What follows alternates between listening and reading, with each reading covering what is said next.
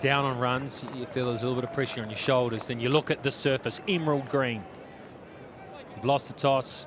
You didn't want to be batting first. Now what do? You have the confidence to play aggressively. Standing out of his crease, straight up.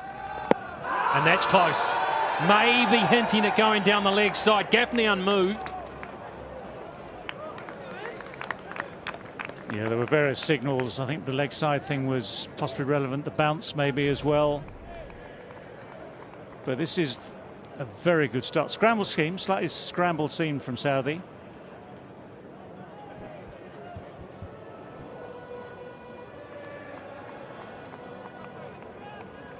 Well, an appeal first ball is sending all the right messages. Thick outside edge, second ball. I don't think there's going to be any great pace about this surface, but it will have more life than the last one. Should get quicker throughout the day. Let's have a look at that OW. I think probably umpire's call on leg stump at best. It's missing comfortably.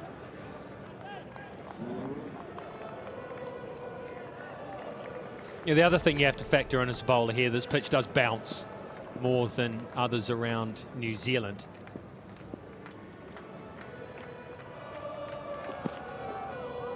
Oh, that one got away.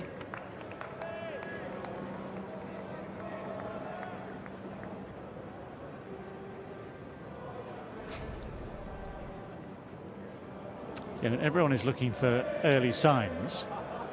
And although that came out of the wrong part of the hand, as it were, wrong line right from the hand, you get that shape. Now, if we can just obviously get the radar sorted back to where it normally is for Tim Southee, then that becomes a threatening delivery to the outside edge.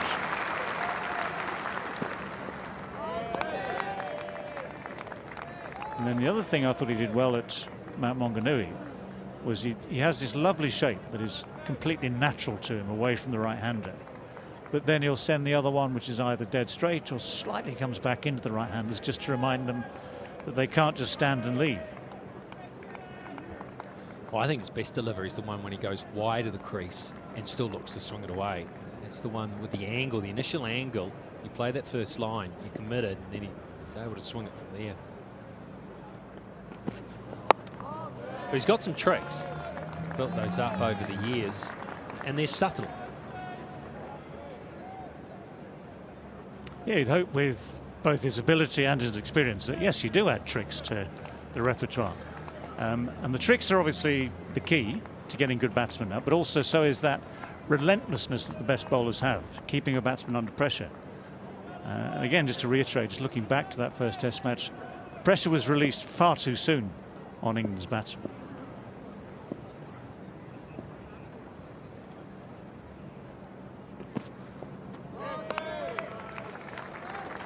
New Zealand start with a maiden. Who would have thought?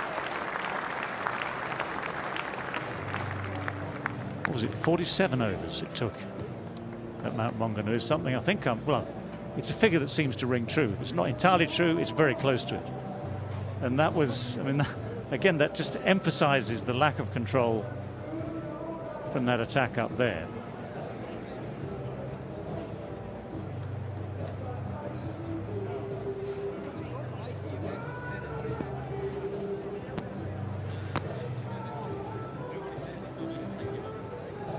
He's only played 19 Test matches, Matt Henry. He's played a lot of one-day international white ball cricket for New Zealand. Struggled early on. Test cricket couldn't really quite find the line, and then he's had some success a little bit later on. And I did speak with Tim Southee earlier on before playing. He said that they would, without a doubt, missing a reliable opening or new ball bowler in the last Test. Neil Wagner tried to do it for a few, tried to get the ball up there and swing it, but didn't quite work. So Southee would be pleased to have Henry back in his side. He's got to deliver.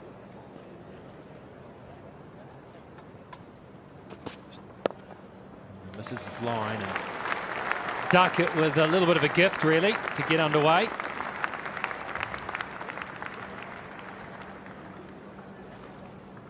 Yeah, it doesn't matter who you are, where you are, how good you are, what your record is. You just like to get off the mark.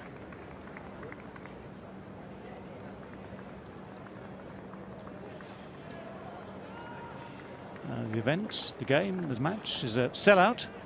First 2 or 3 days, I think, 3 days. Still coming in, still filling up the banks.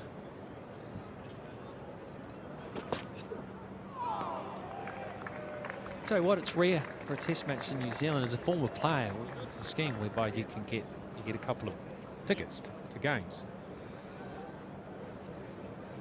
Couldn't get them. Went onto the computer and the computer said no. It's a shame. I was going to ask you if I could have them. Had to come in over the fence. I think somewhere over there I came into the ground earlier on.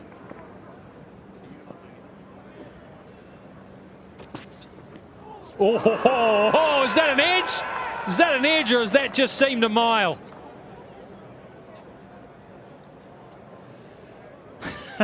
Well, Duckett is just leaning on his bat. Everyone else is wondering what's just happened. Give him not out, but it is going to be reviewed. We will know very, very soon. Third umpire director, we have a review for caught behind, and Ujjwal decision is not out. I have checked this is a fair delivery. Move on to spin wheel, please.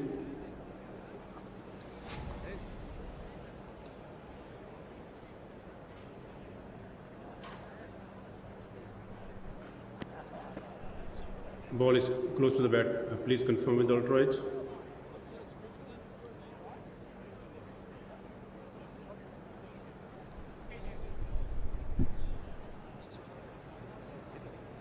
Roll forward, roll forward, roll forward, through the pad, roll forward, yeah. Yes, miss the bat, hit the thigh, go back on field umpire. Roll. Jets, good decision that. Umpire Parker. You said him thinking, oh no, we've got another one wrong. Not their strong suit, the DRS. Just flicked the back hip.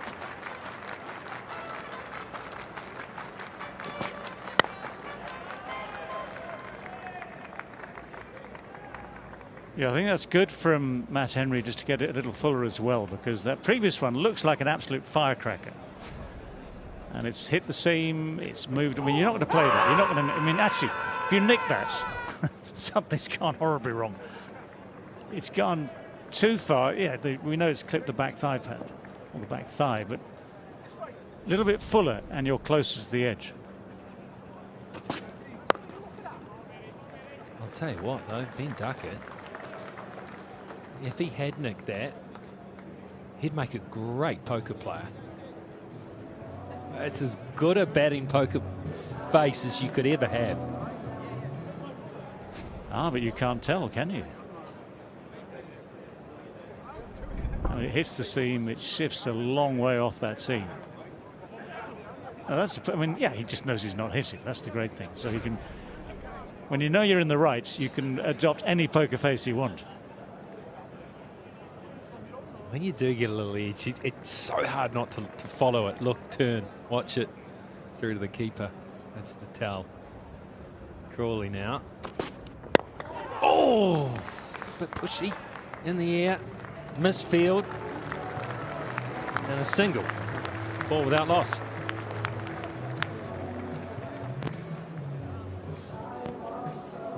Yeah, you always have this worry, don't you, with Zach Crawley, that the early overs are going to be nervy. That skewed a little bit, it didn't quite come onto him.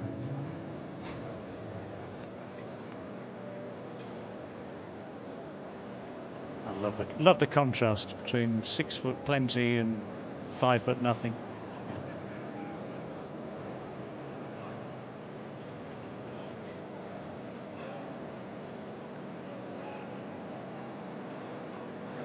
Tell you what though, David, it's a tall team, this English side. A couple of shorties. Ben Duckett and maybe the coach. Flicked away nicely. A tall timber in the side right through the liner. Yeah, Ollie Pope's down there a wee bit. I've always said to people, it depends who you stand next to. If you're 6 foot and you stand next to 6'5", you look small again. But yes, you've got the height for Crawley, which is, you know, it's an interesting factor whether it's a good thing or a bad thing for an opening batsman to be 6'5", whatever he is.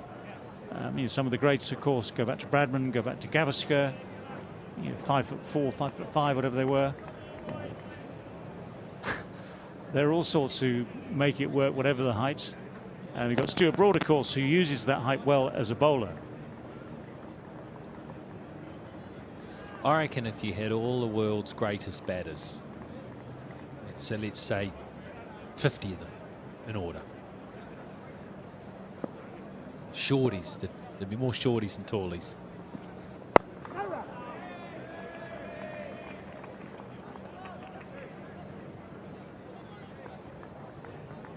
So where does that leave us 6-footers?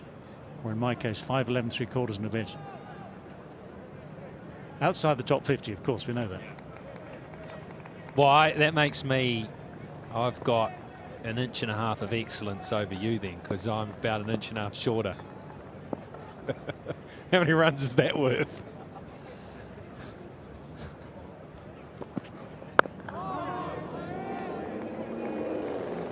We'll have to have a word with the statisticians to see if career records can be amended to factor in height, the obvious disadvantages. So in your case, Ruger, I'm so sorry, mate, but the average is going to have to come down a point for not making use of that extra advantage. Height adjusted. With your height, you really should have averaged another 5 runs more. You've underachieved. I wouldn't go that far. Oh, yeah, it was thrown out there. He'll do that every now and then, Tim Southee, in these conditions. He will. You'll think he's bowled just a soft half volley, but he's prepared to throw the carrot ball out.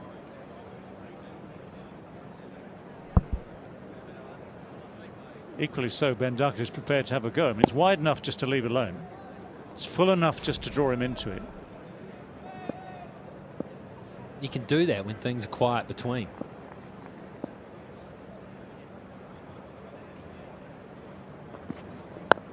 They're under the pump from ball 1 in the first test, so we're always on the back foot, always defending. So New Zealand were just trying to find that good length ball time after time. If they could find it, they weren't finding it.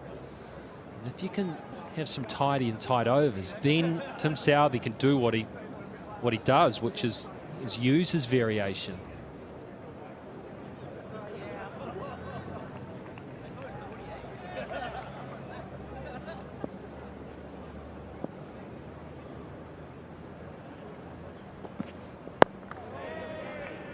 So 3 overs gone, fairly sedate, isn't it? 5 without loss.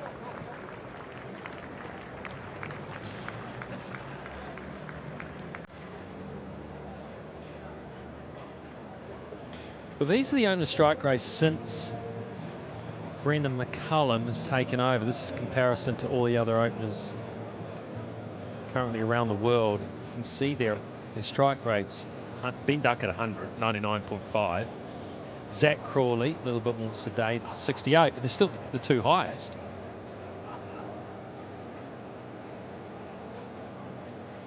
So that graphic there just shows that, yeah, without a doubt, since McCullum took over, the openers have been aggressive. It is a thing,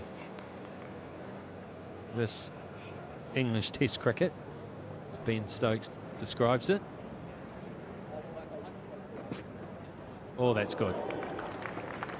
Yeah, it's good, and I would hazard to say that it was well left in the end. He didn't push at it. Started to commit to Zach Crawley. It's that testing line and length, and then just pulls the bat. Or doesn't push at it, then pulls it inside. So he technically, some would say he's played it. I would say he's not followed the line.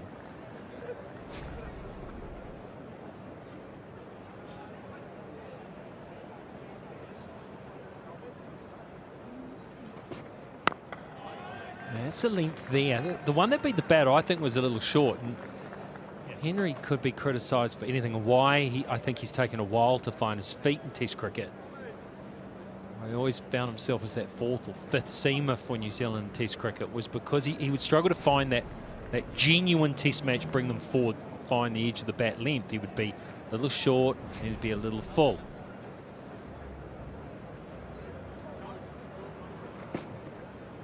Oh, it seemed as well. But as you can see, that's a really good delivery into the wicket.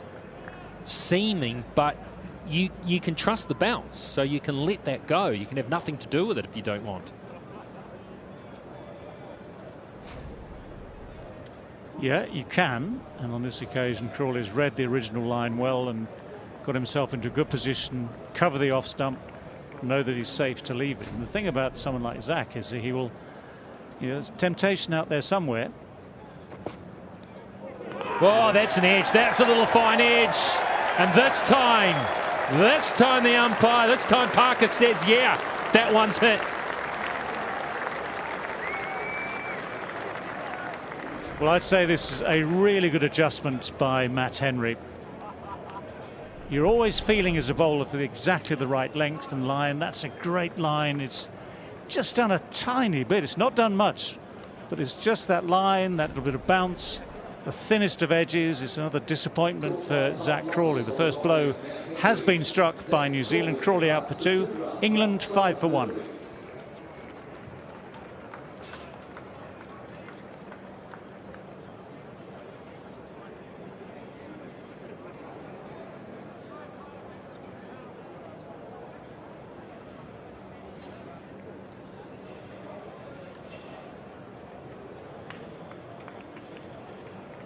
Incoming to the crease, Test cap number 687, Ollie Pope.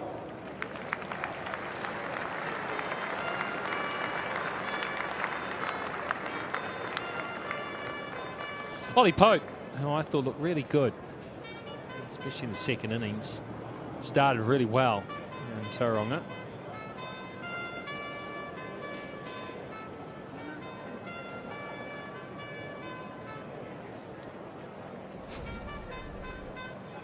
Well, that's the ball before the wicket, just slightly short of a length, nipping back.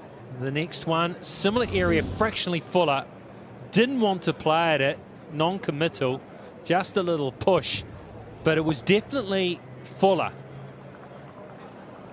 And that's what made the difference. Yes, the little nick.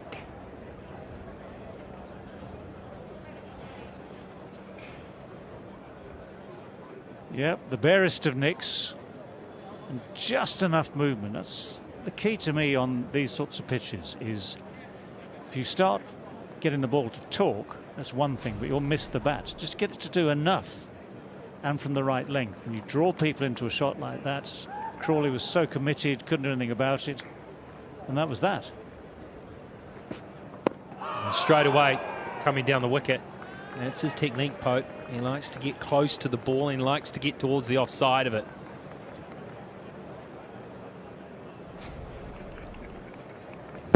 Yeah, it does give you a second line of defence. Umpires can't really give it out, even if there's an appeal when you're that far down. The ball tracking devices also give you a bit of leeway, and from this pitch, on this pitch, you'll get more bounce anyway. So with the adjustment in the length, that was bouncing, would have bounced well over the top of the stumps anyway. Oh, that's Pope. That's Pope at his best. 9 for 1.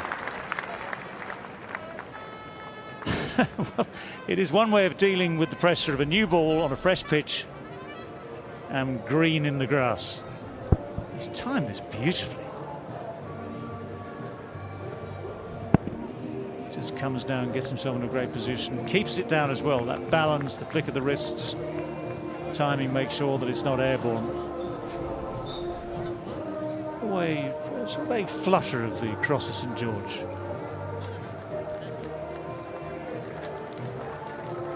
And New Zealand has a chance here. They won the toss, they're bowling first, there is seam movement. If you look at the records of the English batting lineup, it's the top order.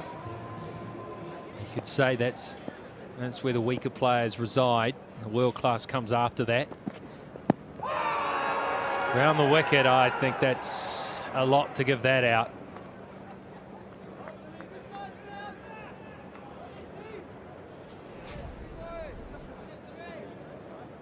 Yeah, there are various differences between this pitch here in Wellington and the one we saw before at Mount Maunganui. Maunganui, that sort of length was maybe hitting the stumps. The bounce was just a little bit down. It suited the Southies, the Broads, the Andersons, because that sort of length was still just clipping the top of the stumps. Here it's bouncing over.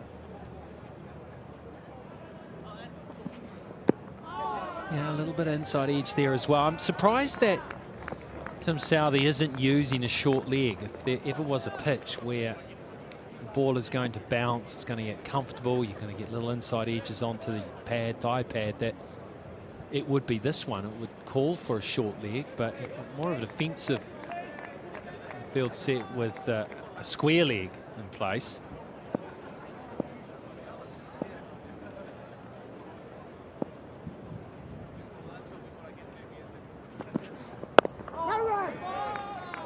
Yeah, that's a good call.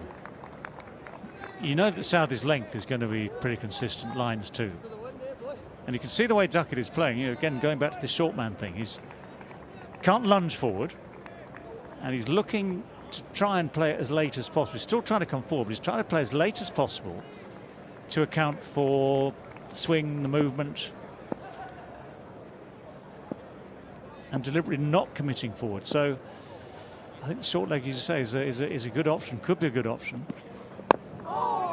Inside edge again. Yeah, that's where he will look for release.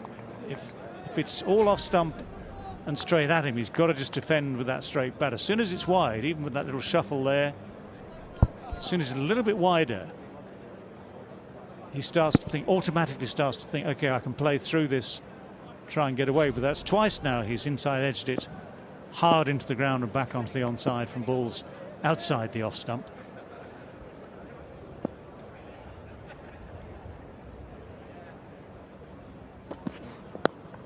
Oh, get away with that. Flick outside edge over the slips. He's looking to flick this away on the onside. Then again, I guess you can look at defensive field placements against this England side. If they work, if they stop runs, if they stop England scoring at the rate that they want to score, they become almost attacking field sets because England will go searching even harder. Yeah, see, I just think if you're Southey and bowling well, you should be, as captain as well, you should be looking at that little opportunity in the first few overs to add the wicket into the scorebook. He wants one. Could be a chance at the other end, and the ball not gathered. That was Williamson just slipping over bowl 12 for 1.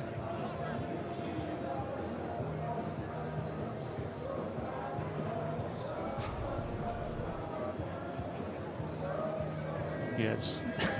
He just comes off, but he was about to try and get the throw away, wasn't he? And then completely lost his balance. The old ice skates just slipping. If he'd let it go, could have thrown it anywhere. Thrown it over Gully's head.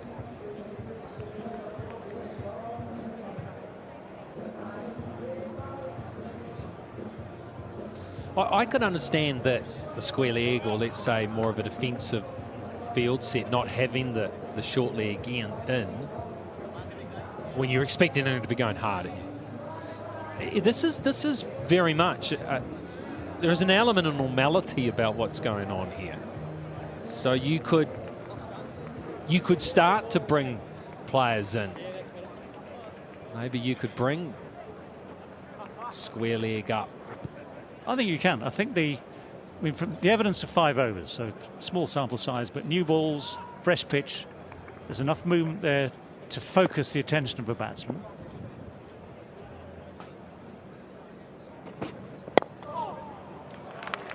And he gets this one past square leg. Chase out there for Wagner, who will give nothing away.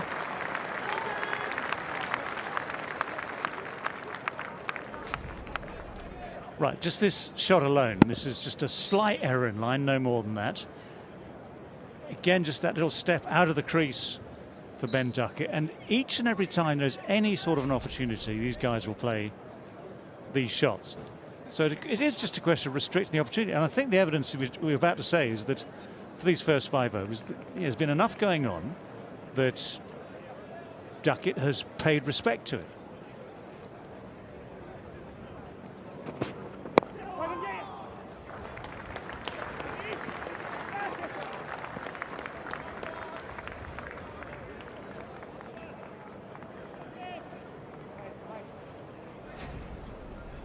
Right, back to the one wicket that's fallen so far. That's the analysis. The previous ball followed by the one that's slightly fuller and goes the other way. So first one was a good leave. Second one, that area where batsmen traditionally just wonder, and they leave that decision just a fraction of a second later. And that's what makes the difference. So pushing it just even that foot further up and getting the ball to go away was just crucial. It's too full and straight there. That's where Pope wants it. Yeah, but in the sense I don't mind.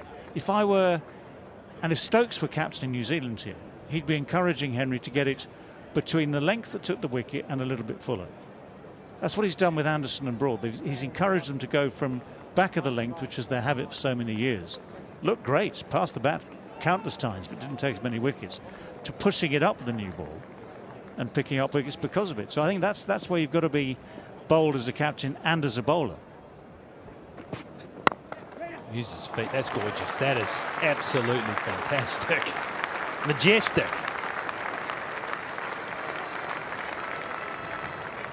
Yep, it's all those things and more.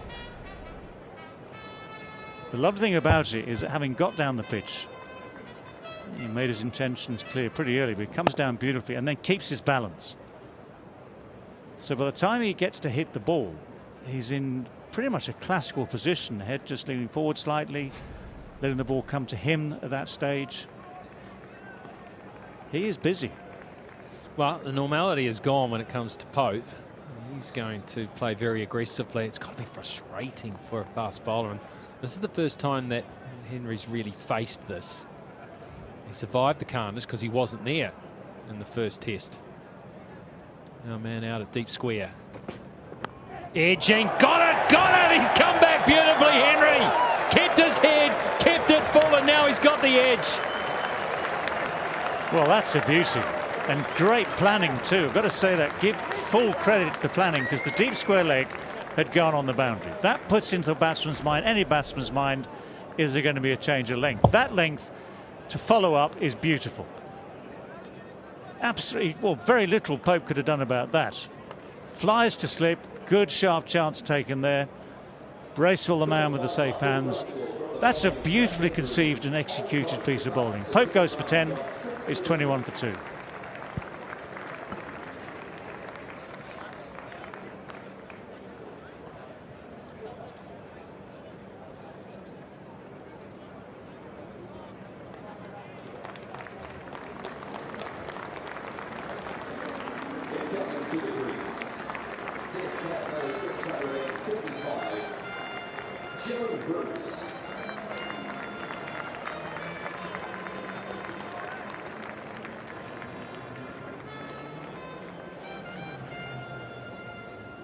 Joe Root, wonderful international cricketer. Look at that record.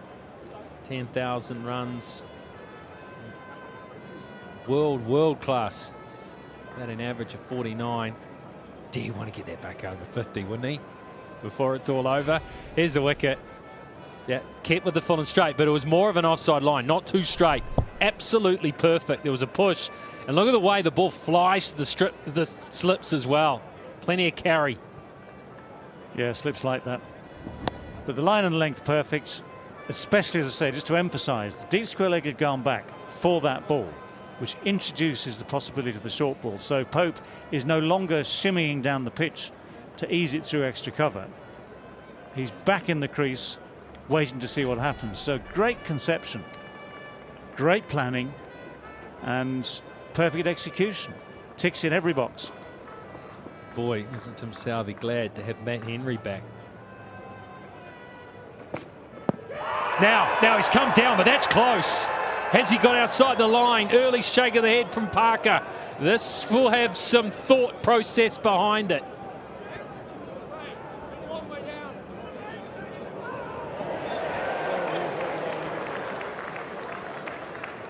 With that, third umpire director, we have an umpire review, player review for LBW. Original decision is not out. I have checked this is a fair delivery.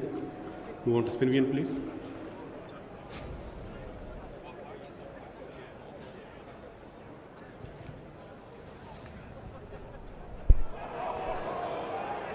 Yeah, I can see gap between bat and ball. Can you please confirm with the authorized?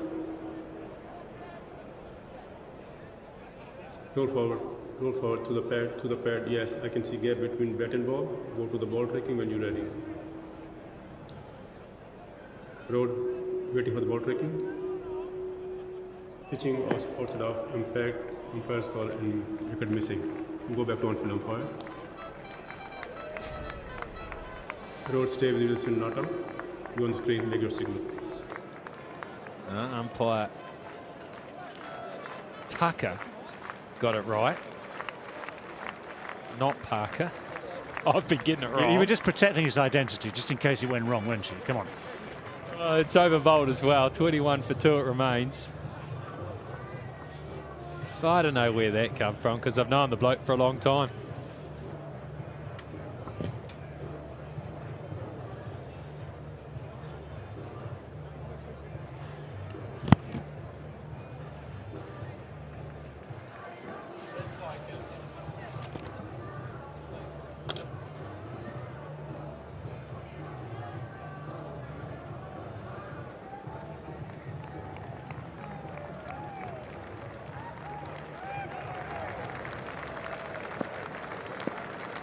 What an eventful start to this match.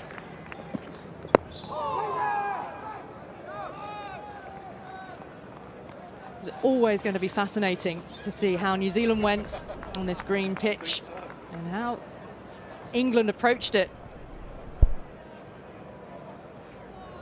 We're seeing just enough movement off the surface. Wonderful return so far for Matt Henry. 2 reviews are lost though now.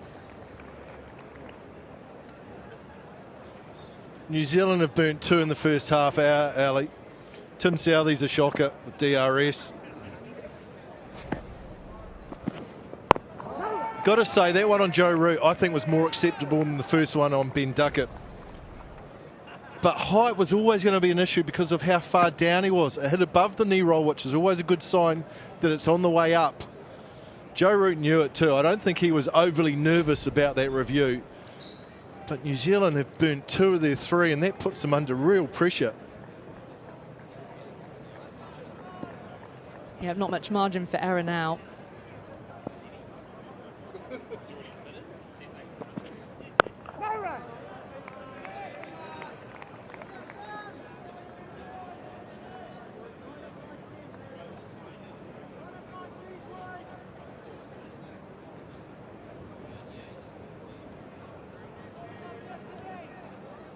There's a real buzzing atmosphere around the ground. First for a test match in Wellington for the first time in 2.5 years. Now 2 early wickets for New Zealand. Excellent travelling support for England, as we saw in Mount Maunganui.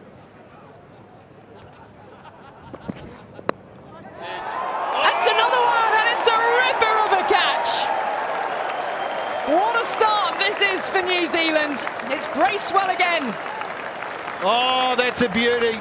Michael Bracewell has an outstanding pair of hands. This time he needed just the one, diving full length to his left. Duckett on his way. Southee picks up his first. It's on the drive. It's a dangerous shot in these circumstances. Oh, it bobbled. He got it on the second take, even better. Wow, that's impressive from Bracewell. Good from New Zealand. They've burnt 2 reviews, but they've picked up 3 wickets. Duckett goes for 9, and England are 21 for 3. Tim Southee, Ben Duckett departs for 9 runs off 21 deliveries. Well, if you're holding catches like that, you won't need to use too many more reviews.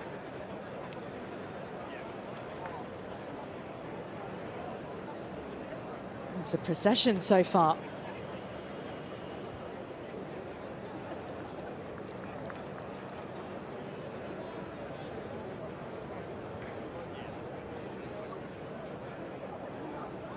Right, well, Harry Brook has been the man of the moment for England ever since he made his debut, and he's had a phenomenal run in his very young Test career. He carried it on at Mount Maunganui, scoring quickly for his 89 and 54, but 3 player of the match performances in a row he's sitting on.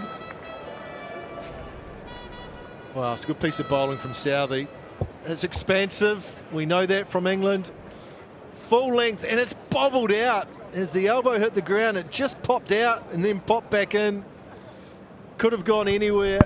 Bracewell good enough, aware enough to find the ball coming back into his hands. You can see it full stretch. That is some catch. He is a big man, diving full length to his left. Such a good grab. Such an important grab. In these conditions, Ali, often you talk about the bowling and that, but the catching behind the wicket is so important. From keeper to slips, they have to aid the bowlers. So far, New Zealand slip cordon have done that. They've been excellent. Yeah, it's a real team effort. And now, how does England go with the bats? Does this philosophy be maintained? Bat fast, bat hard. Got to be a little bit circumspect. Need to establish now an innings and a partnership. Yeah, this could well be Harry Brooks' most challenging at bat for England in his short test career. Some obvious help for the bowlers. How's he going to play? Is he going to continue to be the attacking, dashful Harry Brook that we've seen over the previous 5 test matches? Or is he going to be a little bit more circumspect?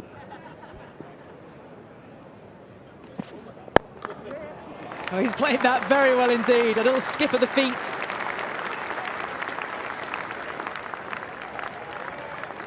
Off the mark in confident fashion and back for 3. And the wicket's given Southee his 700th international wicket, the first New Zealand to do that. 24 for 3.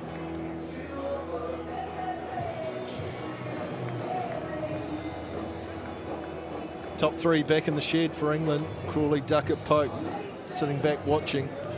Now up to that middle order of Root, Brooks, Stokes, Folkes. Try and get some score on the board. There's going to be enough help, I think, for the bowlers for the first 2 days. So if you get bowled out early for a below par total, that's not the end of the world, especially when you have a bowling lineup with Anderson, Broad and Robinson.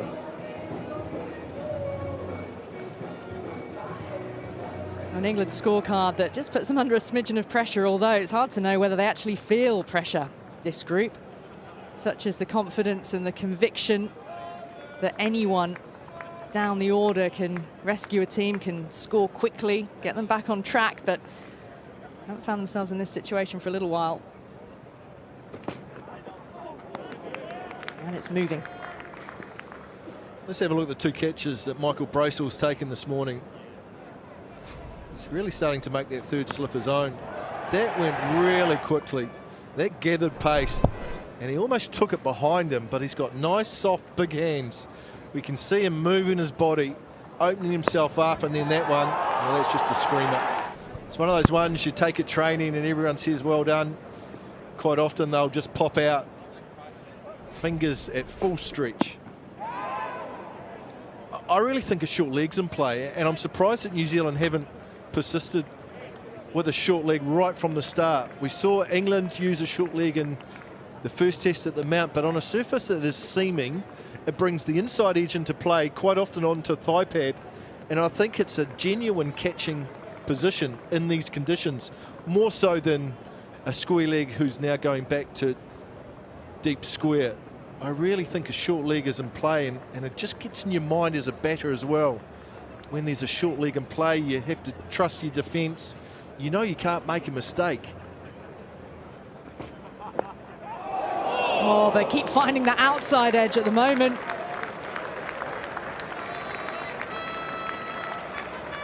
Runs away and a bit of fortune. Well, on a surface like this, you're allowed a little bit of good luck. You're allowed a little bit of fortune. You've got to ride with it. Scrambled seam from from Matt Henry.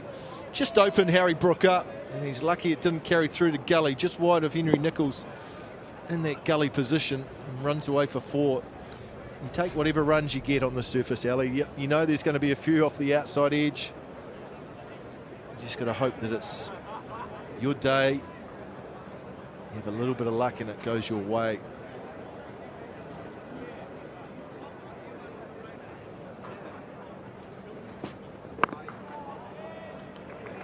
Does look like he's quite prone to squaring up on that length with the ball just nipping away. Which will keep those slips in that gully very interested for that outside edge. but we've already seen he's prepared to use his feet and get down to the ball, which is a tactic England used well in the first test, and on this surface I'm sure they'll continue to use that. Try and get as close to the ball as they can before it starts moving, doing something.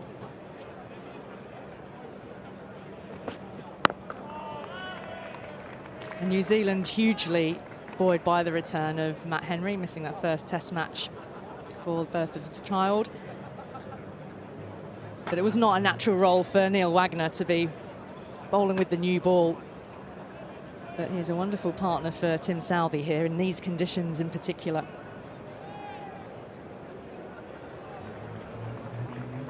The benefit of the wind means that these clouds keep rolling through. We're getting these spells of sunshine, keeping any potential rain at bay for now, certainly.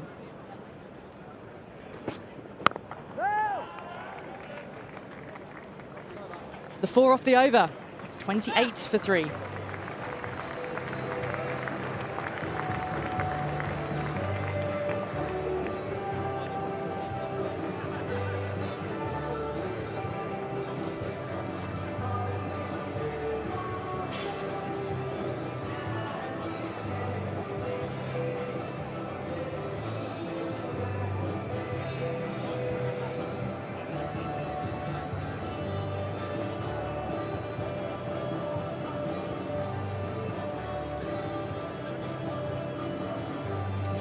I mentioned that wicket taking Tim Southee to 700 international wickets for New Zealand. Daniel Vettori not too far away from him at the top of that list, because he's got 9 for ICC 11s as well, which just adds to that tally for Vettori. It's a smidgen under that for tests for New Zealand.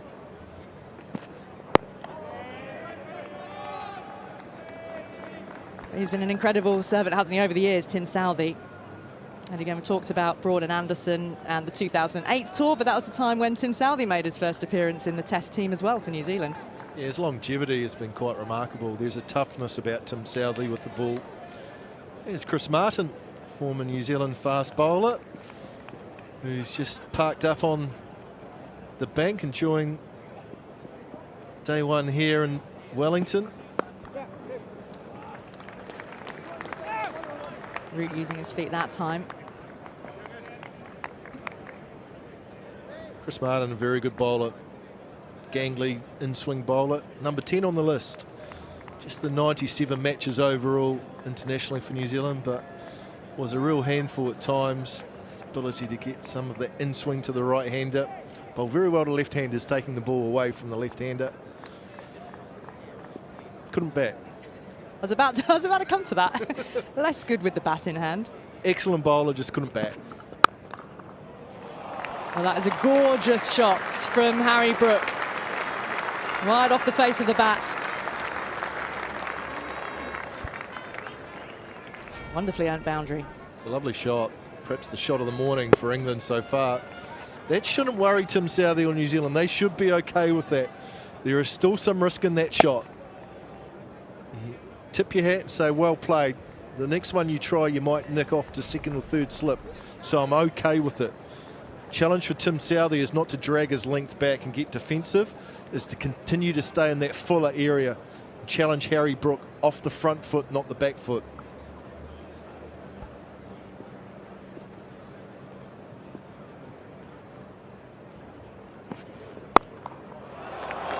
Well, I don't think Harry Brook knows any other way to play but to be positive and aggressive. And that was crisp. It's a poor delivery from Tim Southee. It's short, it's wide.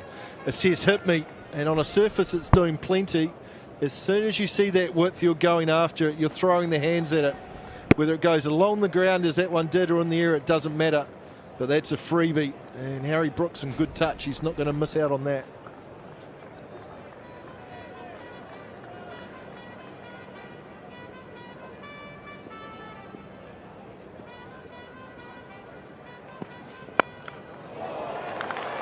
Taking him on.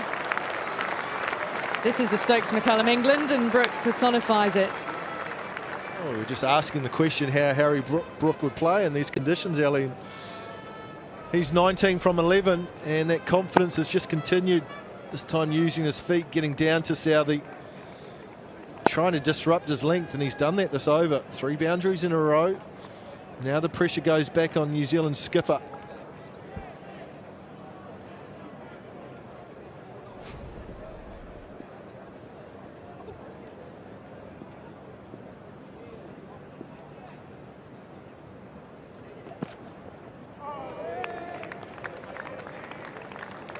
Just the 13 runs from that over, 41 for 3.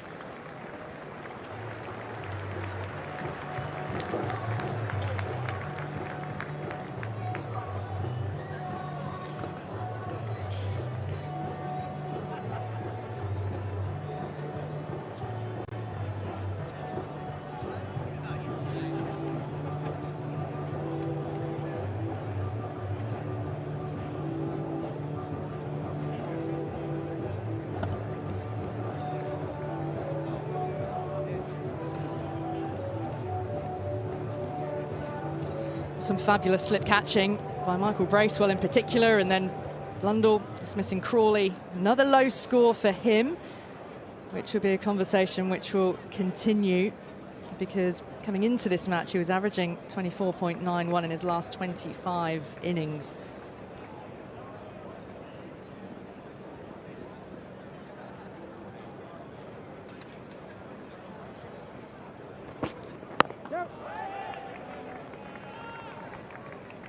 Well, Harry Brook has raced to 19. These boundaries, that was a gorgeous shot. Given some width, latches onto it straight away. In the air of the flamboyant T20 almost in that one. Had a chance to have a good chat with him, Macca, yesterday. Because a few times Brook has been within sight of England's fastest Test 100. The record stands at 76 balls. And I asked him to the degree to which he's been thinking about it. And the length of the pause he gave before answering told me all I needed to know. And he said, I think I need to maybe think about it a bit less. Words to that effect. It's always tough, isn't it? Because you've got the issue, the nervousness of the 90s for a start, and then a fastest 100 for your country. All those factors add up. He's got a little way to go before he gets there yet, but Brook's strike rate is really the thing which is challenging so many bowling attacks at the moment. And some batters deal differently with being in the 90s as well. Some don't even think about it, try and get through the 90s as quickly as they can, so perhaps be a bit more aggressive. Others are prepared to take their time, be patient. But Harry Brook seems to me to be at his best when he's not thinking, when he's actually just acting instinctively. Through the gap, and that will be for Joe Root, his first boundary. Yeah, a little bit edgy from Joe Root, but you'd have to say by and large in control of the shot. Just sliced off the face a touch, but found the gap behind point, split gully and point. That's the other thing, that while the wickets are falling, there's going to be plenty of boundaries on the surface as well. It's going to be an entertaining day's play.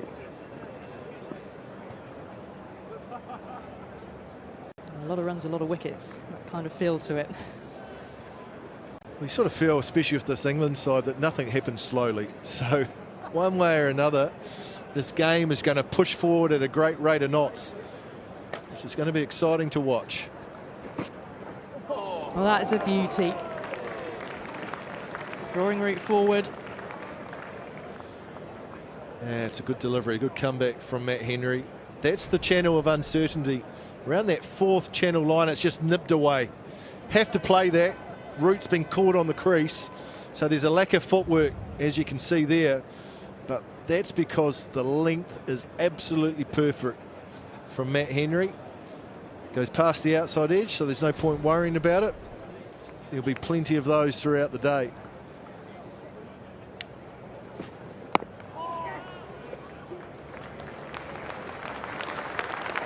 Taking single. 10 overs. That's all into this match. 46 for 3.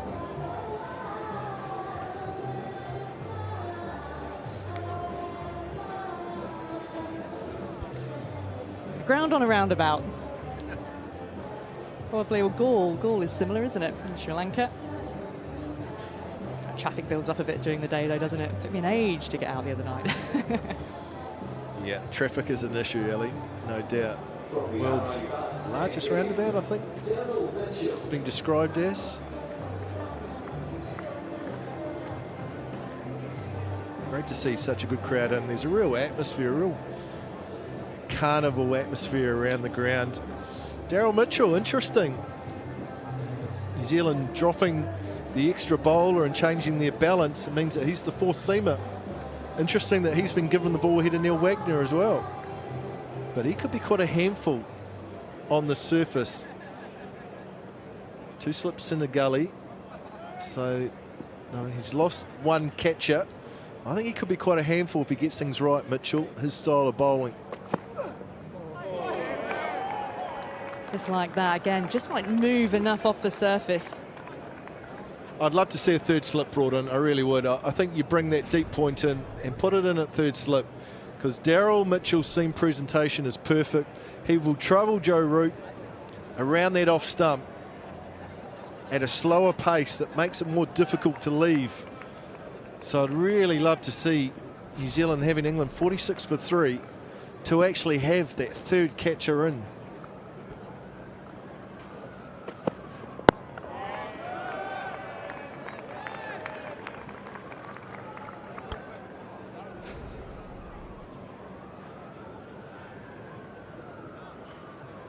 Pitching it up and bowling a good length this morning. Yeah, he could probably be even a touch fuller, closer to that 6 metre length rather than that 7-8 metre length, which is pretty standard for international bowlers. On this surface, I think you have to err on that fuller side. Interesting, Joe Root's come outside his crease. He's come a long way down, trying to counteract the challenge of Daryl Mitchell here and the slowness of the deliveries. So Tom Blundell's going to have to think about perhaps coming up as keeper, trying to keep Joe Root in his crease. I was about to say, is he the kind of keeper that would want to come up? So I was speaking to Ben Folkes about that when we saw Broad bowling and Folkes come up, and he said, no, I didn't enjoy it. Broad told me to come up, so I came up. Generally, bowlers do not enjoy the keeper coming up. So the only time you do come up is if the bowler actually initiates it. Otherwise, they get a bit grumpy. But Daryl Mitchell's only a military medium in that 120k region. But that is a long way out. And then a couple of strides forward just alters the length. So I think there's some thought to be had here about New Zealand, about Blundell coming up to the stumps, forcing Root back, which then brings the chop on and LBW back into play for Daryl Mitchell. But good reaction from Root. He's being proactive here.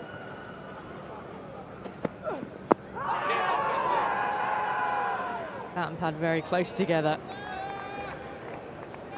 So we're calling for the catcher in there, Macca. Well, I've talked about bad pad, and that's the reason that you have him in there, because the ball only has to nip a touch back in to the right-hander, and bad pad comes into play. Look, inside edge, onto thigh pad, and it just pops up beautifully. Just feel New Zealand are a little bit defensive here. If Daryl Mitchell's your fourth seamer, at the moment he's your third seamer, give him the attacking field he deserves. Got deep point out for a really bad delivery. That's for a long, wide long hop. Bring him up into a catching position. It's a maiden. England 46 for 3.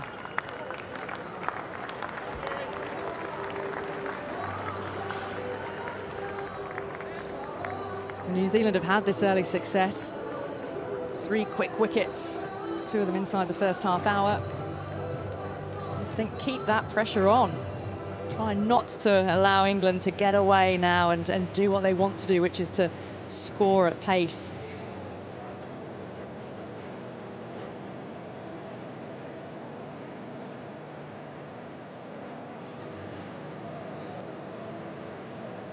Any bowler bowling to the England Test team at the moment is going to have a higher number in that economy column, but the important one is the wickets. For New Zealand, they've got 3 of them, they've got them early. So keep that pressure on.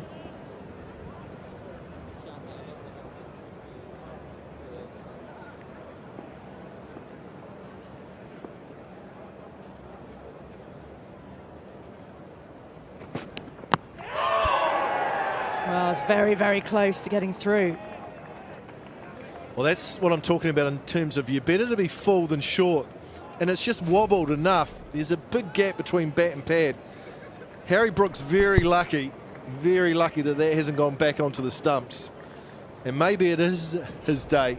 Talked about you need a little bit of good fortune in these conditions because you are going to be up against it. But that's a good piece of bowling from Matt Henry. That's where he has to continue to be.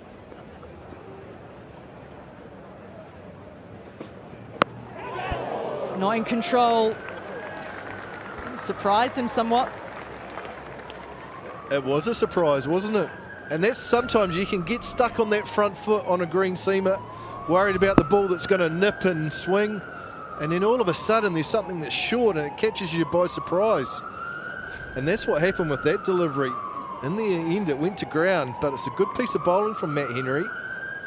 Just a nice change-up.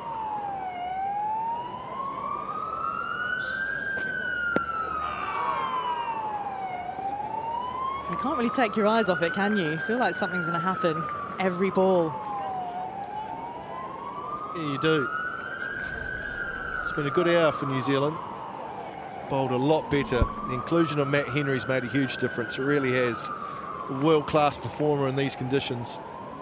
So there's been a lot more control about the bowling this morning than what we saw at Mount Maunganui in that first test.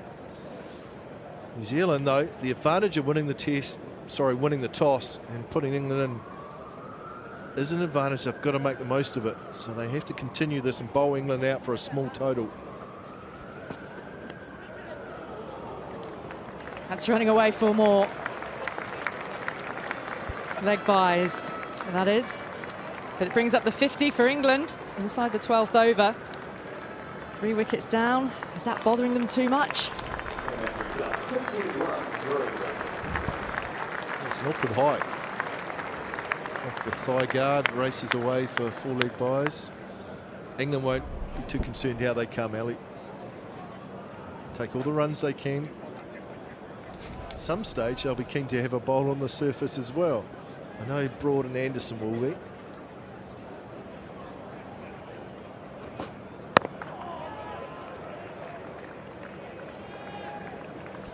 Well, Harry Brook is a real prized wicket. Only 23 years of age.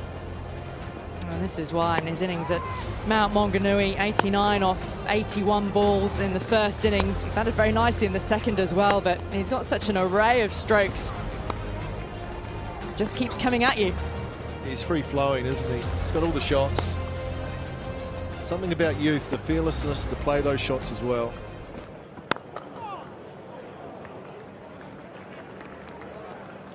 $50 for 3.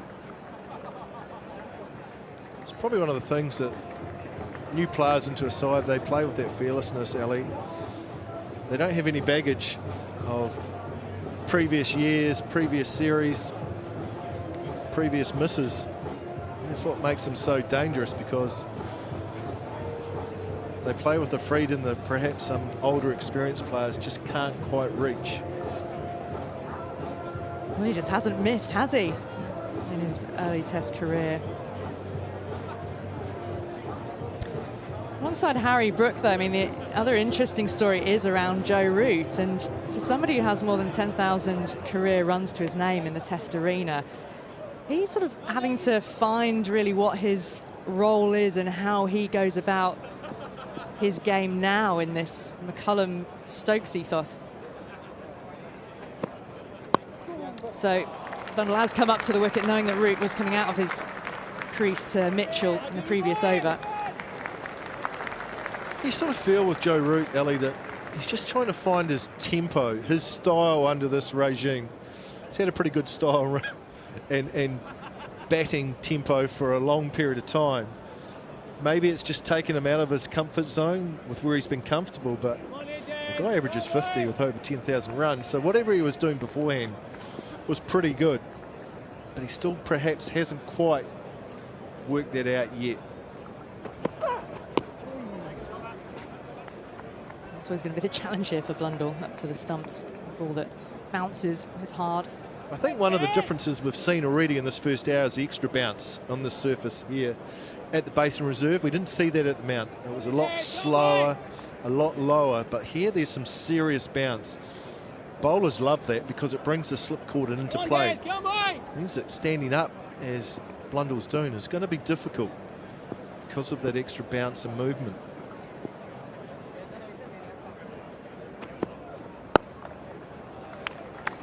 Protection down at deep backward point. Just the 2 slips there for Harry Brook, and catches more in front of the wicket on the offside now that he's started to get going. Yeah, it's too short from Mitchell. He's got to attack both his batters on the front foot, get them driving. If he gets hit through cover for 4, that's okay. But short and wide like that with a deep cover point sweeper out, it's too easy. There's no danger in that at all. Just settling into his spell. Got to be on that fuller side.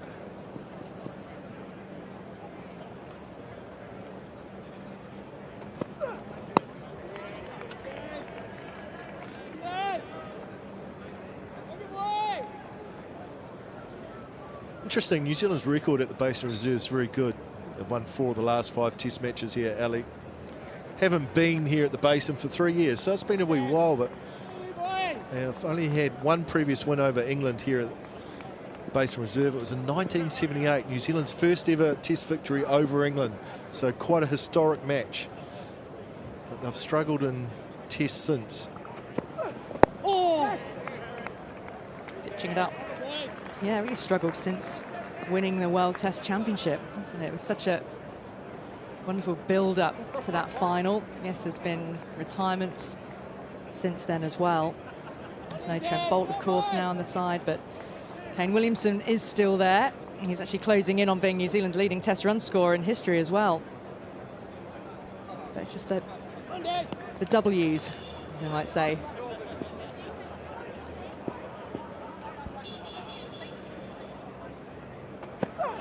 Oh, Des. 3 singles from the over then. England 53 for 3.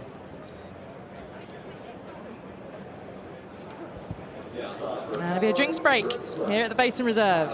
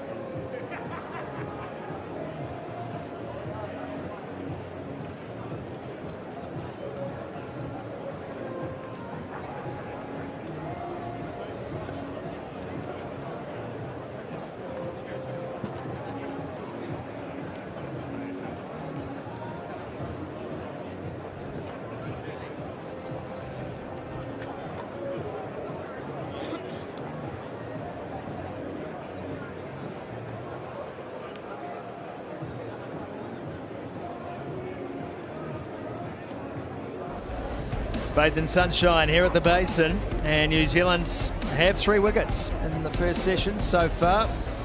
Crawley, Duckett and Pope have all been retired, so Root and Brook at the crease. Brook has just picked up where he left off at Mount Maunganui.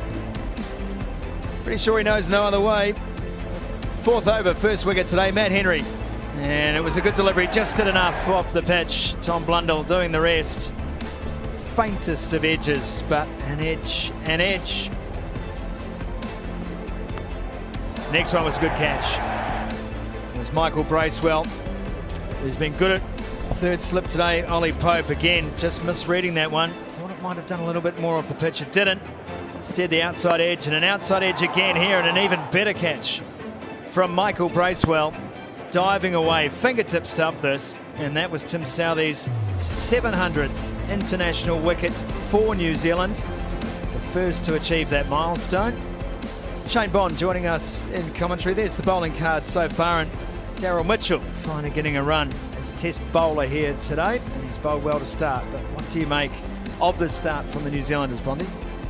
Yeah, see, it's got a much improved performance from the first test match. New Zealand being far more consistent. England still scoring a smidgen over 4 and over, but really the amount of loose balls New Zealand have bowled have been very limited, and they've got reward for that consistency. Mitchell tidy to start with.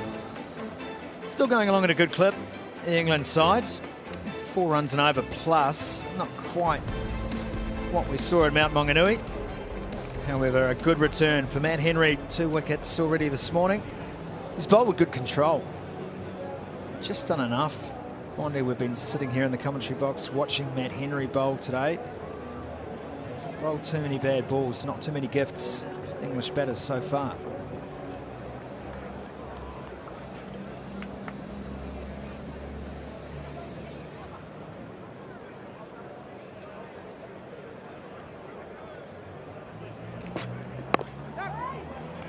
Yeah, Matt Henry's the perfect type of bowler for these conditions. He's not a swing bowler, he's a seam bowler. This wicket I probably thought was going to do a little bit more than it has, Sumo. There's only been a touch of seam movement, and Henry, with the way he bowls, finds that length. He's caused problems throughout his spell and started to use the short ball effectively at the back end of the spell. So good return for Matt Henry. Yeah, you'd have to go back to the very first over, where there was one ball in particular. New Zealand went up to review it, in fact. Moved a long way. Hit Duckett on the thigh. It was a blown review, ultimately. You made the point too that sometimes on a pitch like this, it's, and David Gower certainly the same, sometimes on a pitch it's probably not trying to do too much, just enough to draw the false shot, to find the outside edge.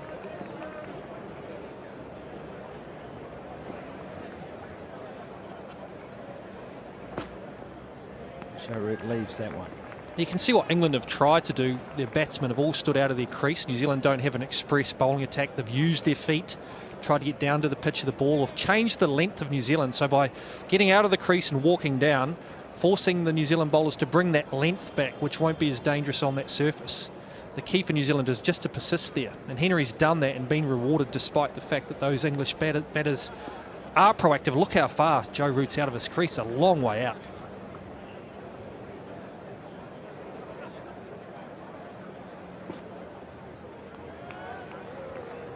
Yeah, he's smart enough as a bowler, Matt Henry, just to understand the gamesmanship here from Joe Root. Makes sense for Root as well. He doesn't want to be caught on the crease and have to deal with that seam movement of Matt Henry. He's trying to negate that by getting forward. I was really interested in the tactic with Daryl Mitchell bringing the keeper up. Macra had talked about that. They did that. Risk and reward program that too for New Zealand. And Tim Southee, Henry again, that's a good delivery. Quick enough that Root doesn't have time to make that shot, looking to flick it on that leg side, and then suddenly just having to stop, readjust. New Zealand still have the deep backward square leg. That's just an indication that we're going to use the short ball, and I think you can with Root standing so far out, and also with the slightly slower conditions and seam, it's not very easy to work the ball off your pads anyway. Poor defence and a quick single taken. It's good running. And that's the end of the 14th over, 54 for 3.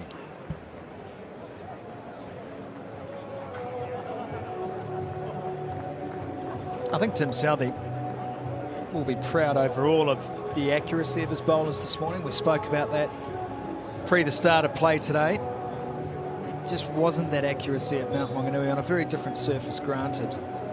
But I think the comfort of having a genuine new ball bowler and Matt Henry back in the side as opposed to a drop-in and Neil Wagner just gives you a lot more confidence. Took one for the team today. Tim Southee bowling into the wind, allowing Matt Henry. The breeze at his back. Mitchell now also into the breeze. And that one is short and wide and cut. Should just be the one it is. Yeah, I think you've seen probably a slight impact of Blundell coming up to the stumps as Mitchell's length has suddenly come a little bit shorter. You're removing a mode of dismissal. So for me, I would still have Blundell back. I wouldn't mind if the batsmen are walking down the wicket. Often it means you're pushing at the ball, and with the lack of pace, it still brings those catches in behind the stump. So it'll be interesting to see if they persist with this tactic. He's still out of his crease, even with the keeper there. I don't think he's missed one in 6 tests. That's why he's confident. And he's not going to miss that. Just a gentle half volley, really, for Harry Brook.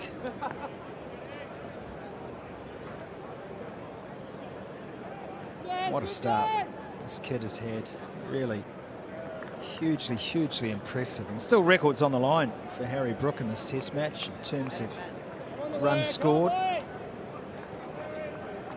It's 21 off 22. Carved Tim Southee for 3 boundaries and consecutive deliveries in Southee's last over. That's short and wide again. That's a lovely shot. Just lean back. Still just the one. Devon Conway fielding in the deep.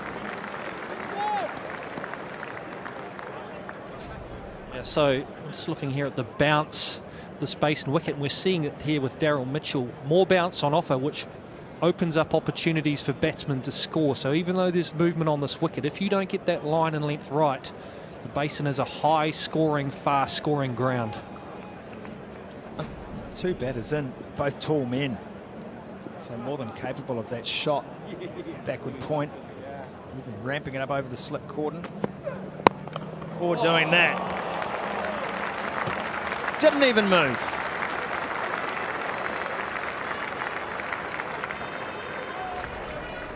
Well, the keeper went back to bowl this fuller length, and Harry Brook just says, well, I'll just whack it back over your head.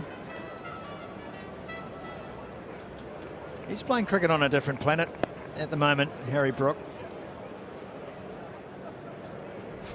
Nonchalance of the man.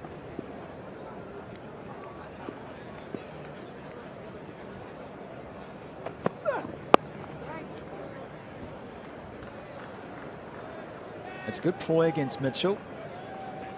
In this cat and mouse game that continues, the Blundell gamut coming forward has been shelved for now. Neil Wagner won't be far away. He'll enjoy a bit of extra bounce here. Basin reserve. Although knowing Wags, he'll get so much bounce that Tom Blundell's day will just get harder.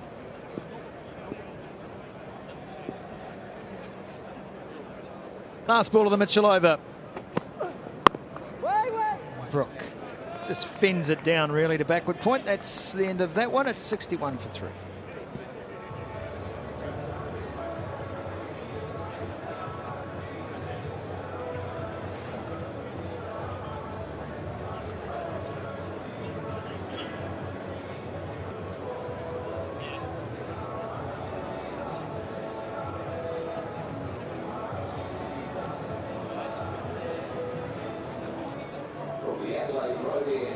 Tim Southee.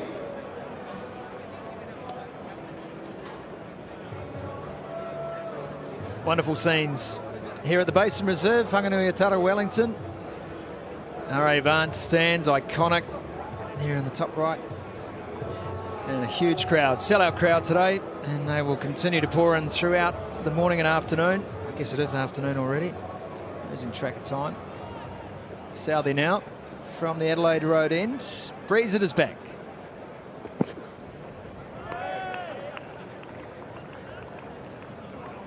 Joe Root 11 off 27, playing much more the conditions rather than the up-tempo game that England have been playing. Brook's naturally playing aggressively, so I think it enables Root just to settle into his innings.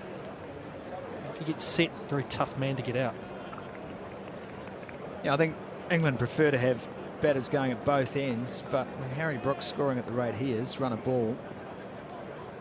Joe Root is the elder statesman in this partnership.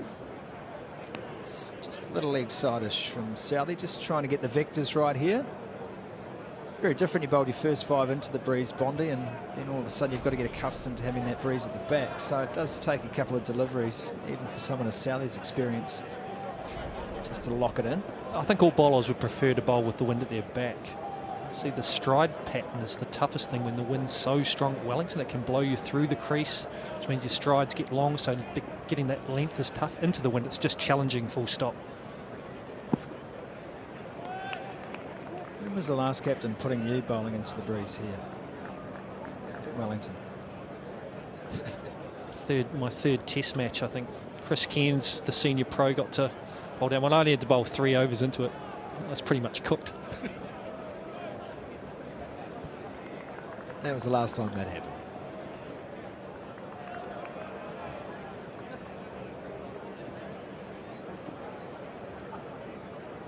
Pretty much kept the same field, New Zealand, throughout the morning, throughout this first session. That one just kept a little low from Southee, playing late. Well, the other factor here is the sun's out, so we know at the basin when the sun's out and the wind's blowing, the pitch can dry out and that colour can change quickly. So from a New Zealand perspective, having England 3 down, if they can pick up another couple of wickets and that sun stays out and starts to flatten out the wicket, that's when the toss becomes critical. The wicket hasn't done as much as probably what we've thought, so now the combination of sun, wind, it's good for New Zealand. It's remarkable how quickly that change happens too. You think already that pitch looks a little browner than it did this morning. I spoke to Wayne Knights, the umpire. He talked about the groundsman saying the coverage wasn't as thick, but the grass length was actually longer. So it thinned the grass out a little bit. Still looks like a club wicket. We'd call that a comb-over pitch, is it? A little thin underneath, but just be able to roll the grass over the top.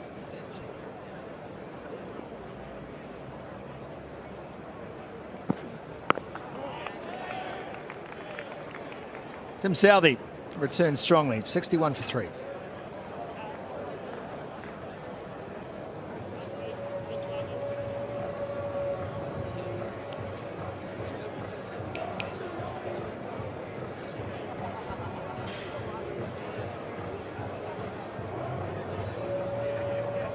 It's a nice looking sandwich. Toasted sandwich is a big part of the Basin Reserve. Send that all through the summer.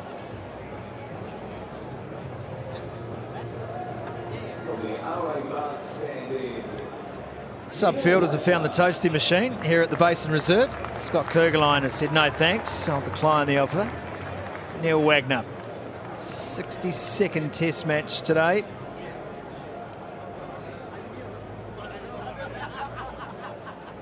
He's a constant evolution, isn't he, Neil Wagner? One of the most nuggety players you'd ever hope to meet.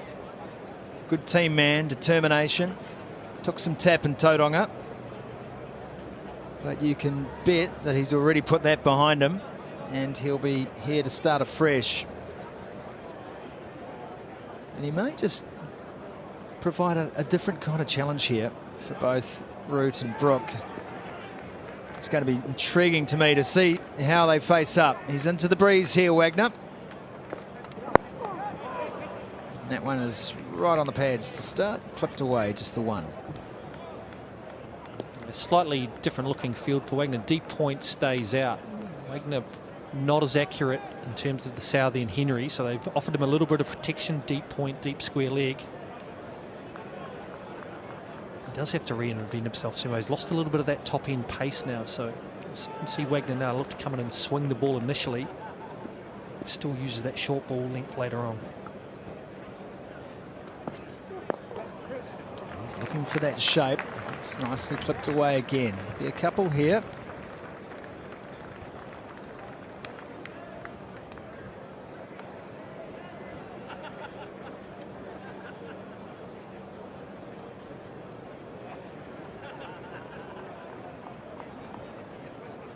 Will Young doing a deep square today, back in the side. A really intriguing selection. I'm sure he'll be rapt about that. Will Young, he travelled to Pakistan with the New Zealand side, didn't get a chance in the Test series there. Coming down the pitch and well fielded. Sharp work at short cover.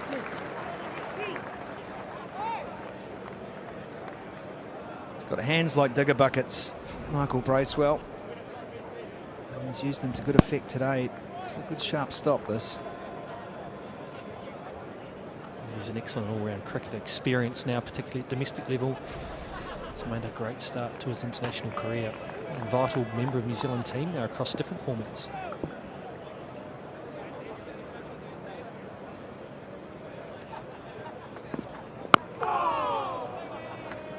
Giving that every chance, isn't he, Neil Wagner?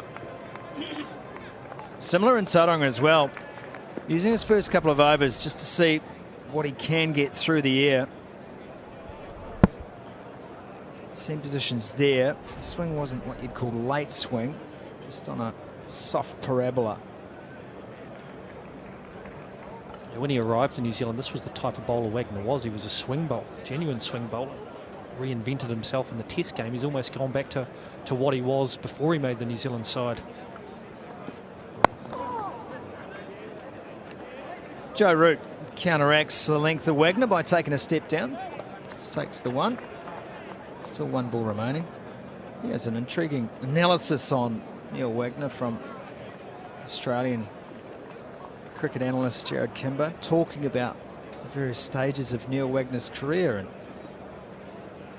started his career, of course, in South Africa. Dale Steyn and Morne Morkel, Albie Morkel, all ahead of him in the pecking order, to come to New Zealand via England. And his constant evolution ever since. 17 overs gone, 65 for 3.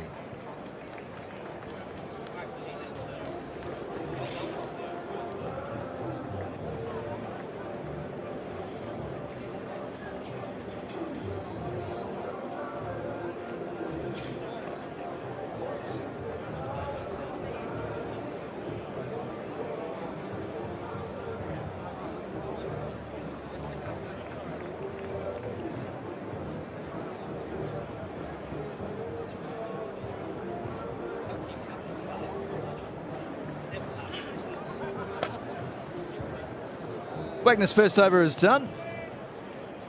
Conceded the 4 runs. Looking to find a little bit of movement in the air. It's Rittenbrook on out in the middle for England. 14 and 26 respectively. Root has looked cautious and watchful, I think you could say, using his experience here, knowing that seeing England through the session now 3 down. Well, as you say that, gets a short one and straight onto it. Just the one out to Wagner. I quite like this for Joe Root. I think we saw in Tauranga the shots that he played that he was dismissed on.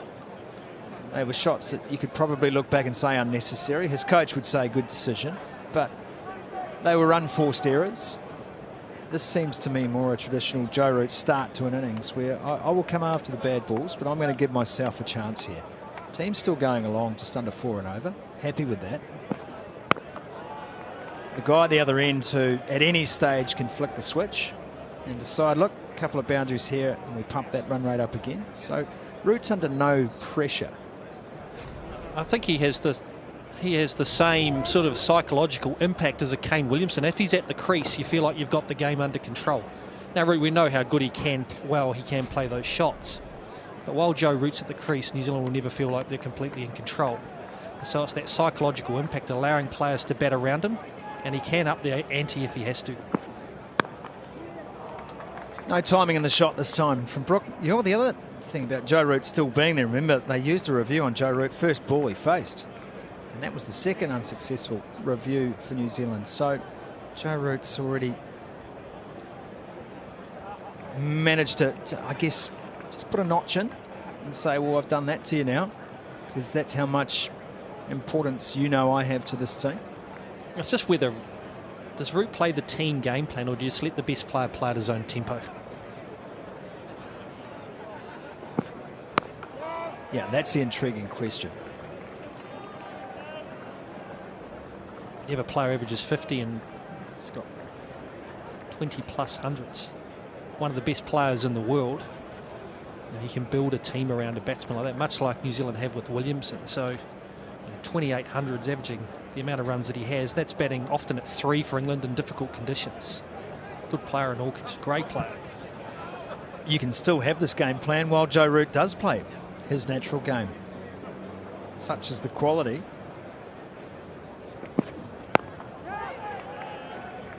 His intent is still there, and you've seen that since he came out to the middle. Still wanting to take that stride, and he's still trying to put the bowlers off their length.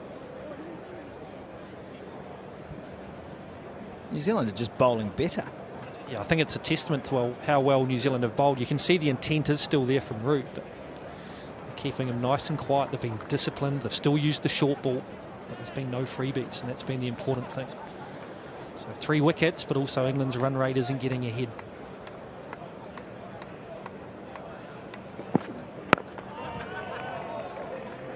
Very nice to finish from Southee. Concedes the 2 off the over, 67 for 3.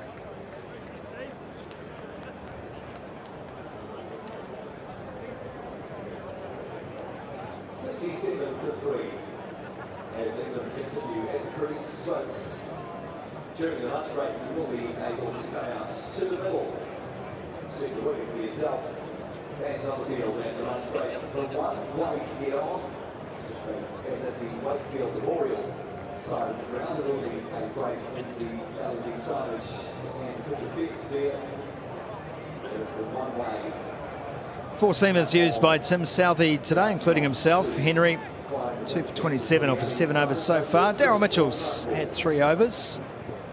Looked accurate, not pacey. And Neil Wagner turns for his 2nd over. And that's wide and straight to Bracewell, who has been an absolute brick wall today. I get the sense England will be relatively aggressive against Wagner. 126, pretty gentle pace. Mid-off and mid-on are definitely deeper. Wagner bowling into the wind, so I think England will think this is their opportunity to increase that run rate, put a little bit of pressure back on the New Zealand captain. And that long leg in place as well, deep backward square.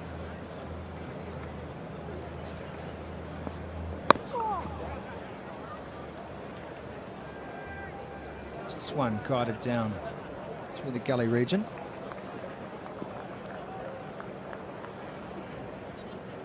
Neil Wagner, 4th highest runs per over, 6.54. It was that spell, opening spell in the England's 2nd innings. Those 11 overs went for 104 runs. It was in good company there, though. Some greats of the game who have taken some tap along the way, and that is a nice shot, just for the 1 though. The one thing about Neil Wagner is, regardless of how many runs he's going for, he always takes that hard-nosed, run-in-your-face attitude. So if there's ever a player who's going to go at 6.54 and still have an impact on a game, it's Neil Wagner. Well, England, 3 of the top 4 there are the current iteration of this England Test side. Had the willow in hand. Maybe that's saying something. It's a wide from Wagner. It's the first real short ball we've seen from him.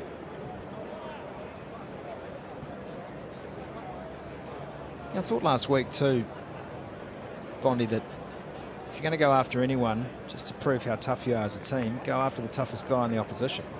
You know, I felt there was a little bit of that with Neil Wagner. It was a bit of a statement, really.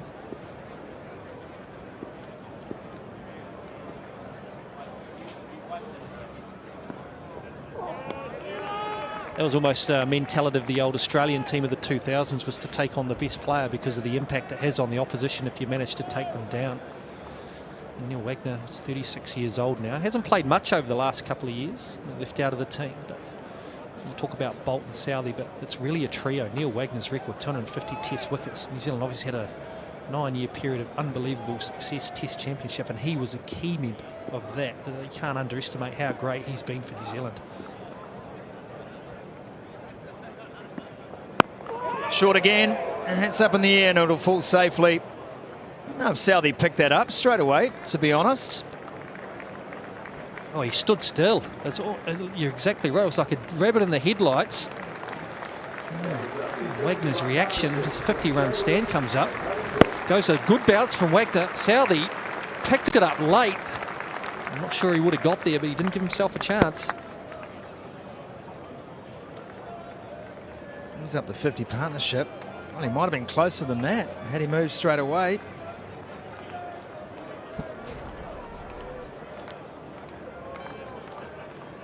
.50 of 73, it's still a good clip, isn't it? Test match standards, that's just a little wayward from Wagner. Into the 19th, 72 for 3.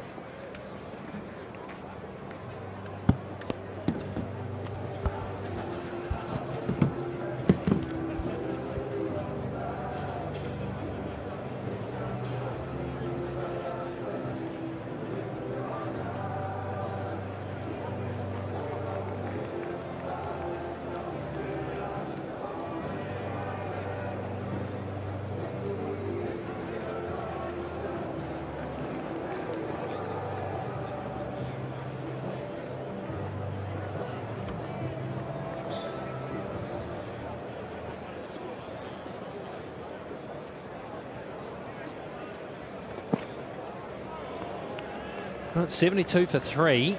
Half an hour to go before it's lunch in this daytime test, isn't it? And right now I'm giving this session to England. It's a big call, but in these conditions, I think New Zealand will at least want another wicket. I would have put England under immense pressure early on, make inroads, knock the top off, but since then, Root and Brook have been excellent. And I don't think New Zealand has quite been as good in the last 10 overs as they were in their first 10.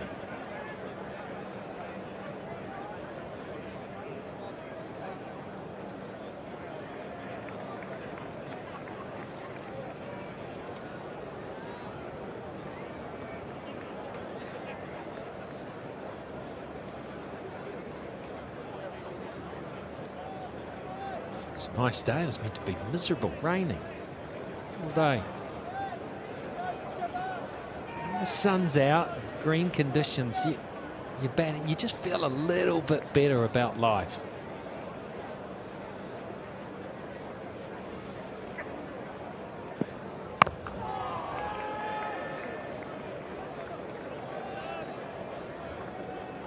Yeah, the sun coming out makes a big difference, doesn't it? You feel a lot happier about what's going on. I think as well when you get sent in on a green top, if you're Harry Brook, you're 29 not out off 34 deliveries, 5 boundaries in there, you're probably feeling pretty happy about that as well. Settled into his work nicely. Well, the sun gives you hope. It's going to gives you many things. A little inside edge. And the sun gives you hope that it's starting to dry the pitch for you. It's starting to take a little bit of the moisture away. You get yourself through to lunch and it has 40 minutes of sun on it.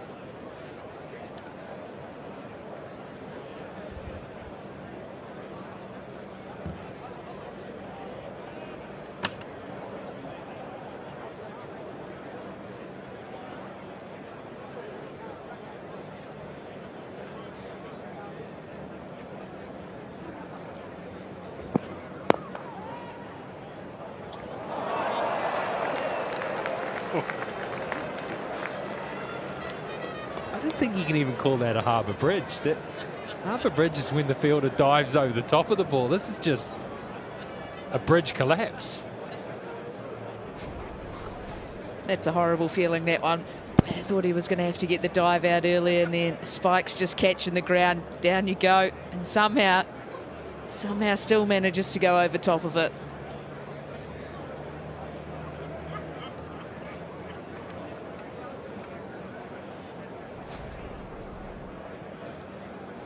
Look, I mustn't laugh because I wasn't the best myself, but that was funny.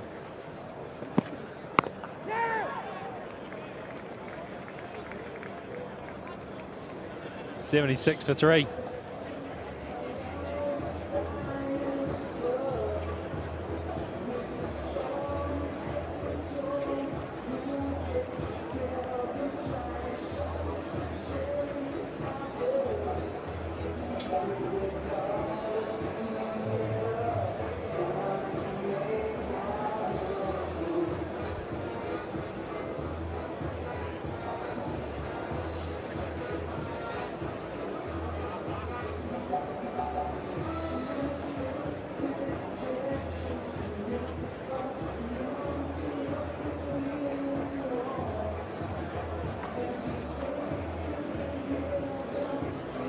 Batters are having a drink. Bowlers are having a drink. It's not a scheduled drink, but they've just had it. It's only about 25 minutes until you can all have a sit down. I'm not that sure about that. I don't think it's needed. I mean, it's a lovely day, but it's not that warm, is it?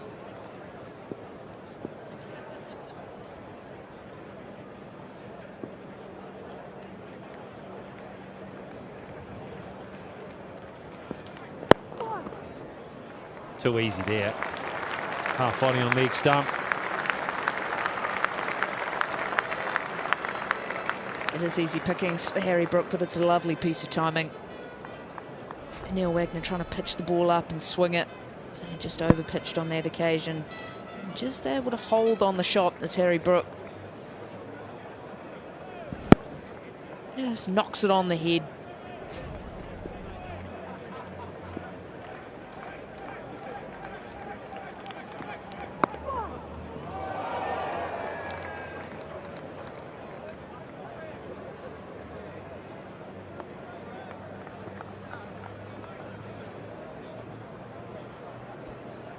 Actually wouldn't mind seeing New Zealand side go to the short ball a little more often against Harry Brook. I think he looks comfortable on the front foot. I think he likes to prop forward. And just a chance. I think that's the one thing he hasn't quite been tested on yet in his international career, is how well he can play the short ball. Yeah, and when there's a little bit of pace in the pitch, which there is now, he was able to deal with it in the mount by just tennis batting it, bludgeoning it back past Neil Wagner. There was no pace on it. It just wasn't. As far as short ball goes, it was never going to threaten you. A little bit different here. There's a bit more pace in the pitch, definitely more bounce. Yeah, very different story. It's good sized ground here at the Basin as well. Always gone for that. Right on cue there, Frankie. He's not one to leave it alone either, as Brook. He wants to be aggressive, wants to be attacking. And it's just with the little front foot press which gets himself into a good position. I think when the ball's coming through between waist high and chest high, I think he plays that comfortably. He's got the ability to play it well in front of square. He hits the ball hard, like you mentioned. But it's the deliveries that continue to rise that might cause him some trouble up above the shoulder. This one wasn't as high, and so it's gone along the ground. A long way in front of square. Beats mid on. Pick up 4 more. Frustration here for Wagner. Well, that's exactly the area he becomes comfortable in, because he gets himself set early. When it's in that hip area, waist height, he's just easily able to get the hands through it. Big full swing of the blade, hits it well in front of square, no protection there. If Wagner's got to go short, it has to be above the shoulder, has to be the one that's continuing to rise through, because he will play it, he will have a go, and he'll get out of control above his eye height.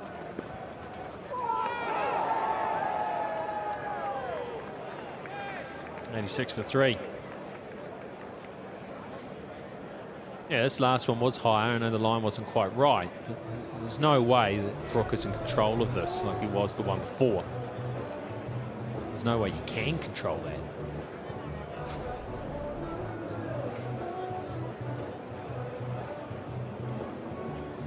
So whilst he's gone at 6 and over so far, Wagner, he should be encouraged. There's enough there to encourage him.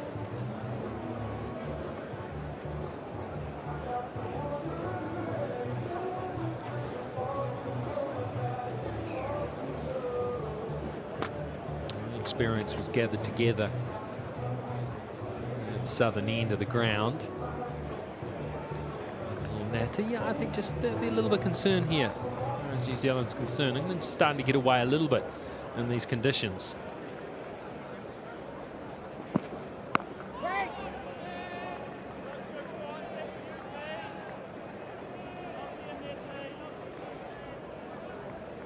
Don't think it's as will be of concern as of yet, but there's just a couple of little warning signs there. Roots look comfortable. There's look solid in defence. Brook looking to take the game on, still scoring it all but a run a ball. Partnership now 65 off 87 deliveries. Oh, that's good. That's a good area there. There's still plenty in this surface for the New Zealanders. They just need to get back, putting pressure on England. Push and prod a little bit. Well, that's why I don't think they'll be concerned as of yet, is because there's enough there. You can get the ball in the right areas, you can get it talking. There's enough that you can be attacking both inside and outside edge. 3 slips and a gully in place. Plenty of men there to catch the outside edge. Well, the wickets fell at 5, 21 and 21. Feels like they were quite some time ago now, early on. Henry back into the side. Crawley, little fill at one. Just gone a little bit fuller with that. And the one that he let go the ball before, that was fuller again. And carried really well through to Bracewell. And just have a look at this for a catch off Southey. That was Duckett driving away. Bracewell. He's a good addition to that slit cordon for New Zealand.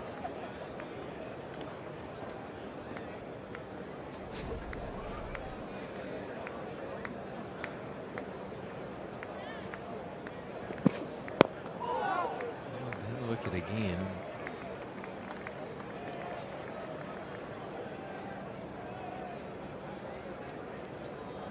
He shouldn't be discouraged by that either, Tim Southey.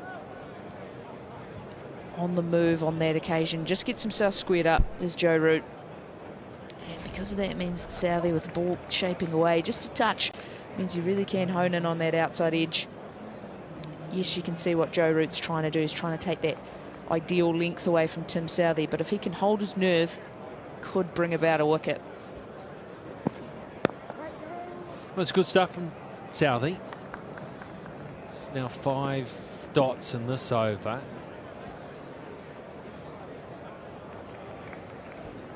It takes a bit of pressure off Wagner at the other end. So by being tight at Southey's end, taking that responsibility, Wagner can charge in and try his things, and if bowls the short one, and a couple not in total control, but the England batters get away with it. And it's okay because Southey's doing a good job at the other end. So important ball to finish it off. Really good over from the New Zealand skipper. 86 for 3.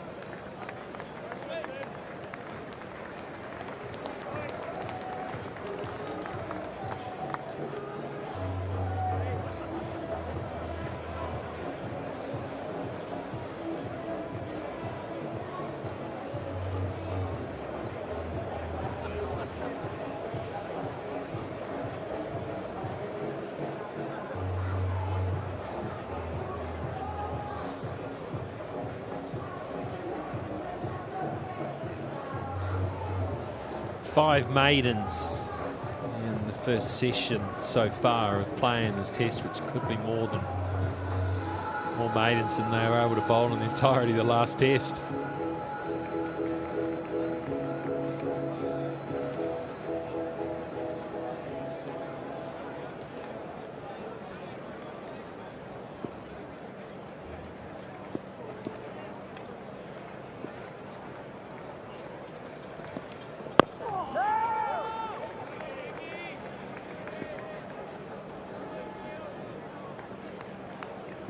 Right, the onside field has been strengthened here. There's been a couple of mistimed pull shots that have gone into the mid-on, sort of wide mid-on area. So it looks like, is that Tom Latham who's it there at, it's sort of a short mid-wicket.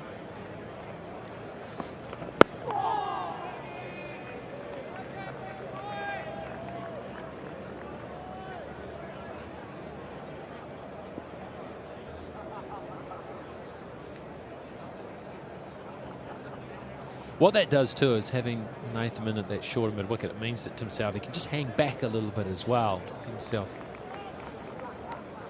more of a chance, the ones that have beaten him to his right.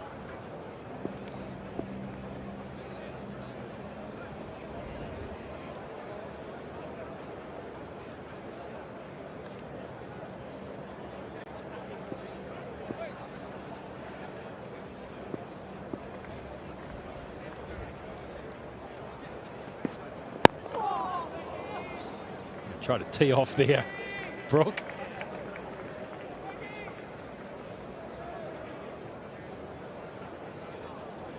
Won't die wondering, while Harry Brook prepared to try and launch anything that's pitched up. This looks like he thinks very clearly, nice and simple about what his plan is, and just backs himself to execute it. Interesting, 3 pitched up one as well, first half of the over. Backing off now and going over the top of mid-on. That's staggering. He just does not want to be dictated to, Brook. Astonishing. He seemed to give himself room outside the leg stump, possibly thinking that a short ball's coming his way, and it's a scrambled seam from Neil Wagner. Because it's pitched up, he just throws the hands through it. Is prepared to tee off, even with that mid-on in place. Goes straight over the man there, Tim Southee, and just has a little bit of a chuckle about it. Maybe recognises that he's got away with one there. It's all just good fun. He's meant to be having fun. Now, oh, be careful. Mid-off is a long way back there. That's Williamson.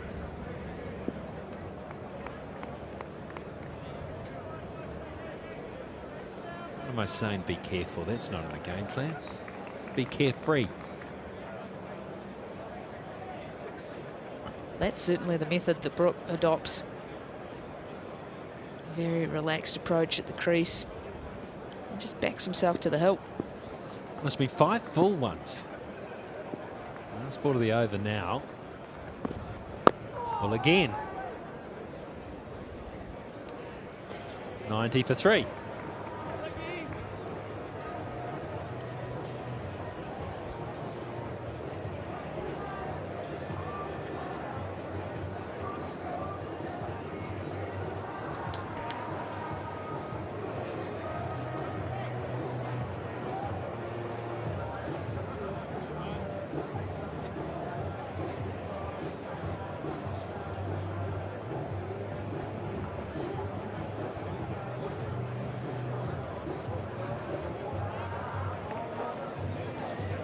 Partnership worth 69, and in the context of the game, it's a good one. And under the gaze of McCullum, he will like him what he's seen as well, because he does say you got to read the situation, you got to adjust, you got to enjoy, you got to play your game, you got to have confidence. And I think these two have actually paced what they're doing really well. Root and Brook. Root's absorbed a little bit of pressure. It's been positive. Brooks played how Brooks plays, but I think it's only been in the last few overs that he's been looking to be outrageous. Starting to look to try to put some pressure back onto New Zealand. Heap it back on if he can.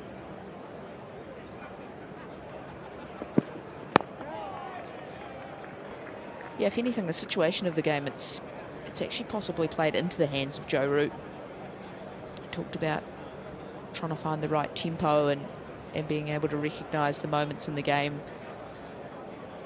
where that increase in strike rate is needed. At times going to need to pull back, and freely admitted that he hasn't always got the mix right as of yet. But you just feel this is Joe Root at his best. He's making good decisions, good cricket shots, reacting to what he sees.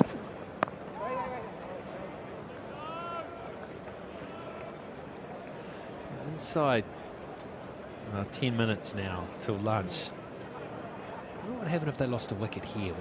Brendan McCullum send out Jack Leach or someone to have a whack before lunch. A very early discussion of possible Nighthawk, if that's what you call it, in the middle of the day. I don't know, the lunch bar or something.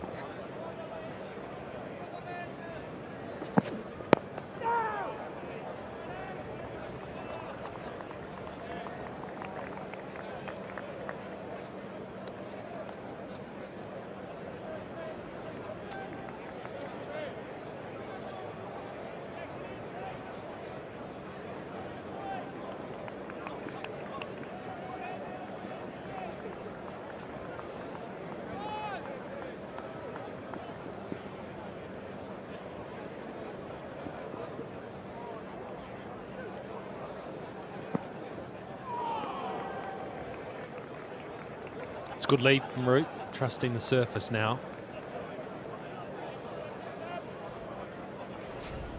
Well, that is what the surface offers you here at the Basin, as you can trust the bounce. Yes, it seems around, and yes, there's a bit of pace about it, but there's that consistent bounce early on. So once you feel like you get yourself in, feel like you can trust it, you can leave on length.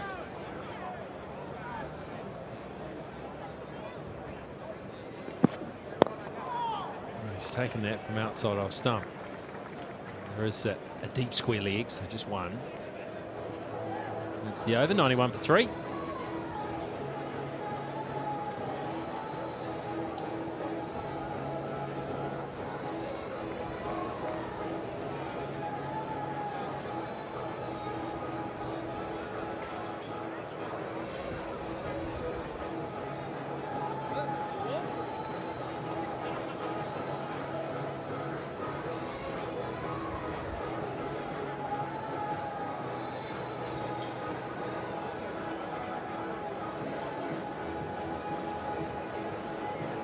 Well, the single taken off the final ball of that over means Root's down on strike now to Wagner, so the Wagner-Brook challenge we'll have to wait for.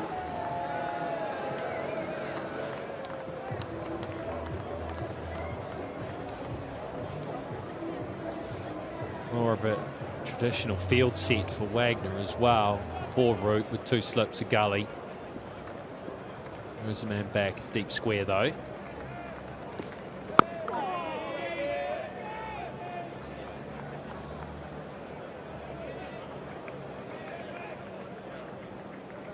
Also a player down at third man, but it's very much more a backward point on the boundary. Root will go after the short ball.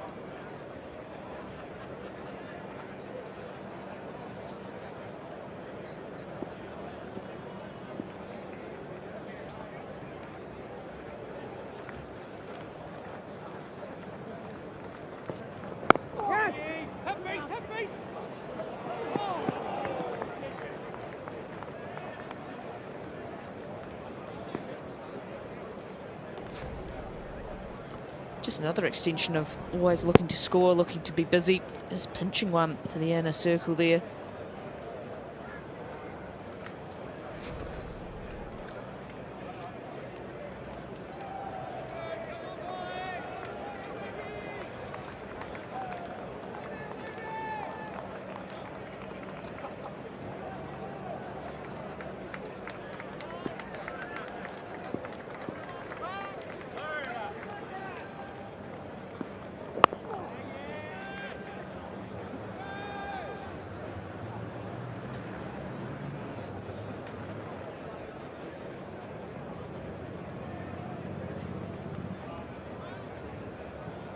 He's ready to go by the looks of it.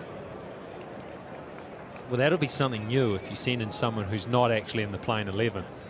Someone from the crowd for a few minutes before lunch. I'd be impressed if McCullum could get away with that.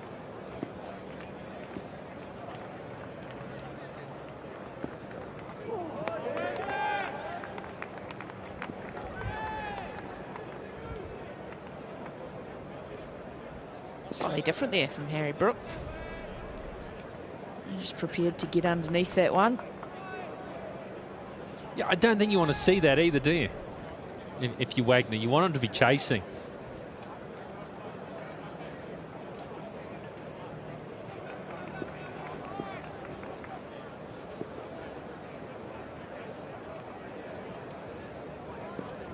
Well, that's always the intriguing thing with changing the field. And we discussed a little bit earlier that I agree, the field makes perfect sense. You can have the ability to have a mid-on, mid-wicket. The ball's been spooned in that area, and you've got 2 men back on the hook at deep square leg, deep fine leg. But in changing that, if that then means that batter puts the shot away, it takes away a little bit of the advantage. So it's that little bit of cat and mouse around, do you want to protect it and cover it? So the batter has to change their plan. Not high enough. That's well hit. So well controlled, and it's rocketed to the boundary. They're not going to be changing his plan. hitting it like that, Harry Brook. Excellent shot. 96 for 3.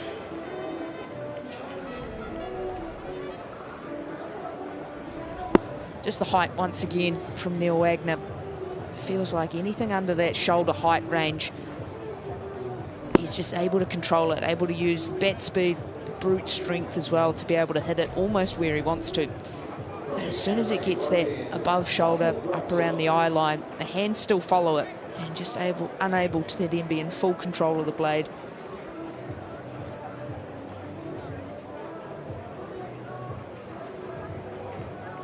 Well, I'm going to see some off spin before the break. Captaincy 101. But that's it, isn't it? Test Cricket 101. When you get your spinner in, it's the over before lunch. Let's give him a little trundle under the guise of see if there's anything in the surface. But of course, there is the logic. If it does seam, it'll spin. And so we have seen the ball get off the straight for the seamers. Now it's the chance for Michael Bracewell to have a whirl. Yeah, I like to play around the corner too at leg slip because it probably will bounce. No, that did bounce and it turned. Yeah, it's the grass the ball can grip into, and if the pitch isn't rock hard as well, there's something for it to sit in. Yeah, well, there's that great grass coverage across the top of the surface, so it means it really can grip in. You also get the benefit as well, slightly more with that delivery. With a really grassy surface, if you're actually landing it on the leather of the ball, you can get the option that that's the one that skids on. So that's the one that'll come through stump high. If Brace was able to land it on the seam, that's the one that could get the extra bounce. That's a good line there. I like that line. If you get it outside off stump, because if it does go off the grass, if it does skid, if it does not quite bite, without a doubt, first slip is in play, and it will carry as well.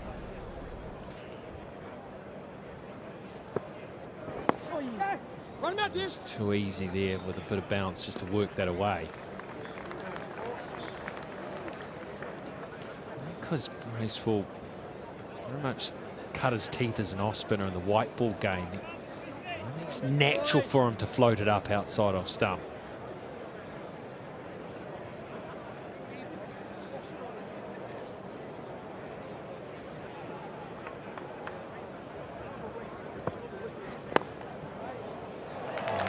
Got it through, it was quite full, it wasn't totally controlled. Might just pull up on a heavy outfield. Well, we'll look at that 7 different ways. So this will be the final over before lunch. And regardless, that is 50 for Brook. An expert innings once again from such an exciting young player.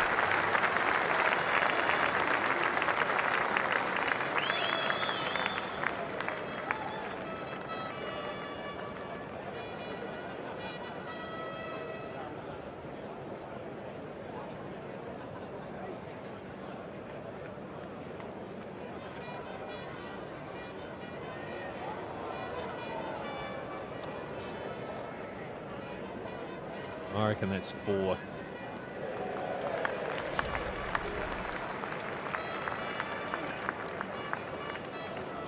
You got one right there. It's Harry Brooks, 4th Test 50. His 5th 50-plus score in a row now. Test match cricket for Brook.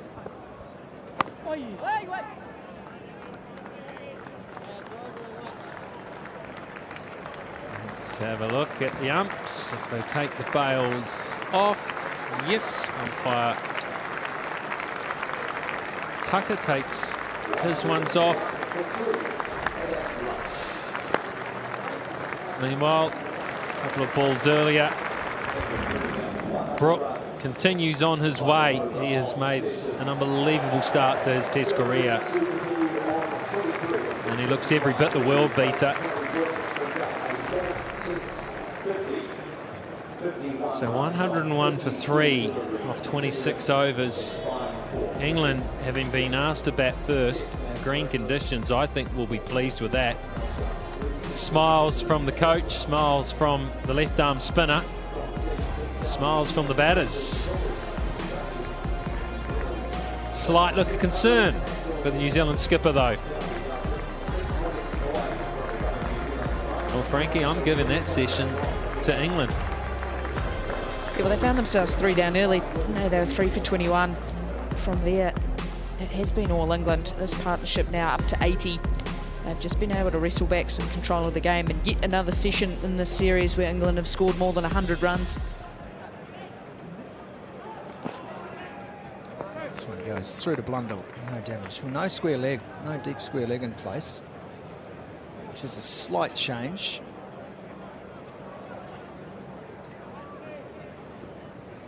A deep backward point. Still movement on offer. I feel like here with the pace and bounce of the basin, you can bowl good balls, and if you find a gap, the ball races across. So it's sort of $1 each way for New Zealand. Do hit the ball through that point region. And you get one. This will take some stopping.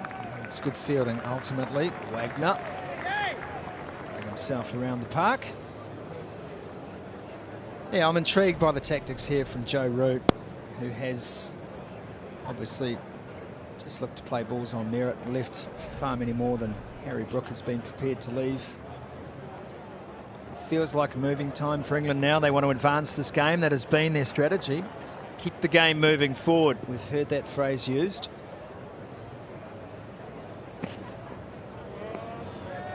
Yeah, obviously the square leg started up for Harry Brook after lunch. The other thing is Tim Southee's already got through 10 overs. So after a spell here, he's bowled 15. Matt Henry's first game back for a period of time. New Zealand only the 3 frontline seamers, which Wagner's leaking a few runs. So England could still look at it and go, hey, look, if we get through this first out, we've got the opportunity to really push the game in terms of depth rather than the pace. Yeah, and then there's that added intrigue with Michael Bracewell and what factor he will be in this session, indeed in this first day.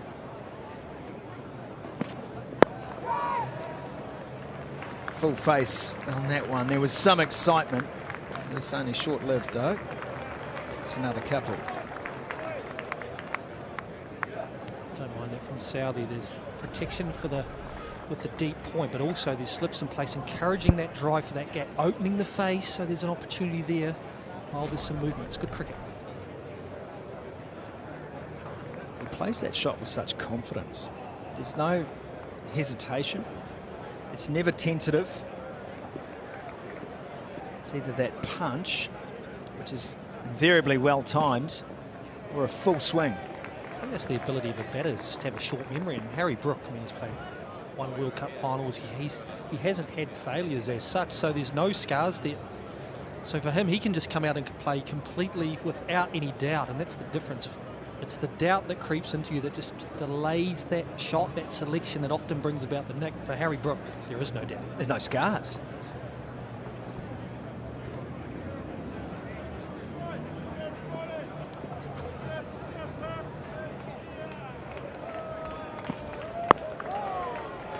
On the button from Southee, that delivery to finish. 27 overs completed. It's 104 for 3.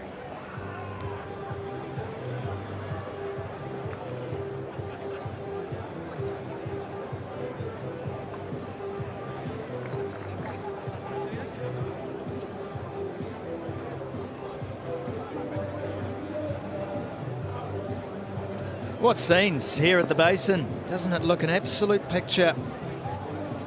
Big crowd that came in early today, populated the banks.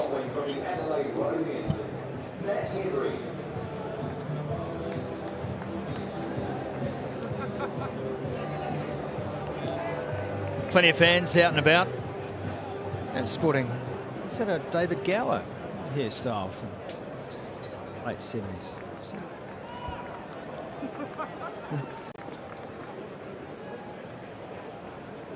Maybe both of them, maybe they just like mullets.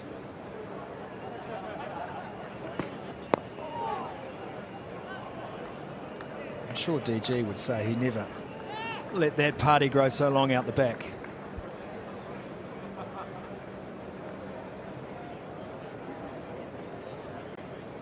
Straight away, Joe Root prepared to use his feet to Henry. Probably identified him as the risk key bowler for New Zealand, so he's trying to make that bowler adjust his length automatically. So even though Root's going at a strike rate of only 36, he has been proactive. It's that length, maybe just a bit fuller that time from Matt Henry, but we saw at the lunch break, Bondi, where he was the most trouble for the English batters. Maybe a yard back from that spot. Corridor of doubt there in terms of the seam movement. Some old beige brigade in attendance today.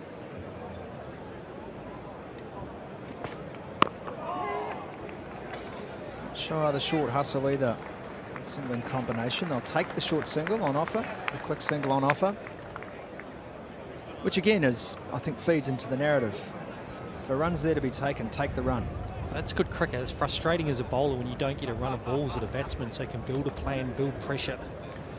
These two continually changing strike, you just don't have the opportunity to do that. They both play differently. It's not so bad when players are very similar, but very different players, so that adjustment then becomes a lot more difficult. And again, that's very good running. Paper cut cricket here from England. Just making it as tough as possible for Matt Henry to find any rhythm in what shapes is a very crucial spell for Matt Henry. Started brilliantly. Took 2 wickets inside the first 45 minutes of play today. He's had a rest. He's come back into this test side.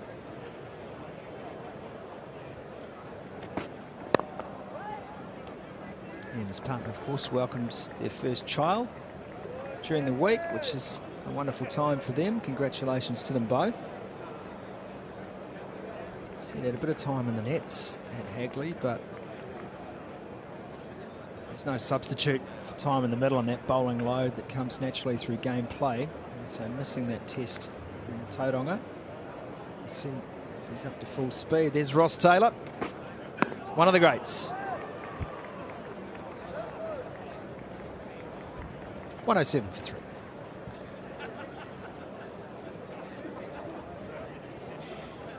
There he is, looking very corporate, Roscoe. Very much so. He has dressed himself up today. It's a tight fade he's rolling up top too. He's doing a little bit of work in the finance game. I'm sure he's there to do a bit of schmoozing for New Zealand cricket as well, so what a great player he was. His record speaks for itself. Speaking of Kiwis, there's 3 of the greats there. They don't look as corporate. They look like they've just come off a heist.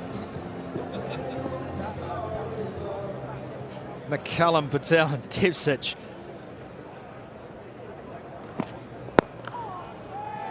Mind you, Anton largely looked like that throughout his entire playing career. It's a great trio. All good Roosters, enjoying their time with this English side. You see it a lot now where you bring in a bit of a local coach. So Devcich has been brought in for England. Jean Patel lives in England and has been part of their setup for a while, but the local coach who comes in helps out. New Zealand do it often when they travel overseas. It's cool. It's a nice opportunity for Anton Devcich as well, who's such a great servant of domestic cricket here in New Zealand, to be able to garner that experience now that his playing career is finished.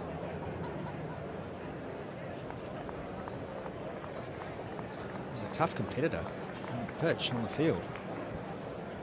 See a number of players then transitioning now. Peter Fulton recent times. BJ Watling's making that transition. Jake Oram as well.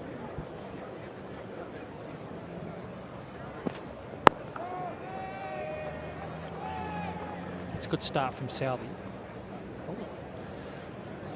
Joe Root's very much a back foot player, very strong square of the wicket, so that fuller length there brings all modes of dismissal in.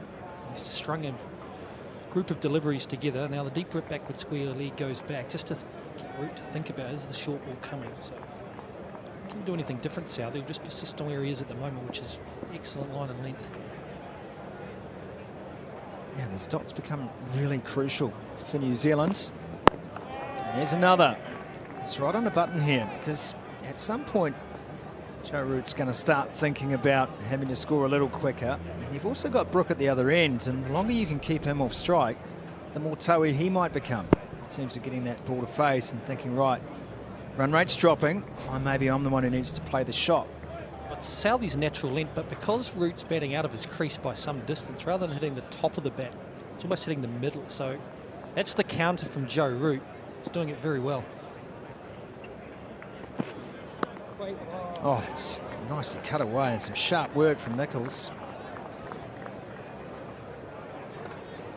Plays that shot so beautifully, so gracefully, Joe Root. He manages to do it so late. Sometimes it just feels like an afterthought that he's decided, oh, it's there to hit, I might as well do it. He's always watching the ball onto the bat. The way his body moves so fluidly, plays that shot too.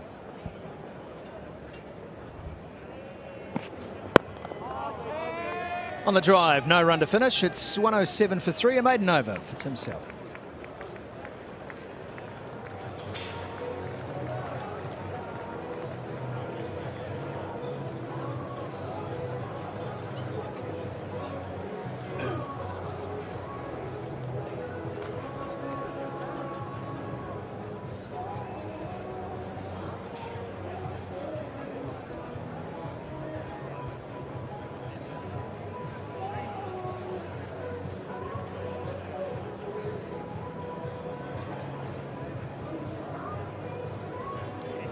Looks nice and warm, doesn't it, here at the Basin? Picture of summer.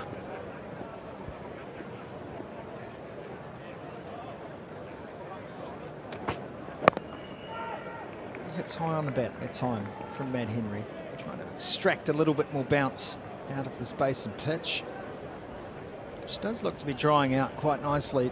It's had that 40-minute lunch break under the sun. Naturally going to change colour throughout the day as it's worn.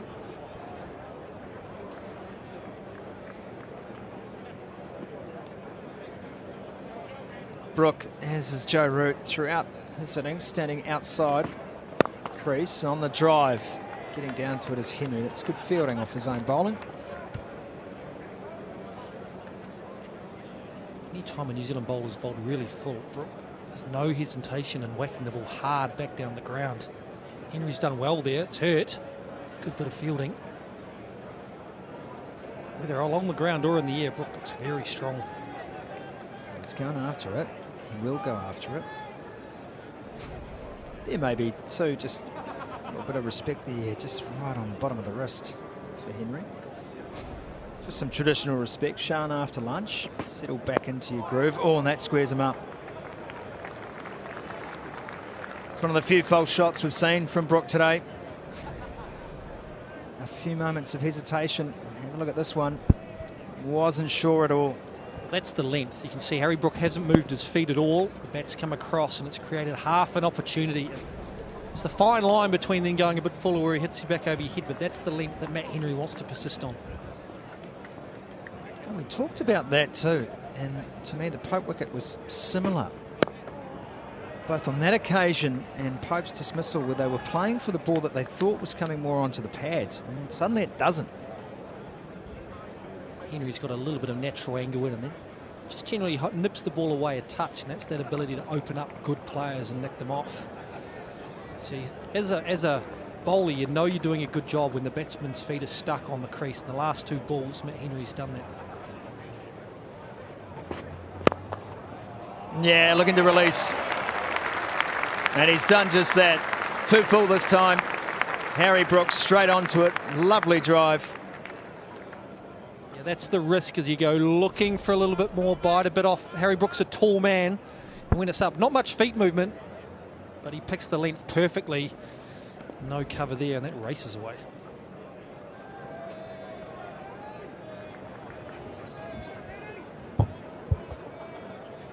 He's played some lovely shots today, Harry Brook, especially down the ground. Saw how strong he was square of the wicket in Tauranga. A very different bowling strategy employed by New Zealand, but his work down the ground has been fantastic, and he misses one to finish. Lovely reply from Matt Henry. 1-1-1 for 3.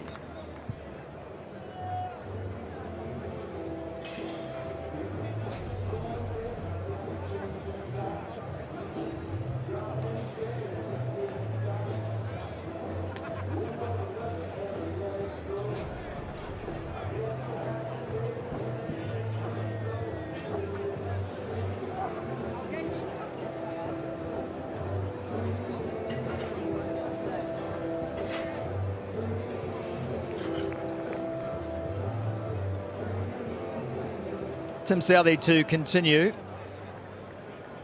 Once again, bowling into the breeze to spell. He's mixed it up today for himself. And that last ball from Matt Henry, Bondi, I think that's his best ball. If he can find that 3 or 4 times and over, he may well be in business. Meanwhile, Southee continues. It's a super ball. I think what comes on to you as a bowler when you're playing in conditions like this is that feeling that you have to be taking wickets. And so you go past the bat, so then you look to bite a little bit more off, and then you offer up a delivery that releases the pressure. You look at a Harry Brook. If Matt Henry can stay in that position and bowl there for long enough, the secondary weapons of the bouncer, the surprise bouncer that we've seen he's willing to take on. Joe Root will be slightly different. You're going to bowl a fuller length, get him to hit down the ground. But it's the ability to hold that plan over 4 to 5 overs, not lose that patience. That's the key. Coming a long way forward, Joe Root. Has done throughout this innings. Long way forward. Take LBW out of play straight away. Look at that. It's a quick step too. So Southee needs still to be able to push Root back by using the bouncer once and over. Perhaps put a man in a bat pad so he just can't lunge forward.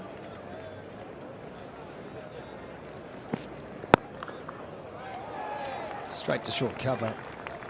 Nothing has gone past that man today. What's interesting is the way Joe Root's front foot is positioned after that step. It's positioned straight out through cover, so it's really on the angle he's looking to hit. Not easy to do in the heat of the moment. Almost that far down, he'd be in the danger zone taking a walk.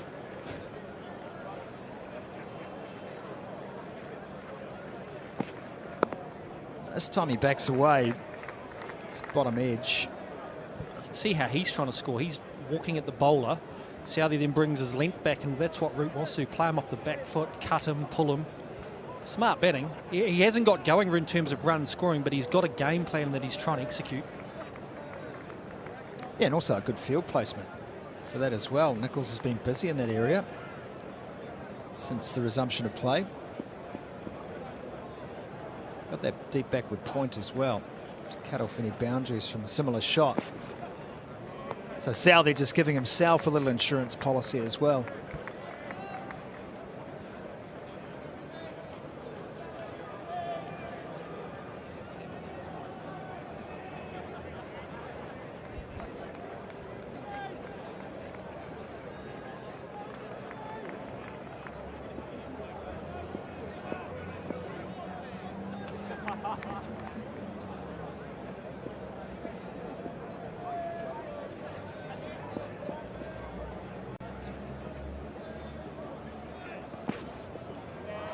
Lets this one through. That's back-to-back maiden overs for Tim Southee. 31 gone. It's 1-1-1 for 3.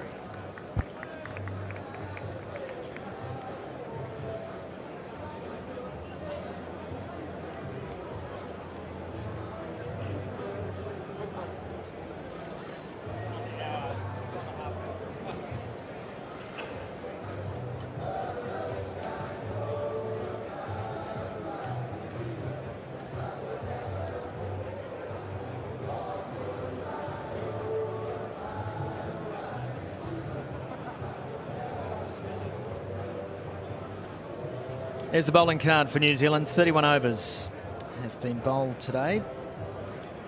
Southee has got through plenty. 13 overs, 1 for 30. Very good economy rate. Out by a couple of maiden overs since the resumption of play after lunch. How he uses the rest of this attack is going to be intriguing. Here's Henry. Good again from Henry. That's a line to Brook that he's not quite sure about. If there's one weakness that we've seen in his game today, it's that delivery from Henry, the one that angles back into Brook and just snips away off the seam. You can see him trying to think through this quite hard.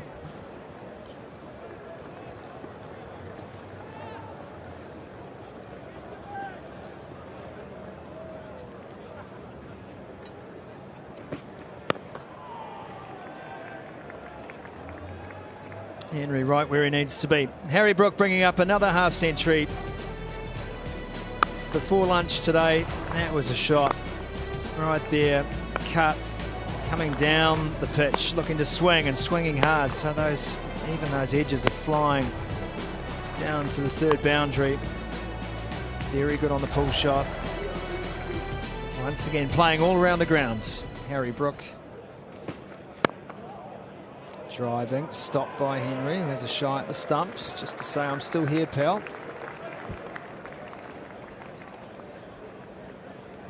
Some encouragement for Henry, isn't there? That Brook wants to score. New Zealand doing a good job tying him up. Not quite there. Just keep persisting there, Matt Henry. He's doing a good job. This is a time, Bonnie. I've been intrigued to think, because as a fast bowler, what's going through your mind? Are you trying to extract too much? Do you have to pull yourself back sometimes and say, I'm winning this battle at the moment. I'm on top.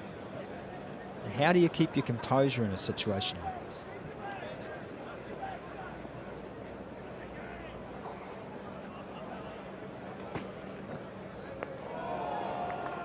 Good glove work, that. Well, that's the balance when you're the strike bowler in the team. You've been brought back to your wickets, but the question is always, how am I going to get this wicket? You're on a wicket that is offering you assistance. So as I said before, for Brook, it's just finding that delivery that nibbles away a little bit and then using a surprise bouncer. You can still have that attacking mentality without trying to bowl everything and bowl the player out, just using consistency. That's an example. It goes for no run from Matt Henry, but just felt that one was that little bit of extra effort that may not have been required. Straight back on the line there. Just got a little bit more bounce. Yeah, that man at points come in, so he stopped that single, and all of a sudden Matt Henry's getting a run of balls at the same player. So you feel that pressure build. You feel like something could happen. Really, it's just about who blinks first.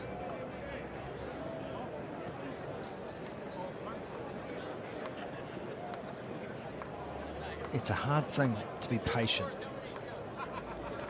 when you feel on top in a battle, isn't it? That's the one.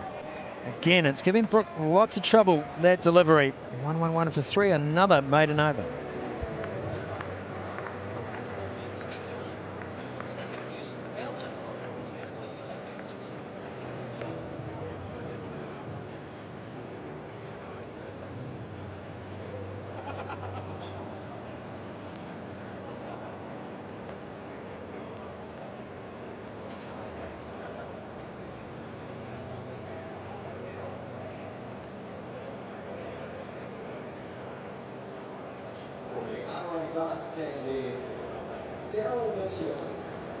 He's keeping some pretty special company as Harry Brook.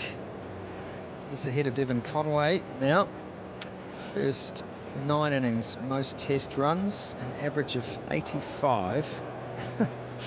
A best of 153. Williamson's off the field. Scott Kerguelen subfielder, 12th man. And Daryl Mitchell to continue. Southey getting through 3 overs in that spell.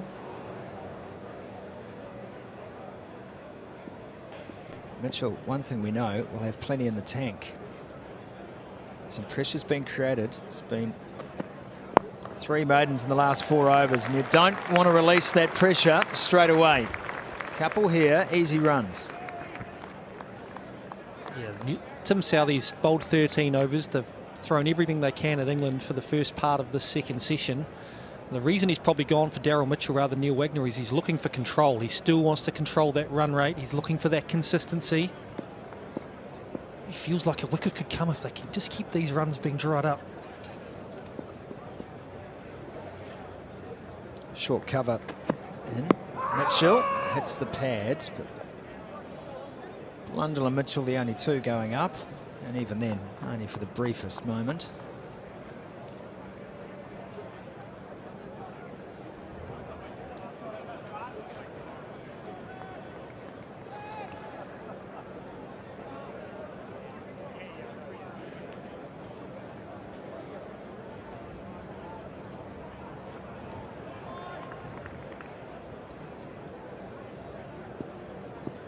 Brook on strike.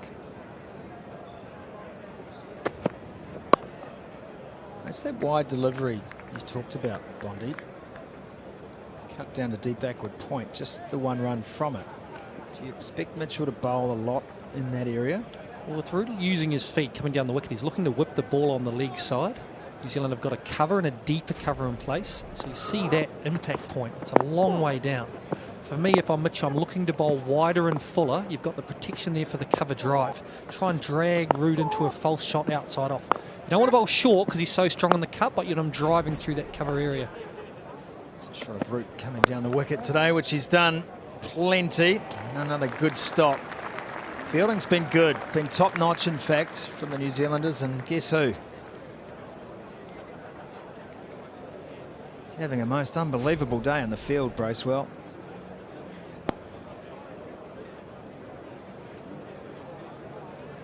That's almost perfect for Mitchell. It's probably a touch full, but there's protection there. Just bring that length back a touch, but on that line. I mean, that's where he can be most dangerous, especially against Joe Root. You can see, too, that New Zealand's put a lot of thought into these two and where the field settings are. This is Root at the Bay Oval, and this is Root, the red, here at the Basin Reserve. And there is a marked difference in terms of where that ball is hitting the bat. I think it shows the sign of the pace of the New Zealand bowling attack as well. The fact that he's prepared to get so far down the pitch shows that the pace isn't an issue for him at all. Great work from the Hawk lads. Oh, it's an inside edge and it flies away down to the fine leg boundary. Cover in place, but encouraging for Daryl Mitchell. Encouraging, drawing that shot. 118 for 3. Yep, that's wide out. The mid-on and mid-off are deeper, encouraging the drive. And New Zealand did a lot of hard work to create that opportunity.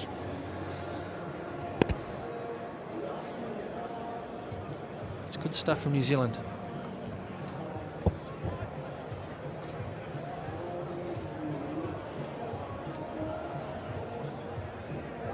Well, even though it's not the result for Mitchell in terms of the wicket, the key encouragement comes from the fact that the plan came together. Not necessarily you got the result, the outcome you were searching for, and in some ways you did. This is where I'm bowling, this is what I want to achieve. I want to draw that shot, I want to force the mistake. Everything but the wicket.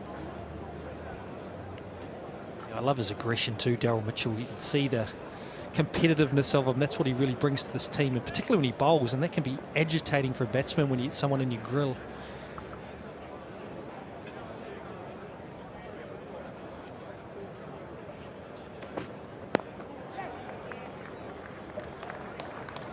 Slightly on the inside of the bat from Root, but he's shown a real propensity to be able to bump and run here today. Get down the other end. Partnership is ticking along nicely now. 98 from 159 deliveries. It's probably a good single for New Zealand. The Henry Brook confrontation's been a good one. The only thing we haven't seen from Henry is that bouncer, which he's made him wait for. It'll be interesting to see if he uses it this over. A little wider this time. Bread and butter for Brook. Unfortunately for him, not much timing on the shot. And that's a 100-run partnership between Brook and Root.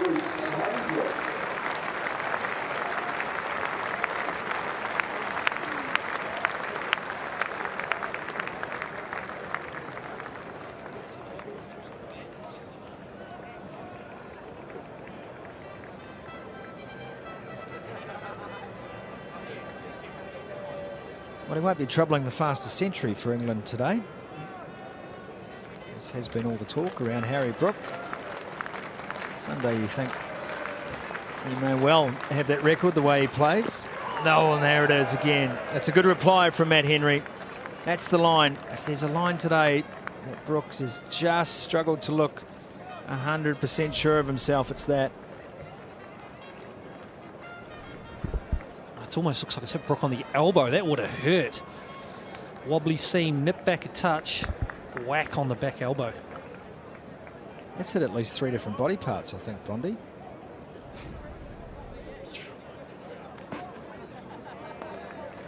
You were waiting for it, Shane Bond. You finally got it. Wasn't the most well-directed bouncer of Matt Henry's career, but it's come out eventually. I wonder in that situation whether Matt Henry may have been best just to go back to that stock ball again after hitting the player in the body. Maybe one more there and then the bump. I suppose the question is whether you have the square leg out or square leg up and say, look, we're prepared to go for 4 if we're going to bowl that delivery. And it's shorter again, creating chances. Tim Southey's going to have to look at this field now. Matt Henry to Harry Brook has become a battle royale. And I just wonder whether Tim Southey needs to be more aggressive in his field settings here.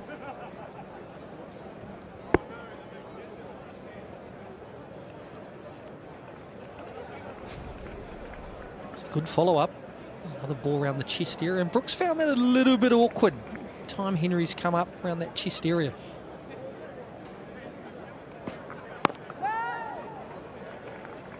The sun is shining. England's still there. 100-run partnership, and it's 1-2-1 for 3.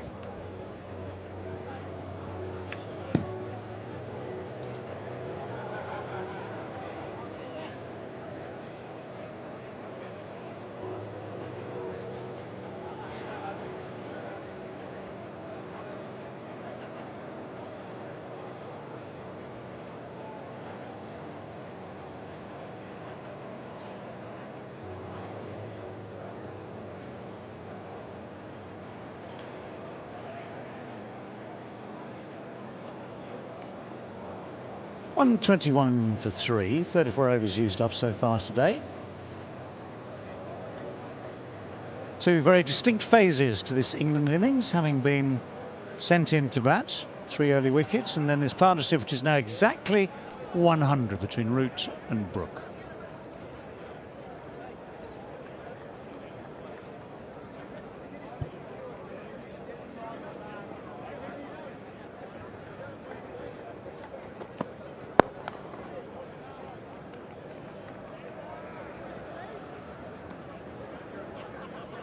Circumstances being what they have been today, Joe Root has gone back to playing like Joe Root plays, I think. Lots of questions asked at the start of the day. If England had to bat today and there was some help out there for the bowling, what would they do? Well, the answer lies before us. And Root has played with a lot of common sense.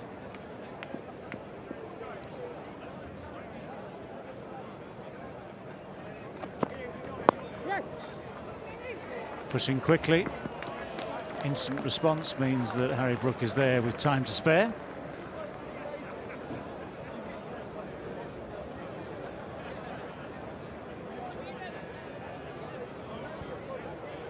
Just some gentle encouragement there from Daryl Mitchell. I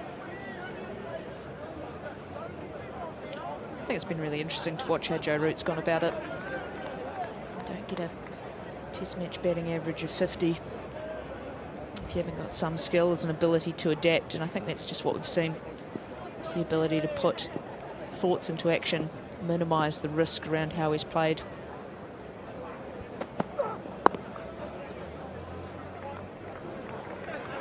Yeah, I think it all comes down to inner confidence, trusting your ability, and he has immense skills. I mean, we've seen these skills for many, many years now. And the debate, of course, at Mount Maunganui was about whether he needed to get as funky as he was there. He'll go back to that at some stage, I'm sure. I mean, he'll try his best to be innovative just to sort of fit in. But this is the ideal role because Brook is taking the risks. Brook is playing the shots. Talking of shots,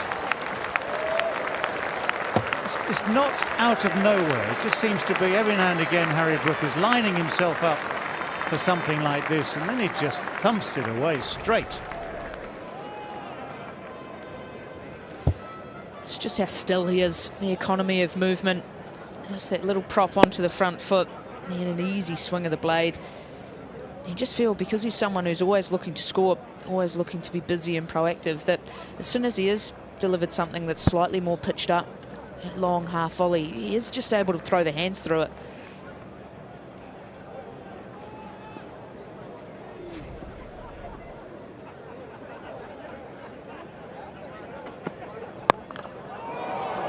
Goes again, not quite with the same panache, or not quite with the same contact straight down the ground. It's still going for 6.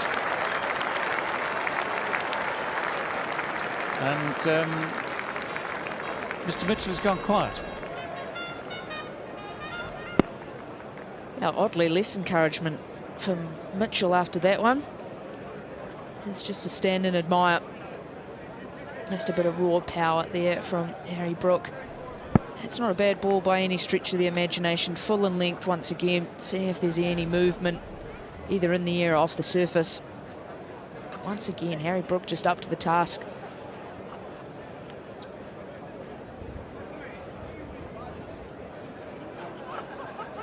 Little Snippingtons.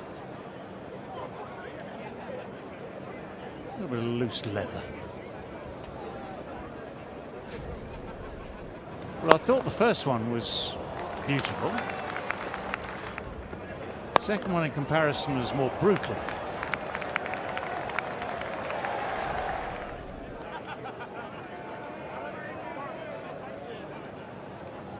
First one had the element of, okay, just waited for the right one, and I've now nailed it. The second one had the element of what he did in Pakistan. Well, let's see if we can do it again, wherever it is.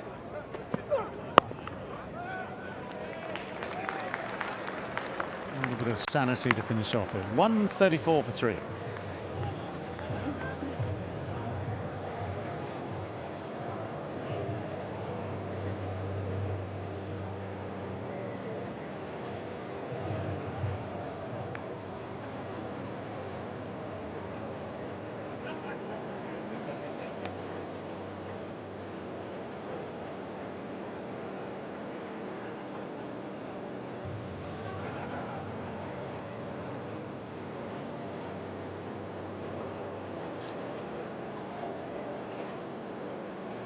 Well, it's only a moment ago I said the partnership was 100. And it's 113.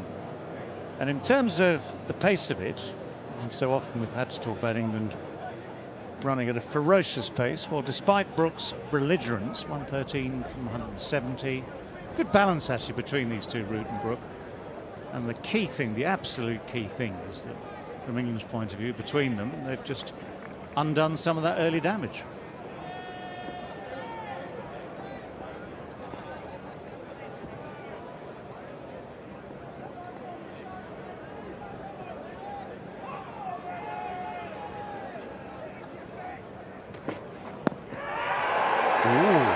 Interesting.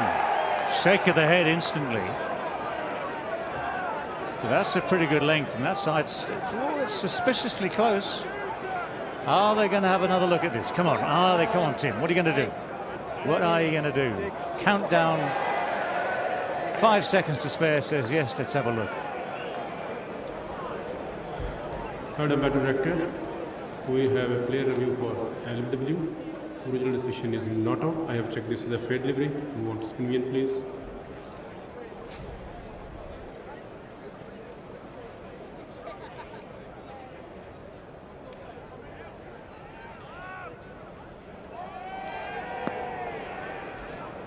Ball is close to the bat. Please confirm the outrage.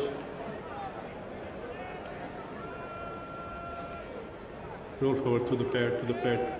No bat involved. Go to the ball tracking when you're ready.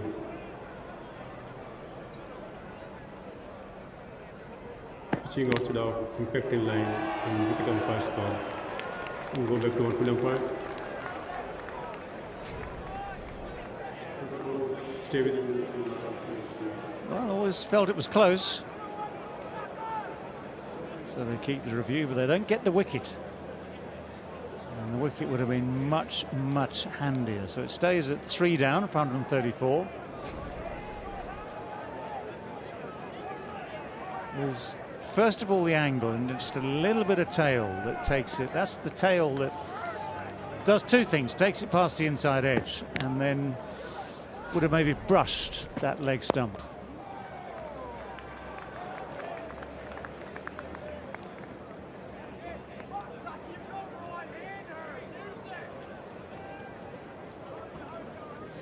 Yeah, that is exceptionally close as you can get.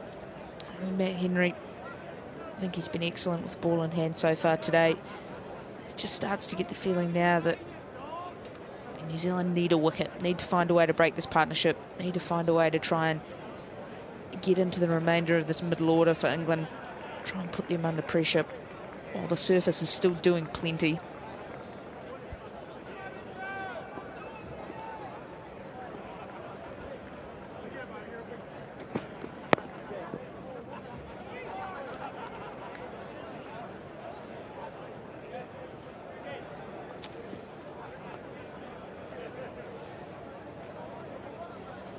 Well, 3 down as we speak. Still to come. Ben Stokes, Ben Foakes, Stuart Broad.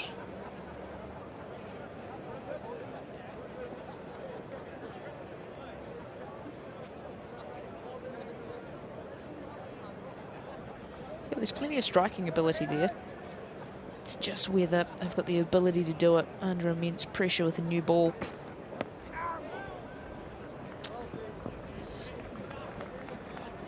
Almost 36 overs old, and there's still enough movement in the surface that if you can get one end open, especially, that becomes key. Ideally, New Zealand, from a New Zealand point of view, you get both of these 2 set players out and you get 2 new players to bowl at. But in the event you can't manage that, it's about getting one end.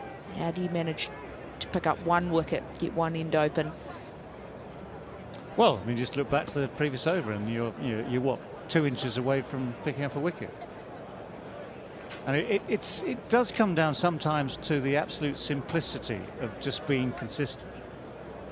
You know, slight variations rather more than big variations. Tight lines, tight lengths. Like this field change, short leg in place.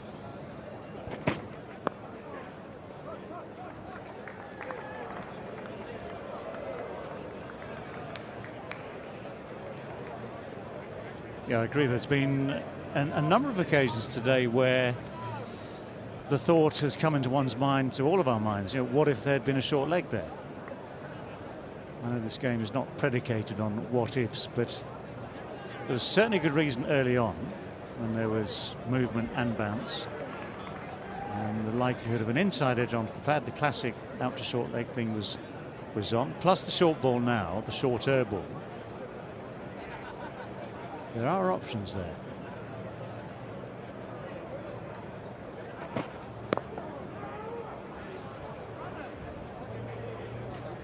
.138 for 3.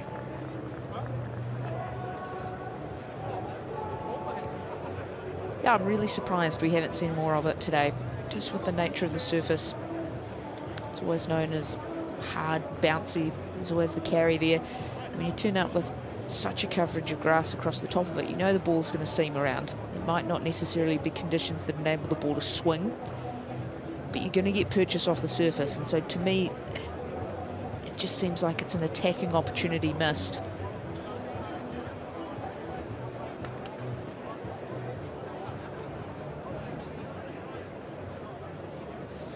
Got late, hasn't it? Just looking at the clock for a moment.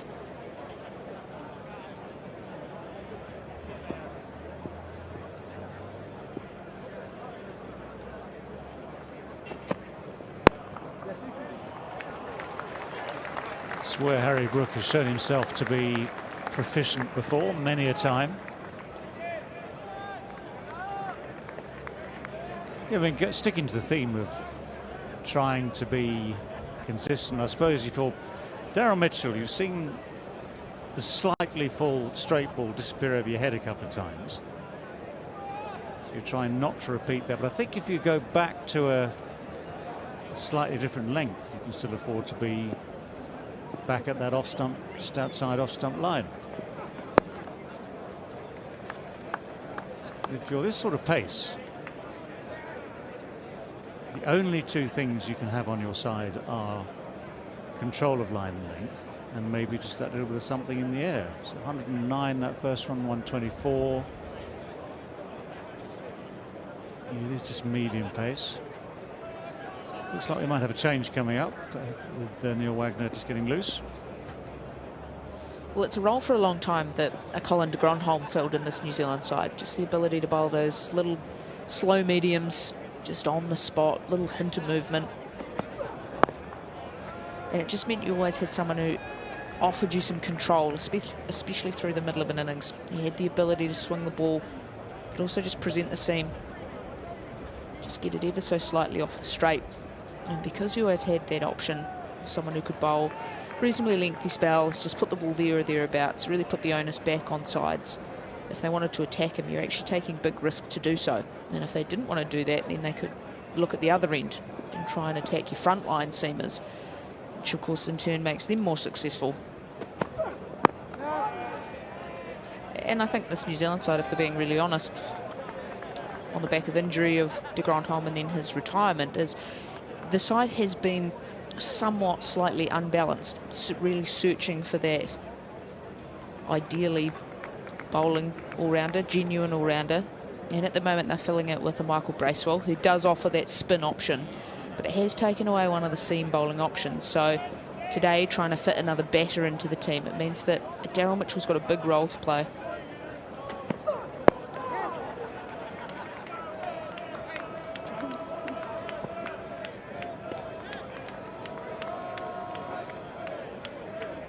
And being fair to Mitchell as well, he's probably a slightly better batter than de Grandhomme, strengthens that side of the team up, but probably lose a little in terms of the bowling. So it's then how you look to utilise him, and then how you use your other seamers around him as well. Yeah, and if, for instance, the Jameson injury comes at a bad time, mostly for him, of course, and my sympathies to him for this protracted interruption to his career.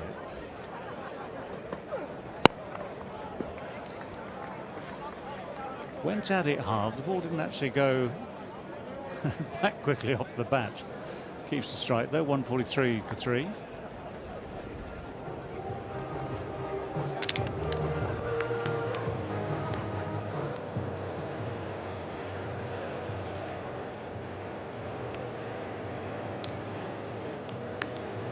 One of those mid-pitch conferences where batsmen just exchange pleasantries to say, nice here, isn't it? The time of year. Look at those people in the crowd. All that sort of stuff.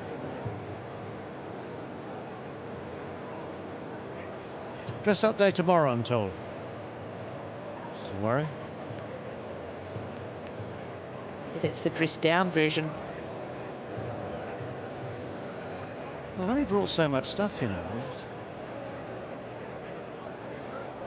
Might have to buck the trend and just, be the exception. Extra smart. Maybe put a tie on or something. That'd be nice. That'd be a nice touch. Try it.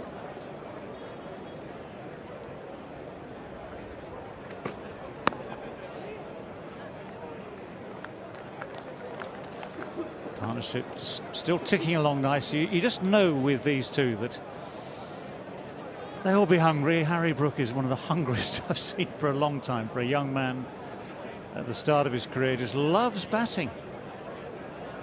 Again, just keeping the theme of simple. And for someone like him, a good day for him is a lot of time spent at the crease. End of theory. A little shorter, swivel pull shot. Just the one.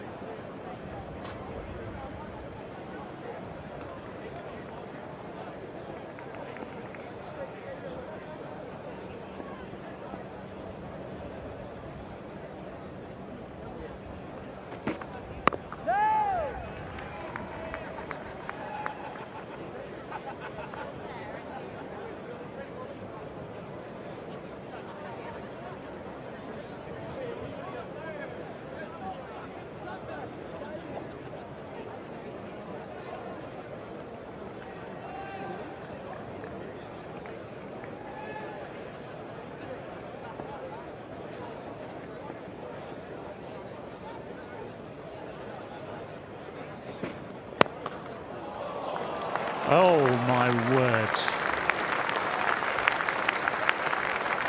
just seem to come from nowhere, these shots.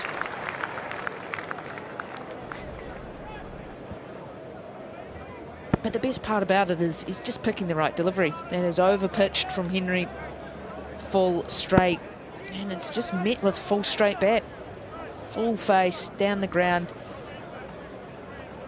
His trust in his technique.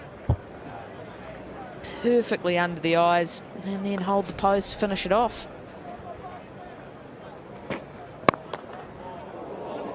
Well, that was, I'd say, technically a better shot in many, many ways, and it's drilled back. Matt Henry.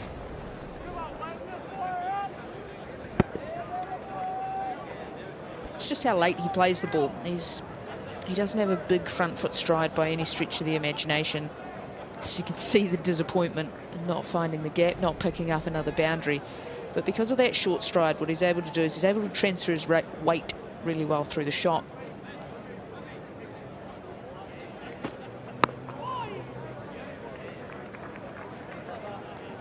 .149 for 3.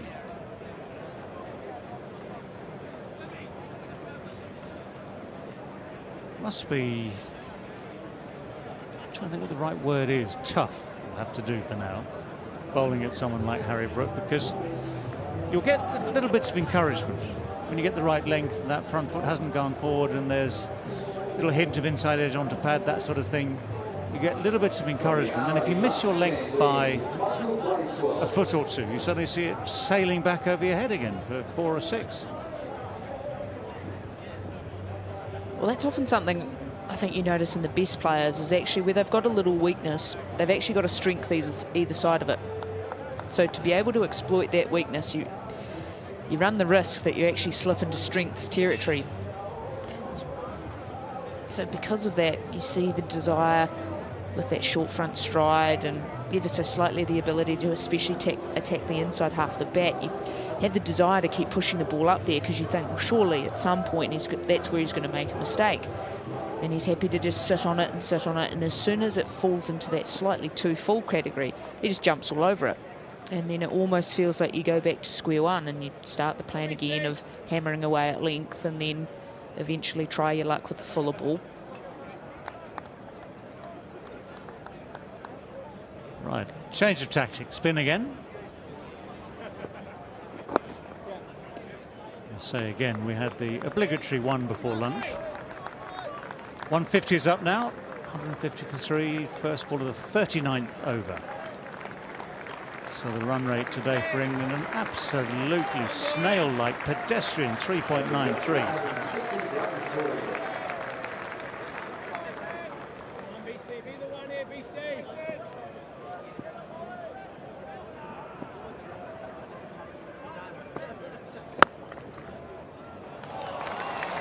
Threads it through. Times it beautifully. Just the bottom hand gives it all the power it needs to find the gap and find the boundary. The timing here is just perfect.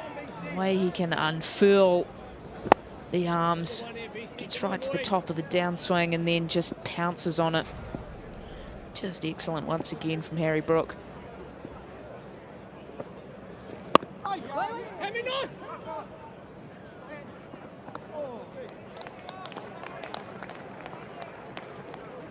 And again, that's what this pair have done exceptionally well throughout their stand. Now up to 134, the partnership, is they've run really well. And I think that's an extension of the aggressive mindset that they're taking into their cricket at the moment, is just always looking to score. Down, Youngie!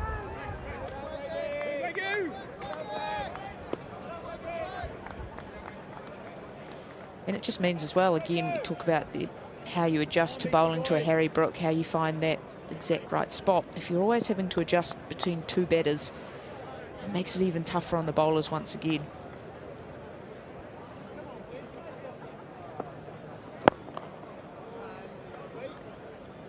And if it ever is a little bit difficult, little bit of a tricky surface, the best place to be batting from is at the non-striker's end.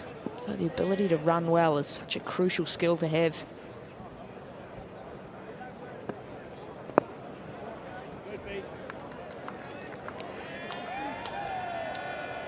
1:56 for 3.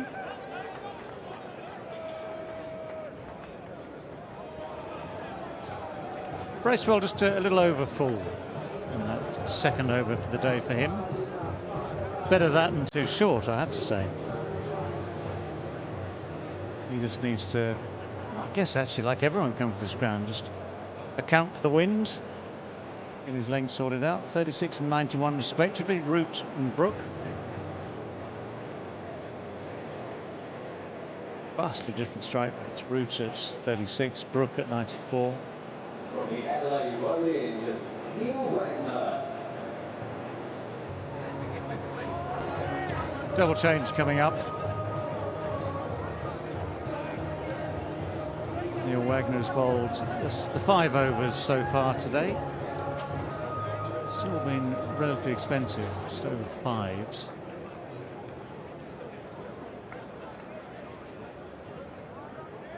Completely different role for him compared to Mount Maunganui, where he was forced in the sense to open the bowling.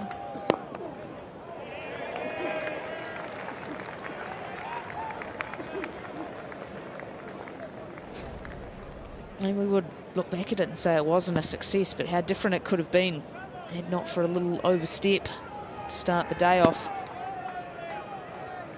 Didn't necessarily look a natural role for Neil Wagner.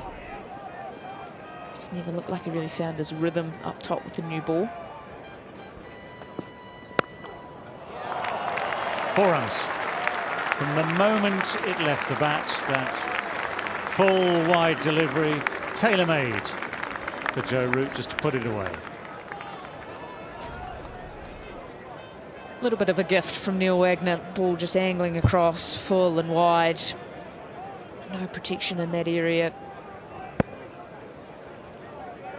You're trying to get the ball to swing and see Neil Wagner when he's operating that fuller length, trying to get some movement.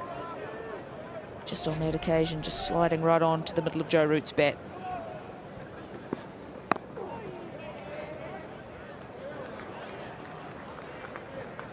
Yeah, a better line just gets it close to the stumps. You don't have the same freedom if you're Joe Root, therefore, to play through the ball.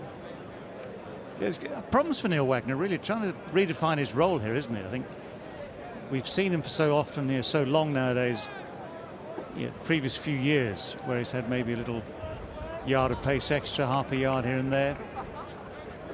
And he's fitted in very nicely into an attack that's had others around him who do the heavy lifting at the start of the innings.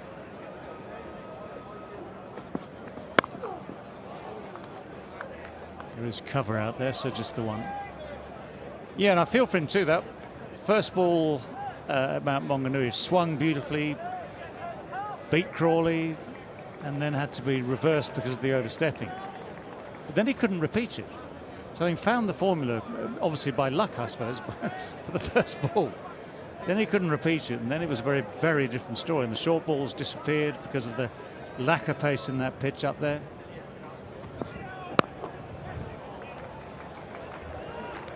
It's a nice piece of work.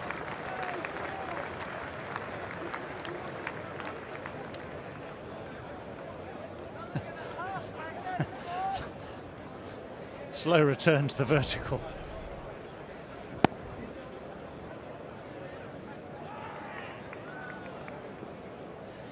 Gets himself into a slightly contorted position, doesn't he?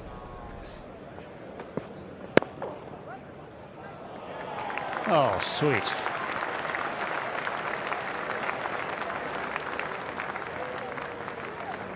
A slightly laboured chase this time from the skipper.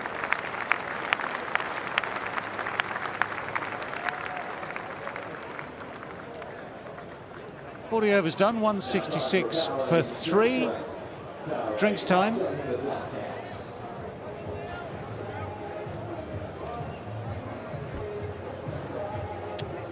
And there we go, the Powerade drinks.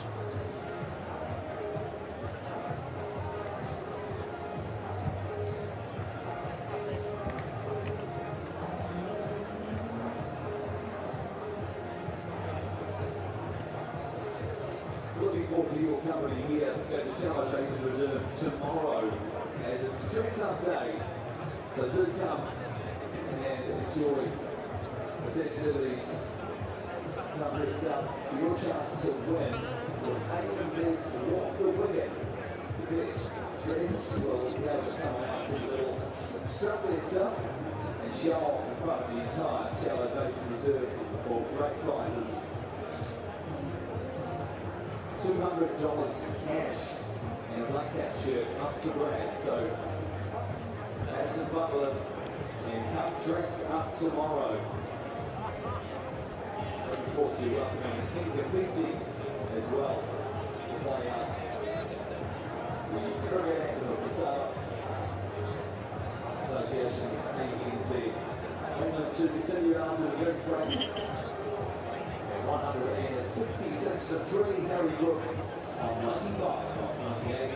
Joe Root continuing 42 on 103.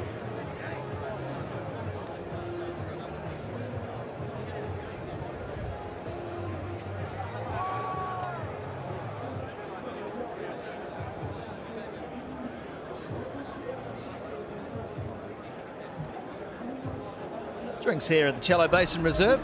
England getting through to drinks without the loss of a further wicket. In fact, they've just added to the score. 65 runs have been scored. Root's moved to 42 from 103, while Harry Brook is eyeing up century number 4. And Brook has been outstanding. Some of the timing, Mark Richardson, the way he's waited on a bad ball, the way he's dispatched bowlers back over their heads. A couple of maximums in the innings as well, 2 sixes. After bowling of Daryl Mitchell, it's been good to watch. There's been nothing helter-skelter about the whole thing. There's been nothing really forced, even those shots over the top 6. It's not like the dirty boys. The ball's been there to hit, and he's just hit it. I think he's been really selective. The control of the short ball as well, he's ducked. The ones he's attacked have been the ones you can attack that are below shoulder height. It's been a test match innings. That was in the 4th over, Matt Henry's first wicket. Zach Crawley's run of form continues. Pope didn't stick around too much longer. Good catch from Bracewell at 3rd slip, and then Southey had his wicket. A wonderful catch from Michael Bracewell, again at 3rd slip. And that was the end of Ben Duckett. Here is the bowling card. Problematically, New Zealand created some pressure in that first half hour after lunch through Southey and Henry. Then eventually Southey had to make the bowling change. Nor Mitchell nor Wagner have been able to keep that pressure on this England side. In fact, the valve's been released. Southey knows that Matt Henry on Harry Brooks probably the best chance of a wicket. Certainly looks so after lunch. Bracewell into the attack. It's going to take some expert captaincy from Tim Southey, both to manage himself and the rest of his bowling stocks. And Bracewell from the Ewan Chatfield end.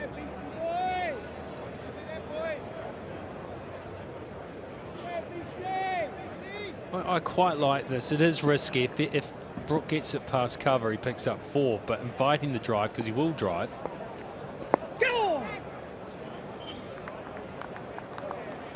Turned around the corner for 1. Moves to 96 at a strike rate of 96.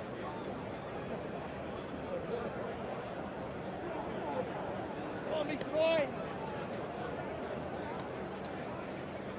623 runs in 8 innings, Harry Brook. And he has added 96 more today. Quite extraordinary.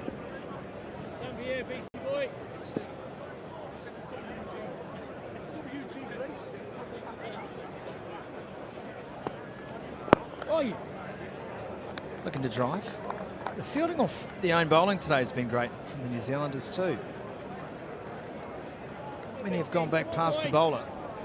Well, that's one way of trying to keep the scoring run under control. At least make sure you don't misfield off your own bowling. At least you could do, you think? Well, in theory, the bowler should be the most motivated fielder out there. And not always easy.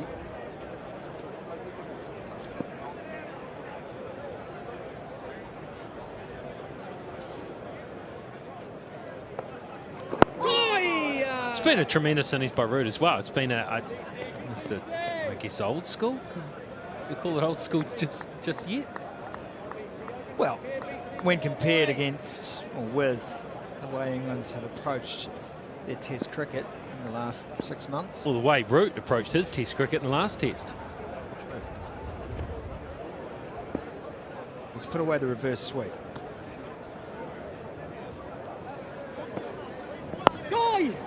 Good, Tom. Baz McCullum will probably say that, and that's cost you some runs today, Joe, because it was a good source of production for you. 167 for 3.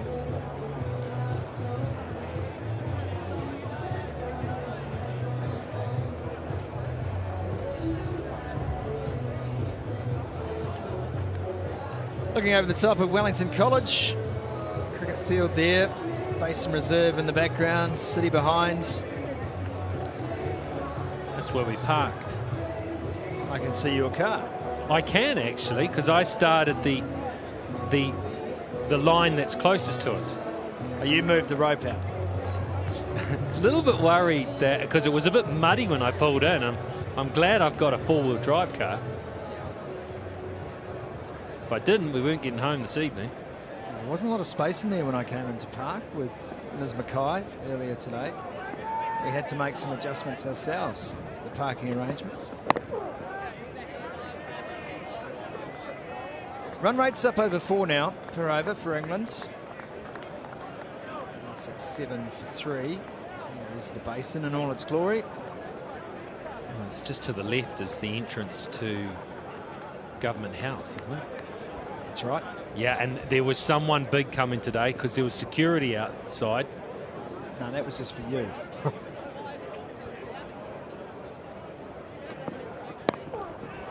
Yeah, it's nice. Brooke enjoys that shot. Yeah, there was one very large police officer in uniform, and then 2 very large men that looked like FBI agents. Little earpieces in. Yep. The Diplomatic Protection Squad. Yeah, is that what they're called? DPS. Yeah. You haven't got your own personal security detail yet? I thought that would be high on the agenda, given your controversial views on life.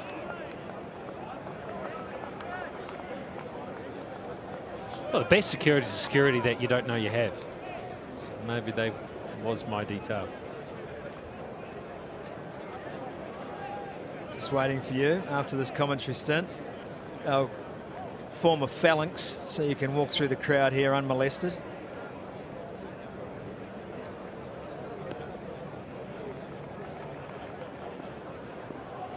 There's a lot going on in the city. Always something going on in Wellington. Nice shot. Should just be the one. I think about the sporting weekend in Wellington this weekend, Rig, and we've got Test cricket. We've got the New Zealand Black Sticks women's hockey team playing in the FIH Pro League here in the city over the next couple of days, and the Tall Blacks basketball team playing Lebanon this weekend here in Wellington as well. You're talking with the Black Sticks, aren't you, in the tea break? Going to catch up with a couple of the Black Sticks in the tea break today. We're going to talk about their build-up to this Pro League, where they find themselves at.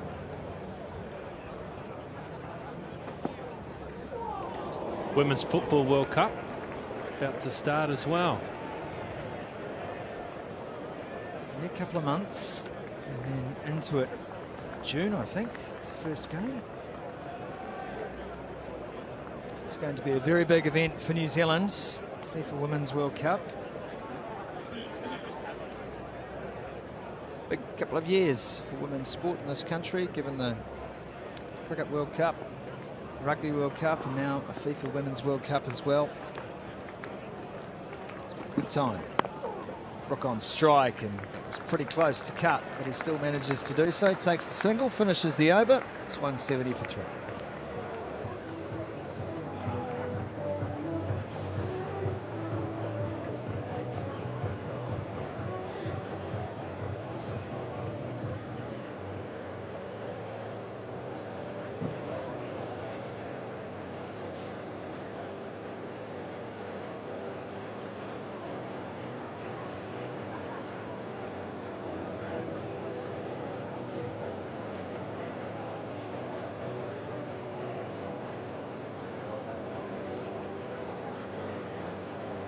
Partnership between these two now worth 149 runs.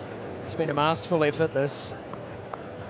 The young firebrand, Harry Brook, the old pro, Joe Root. Both, you'd have to say, playing to tight here today. Well, it's been the response. They were 3 for 21. They were under all sorts of pressure.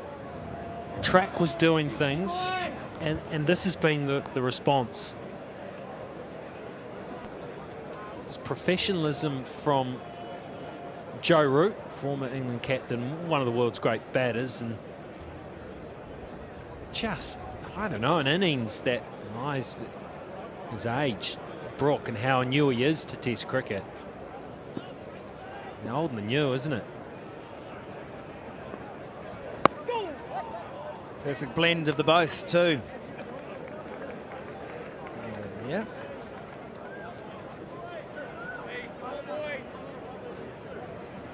Just the start to this career.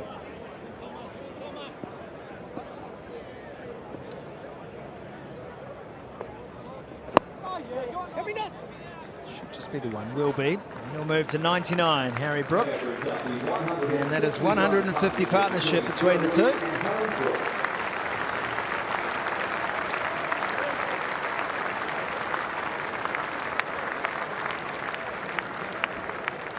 I don't think 99 is a bad number. It's a nervy number, and all of a sudden it's great to get to 99 because you know you're only one run away from 100.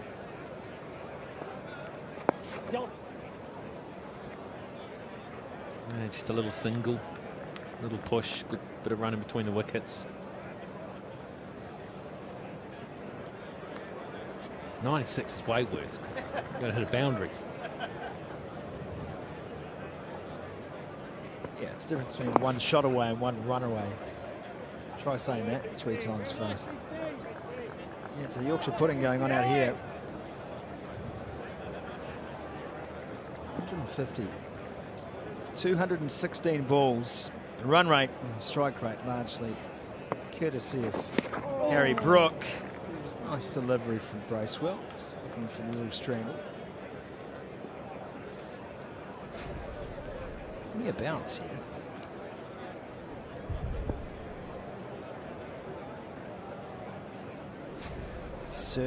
Searching for a way to break this partnership. And Joe Root's going to make Harry Brook wait a little bit longer for that next delivery. He's on 44. It's 172 for 3.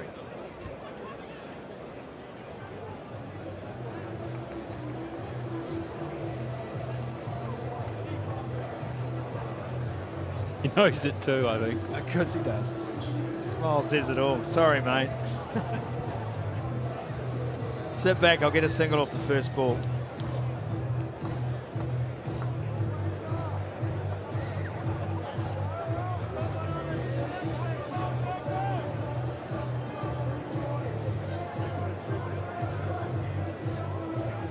Score was 21 when the last wicket fell. New Zealand searching for a way through this combination. Easier said than done. Joe Root on strike. He does come down the crease. He tucks that away for 1. If not 2, it will be 2.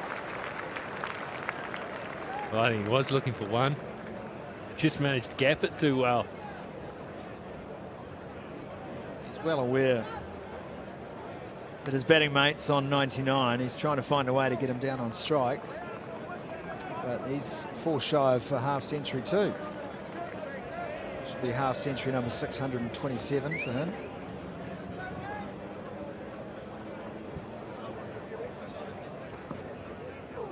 It's been somewhat of a comeback innings for Joe Root. He hasn't been the run producer of late. In fact, his first innings scores lately, in his last 9 first innings, he's totaled 121 runs. He's averaging 49, isn't he? I wonder if he'd bought his average. Was he averaging 50 before that bad run? So nice to get it back in, up over 50. He's got a big sample size, doesn't he, to choose from. There's no run there. Brook is desperate to get down the other end.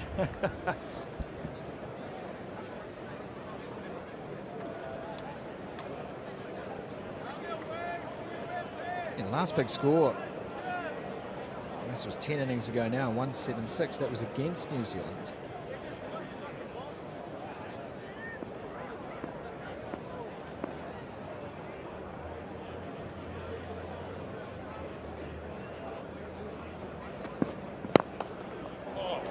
Comes down, punches it through.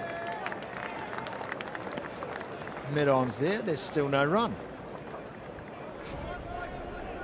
He actually hit this really well. Dunk. And I think he saved 4 runs there, Wagner. A fingertip on it. That's the desperation of Neil Wagner.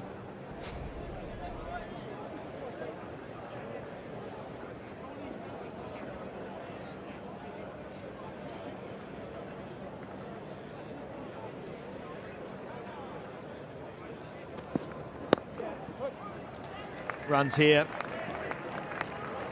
That'll be 2 again. Root wants them. He wants every run on offer. Very good running between the wickets. Right, it's 1 ball to go in the over. I reckon push them back. Give them 1. I mean, these little games cost a 1 run. Brook gets starved of strike again.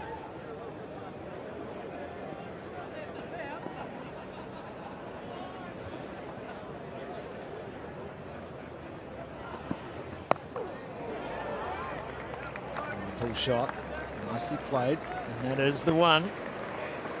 Root's on 49, 177 for 3. Oh, at least someone next single brings up a milestone. Milestones on offer all around the place.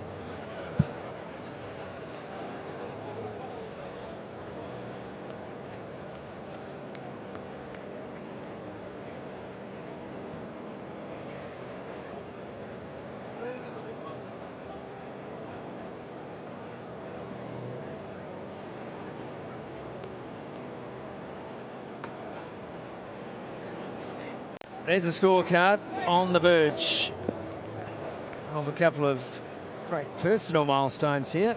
Brook hunting down century number 4, but it's Root on strike. There's no run there.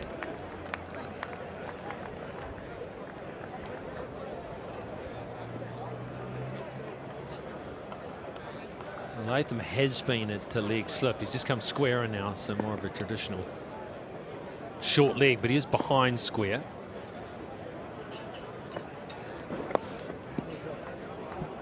And he's well placed.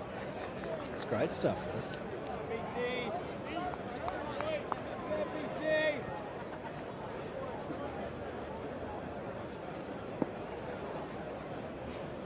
Game within the game. Continues here at the Basin. And just a little quicker. And there it is. Joe Root has his 57th Test half century to go with 28 centuries. It's his 8th Test half century against New Zealand. His 4th in New Zealand. He is a master.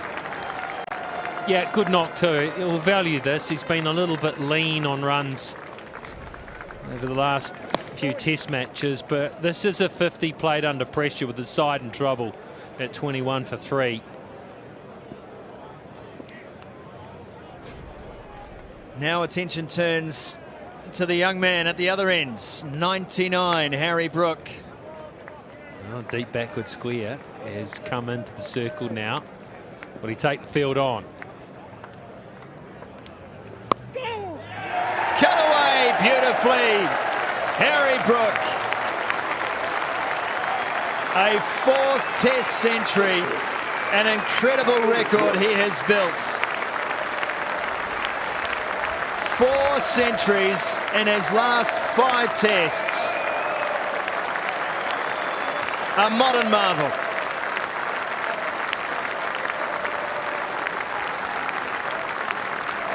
Well, I guess anyone who's watched this kid play under the McCullum regime, if any of them thought that he was a bit of a one-trick pony, could be flash in the pan, they need to think again after this innings. Because, yes, he scored at a run of ball, or thereabouts, but it's been responsible, it's been classy. Most of all, I think it's been really intelligent.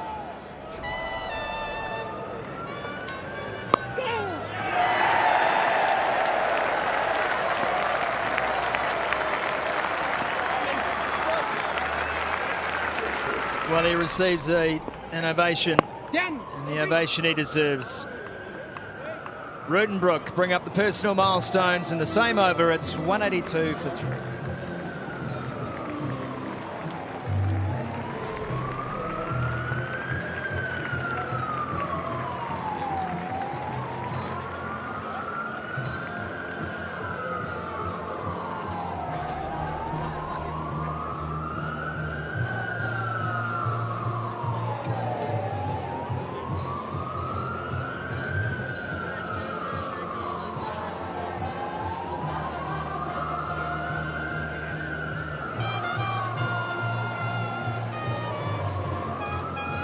What a start. 6 matches, 726 runs and counting, 4 centuries, 3 half centuries, and an average of 90.75. Someone told you as a child it was going to be the start to your Test career, you never would have believed it. Well, maybe he did. Spoke to him, here's Tim Southee, by the way, back on. He's been the pick of the New Zealand bowl. Well, I think the most consistent. He's done a good job, but spoke to Harry Brook. Obviously, he was the player of the match, the ANC player of the match after the first test, and he couldn't believe how much fun he was having. He was probably thinking, when am I going to wake up?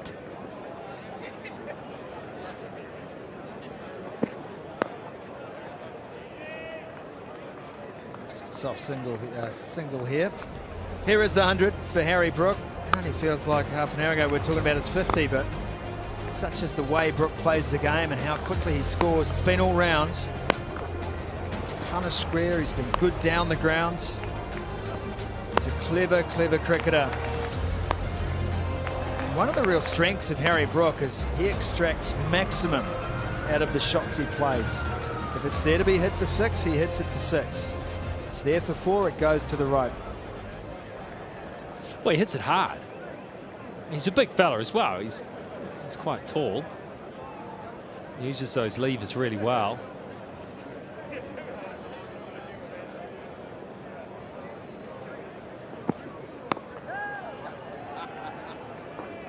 Yeah. Meanwhile, the bloke at the other end just keeps on keeping on. Here is Harry Brook this innings. He's strong down the ground, isn't he? Yeah, it's a real feature. If you get too full, he'll take you on. He'll drive.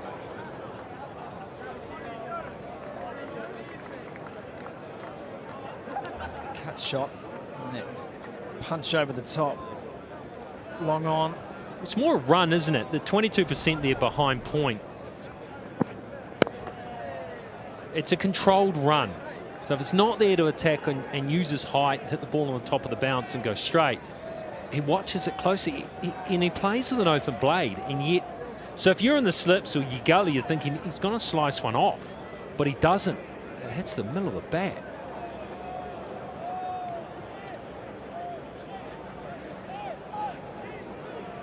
Pakistan face the full force of Hurricane Brook.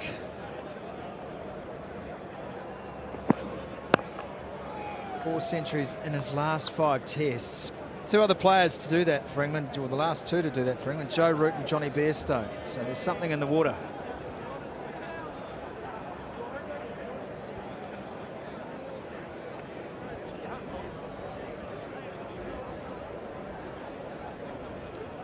Joe Root now has 85 times in test matches gone past 50.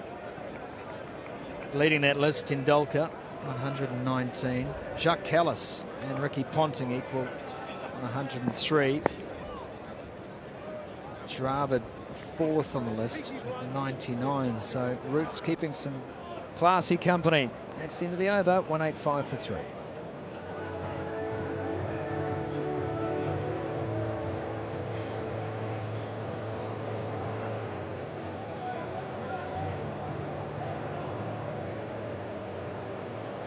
Rather sedate innings, this one. Not his best. I think it is, personally, given the situation and the conditions.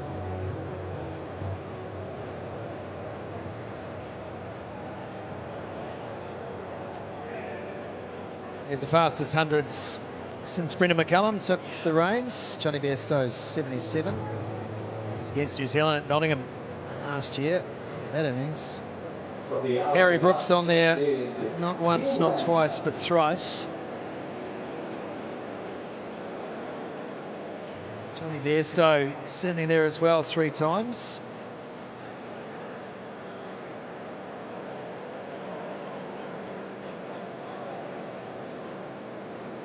To me, talk about the team being under pressure, Rig, and how Harry Brooks approached this innings.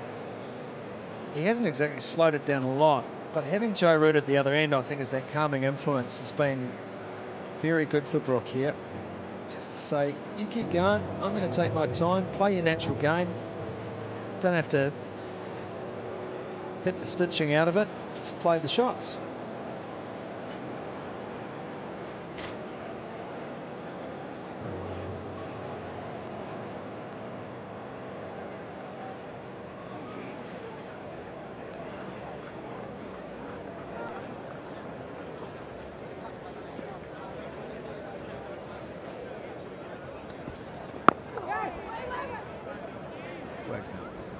Assisting with that full length, trying to angle that across Joe Root.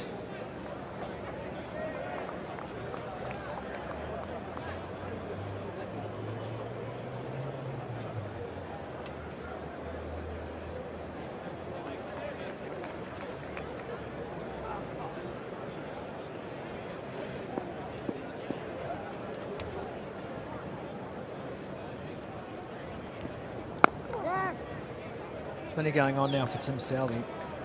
Plenty of questions.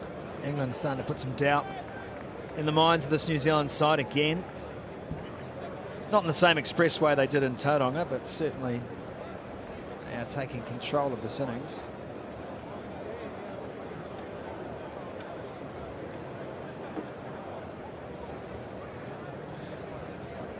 In the Mount, they bludgeoned New Zealand to death. Here it's more deep paper cuts. Well, it's surgical in other ways.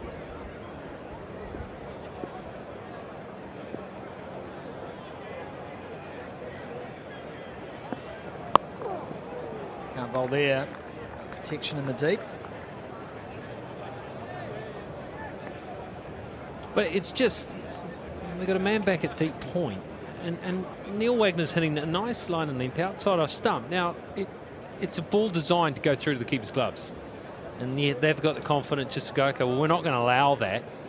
Bat out there, easy single. It's just so hard to stop them from ticking over the scoreboard. When it looks like New Zealand, let's say, has got them under control, they're still scoring 5 runs and over. Williamson moves into extra cover now, short. Yeah, the way they've been able to take the quick singles throughout this innings as well, that intrigued me. That theory that take every run available. It doesn't have to be in boundaries, it doesn't have to be ballistic. You can just pick the runs off here, keep the game moving forward. They can become really frustrating runs.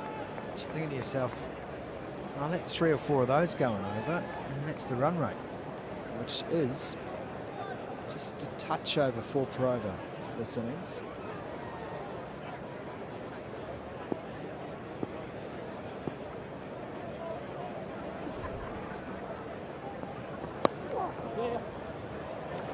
It's the field.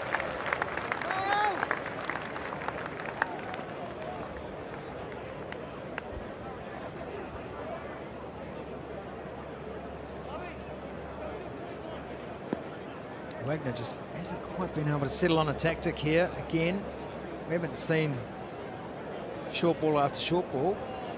More saying the full delivery. Well, as a test bowler, that he's been at his most effective when he just bangs it in. And it becomes a war of attrition. for the batter. The situation hasn't really dictated that. England have countered it well.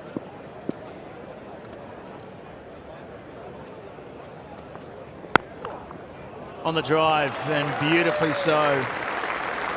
Goodness me, that is classical. Joe Root, boundary to finish the over, 193 for 3.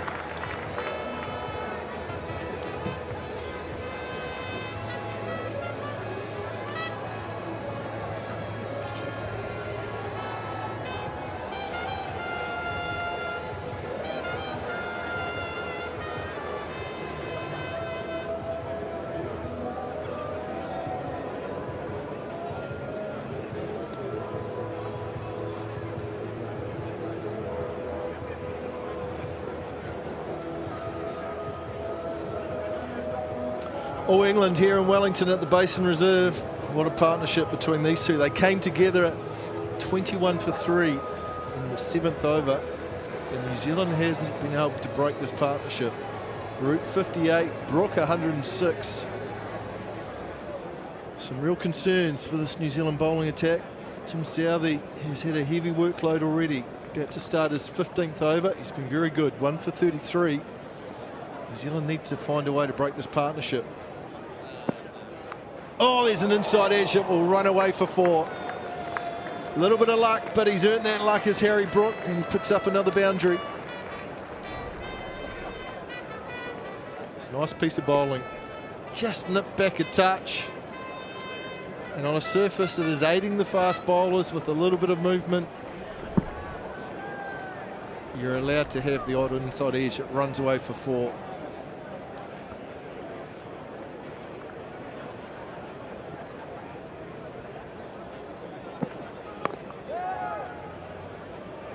It's been such an impressive partnership on a number of fronts. I've been really impressed with the running between the wickets. And that's about as good as it gets. Frankie Mackay, Joe Root on that front foot, piercing the cover gap. Both these players look in fine touch now, which is a real concern for New Zealand. Yeah, that's just straight out of the coaching manual. That one, high elbow, the poise through the shot. Just a delight to watch from Joe Root. Sent back. A good call in the end, but it's been where this partnership has really blossomed, the ability to rotate the strike, deny the New Zealand bowlers having one of the England players stuck at an end for 6, 8, 10 balls. It really has been impressive the way they've used soft hands just to drop the ball at their feet and run. Every bowler would say it. You want to have a prolonged period of time bowling at one player, being able to just heap pressure onto one player, get into your rhythm, one spot that you can just run in and hammer away at.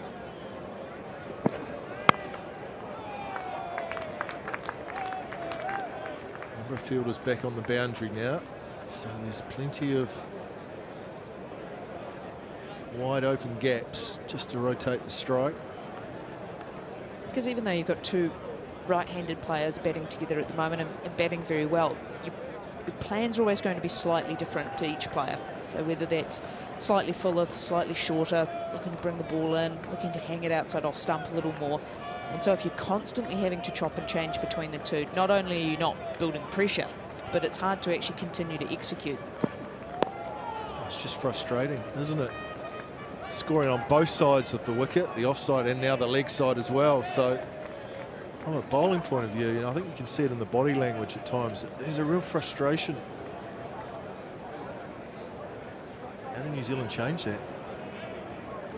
You saw after lunch, it was a good wee period with Matt Henry and Tim Southee. Did a really good job. There was a number of maidens and they just kept things nice and tight. But once those bowling changes happened, then that pressure valve was released and New Zealand haven't been able to get it back. It's in the air. Finds the gap. Conway's back at deep backward square. Just a single. 8 from the over. 200 is up for England. They're 200 for 3.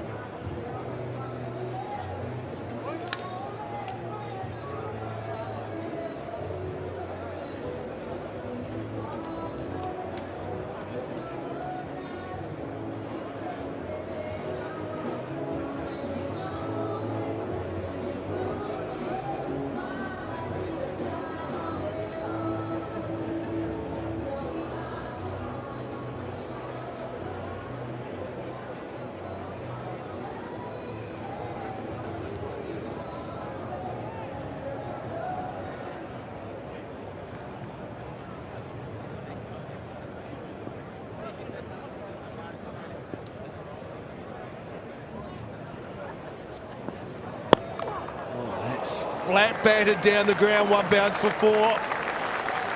We've seen this in the first test at the Mount, and now Harry Brook is going to deliver a bit of pain to this New Zealand bowling attack, and it's Wagner who's in his sights. That is just so good to watch from Harry Brook. He sees the field that's set square, recognises that Wagner's likely to be going to that short ball plan, and there's no mid-on in place. So it means he just gets himself outside the line of leg stump, frees the arms up, and he can just baseball it down the ground. It seems like he's taking risks to score, but actually he's just putting all the percentages in his favour. Long on, a straight long on in place now for that shot. This was flat batted. Joe Root had to get out the way of it. It was like a missile coming straight for him. Oh, this is going to be entertaining.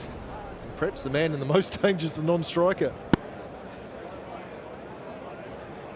Good footwork, Joe Root. You've got to be alert at the other end when your partner's stepping away and flat batting it with power down the ground. Chris Gaffney also has to be just aware.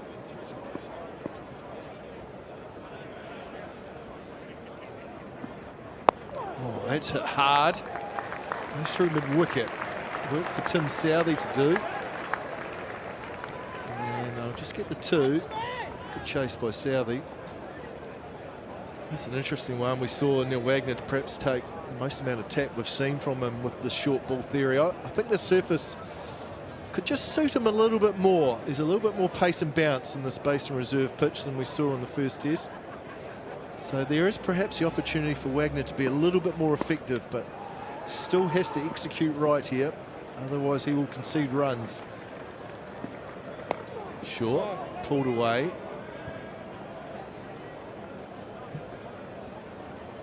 And that's the key, I think, for Wagner. It's all around the height. Yes, he's got that ability to run in and bowl chest high for sustained periods, but it's actually the real effort balls, the ones that really going to count, is the ability to get the ball above shoulder height, ideally get it up to eye line level, where it becomes difficult for both players to control, but especially Harry Brook, the way he plays it with a real front foot press and then just tries to transfer his weight back. So if he can get it right, I think there's enough assistance here where it can be a successful plan. Joe Root's going to take it on as well.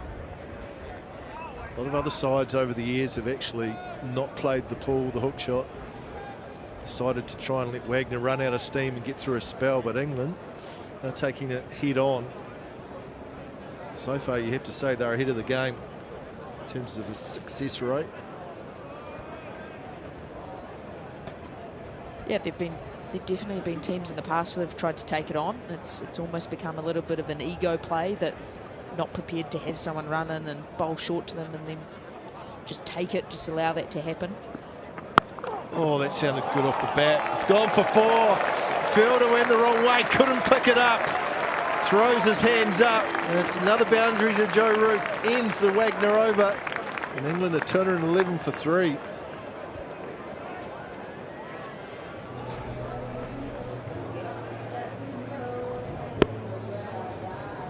It's just chest high once again. Picks the gap between the two fielders. Nice and tight. And it's the man on the boundary, Will Young, who initially goes the wrong way. Possibly unsighted off the bat. Ends up the second boundary of the Wagner over.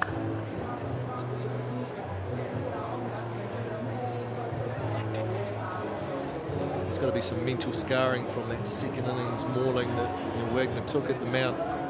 13 overs, 2 for 110. Went to 8.4. And there's got to be some remnants of that first test match. That last over went for plenty. New Zealand have generally had a control over the run rate today. Just feeling it's on the rise now. It's only 4.3, which in most cases is a very healthy run rate. Southey, who is one of the few New Zealand bowlers that has had the control. It's going to be crucial here in this spell.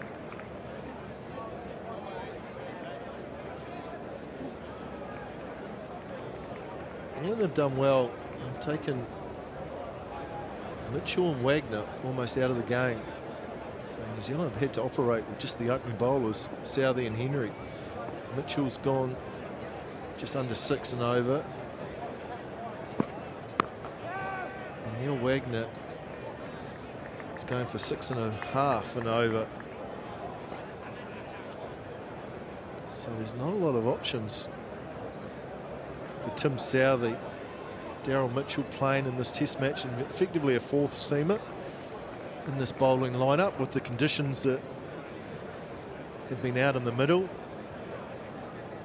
Hasn't quite worked so far, you have to say, for New Zealand after a very good start. They owned the first half an hour, but since then it's been all England.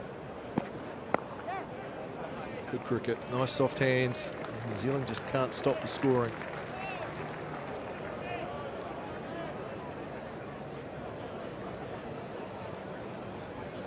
It's been impressive to watch, just the ability they've been able to rotate the strike with. That just becomes such a low-risk option. Looks so easy to just be able to knock it into the offside, take one down the non-striker's end, and do it all over again. I think Southee's bowled well. Between him and Matt Henry, they've been the pick of the two. They've looked dangerous. They've been reasonably consistent as well.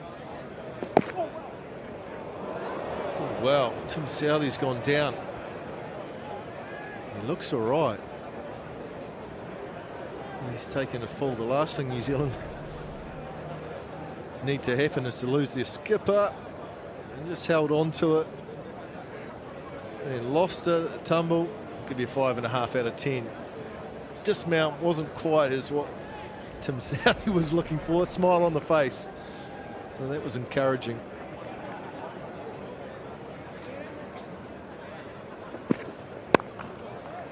So strong through that region. The timing's really good. It's going to get on those practice wickets and run away for 4. Good effort by Will Young, but even that desperate dive couldn't stop the boundary. Impressive stuff this from Harry Brook. Don't have to miss by much. Just a little bit of width on offer on this occasion from Southee. Just bullied through that offside. A desperate dive from Will Young, can't haul it in.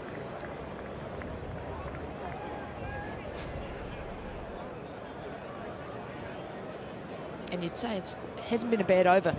Been 4 reasonably okay balls, gone for 6 already.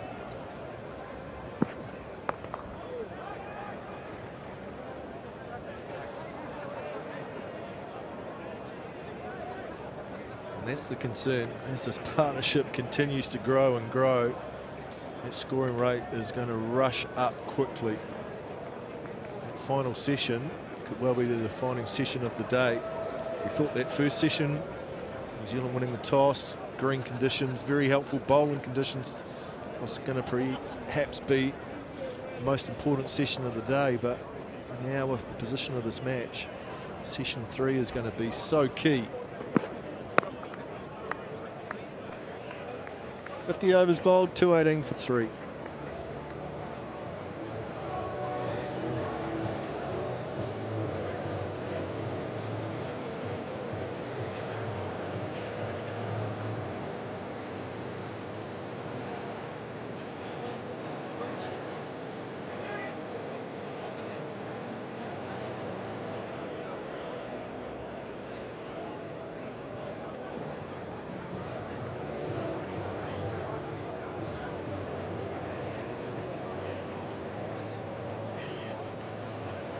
Good crowd.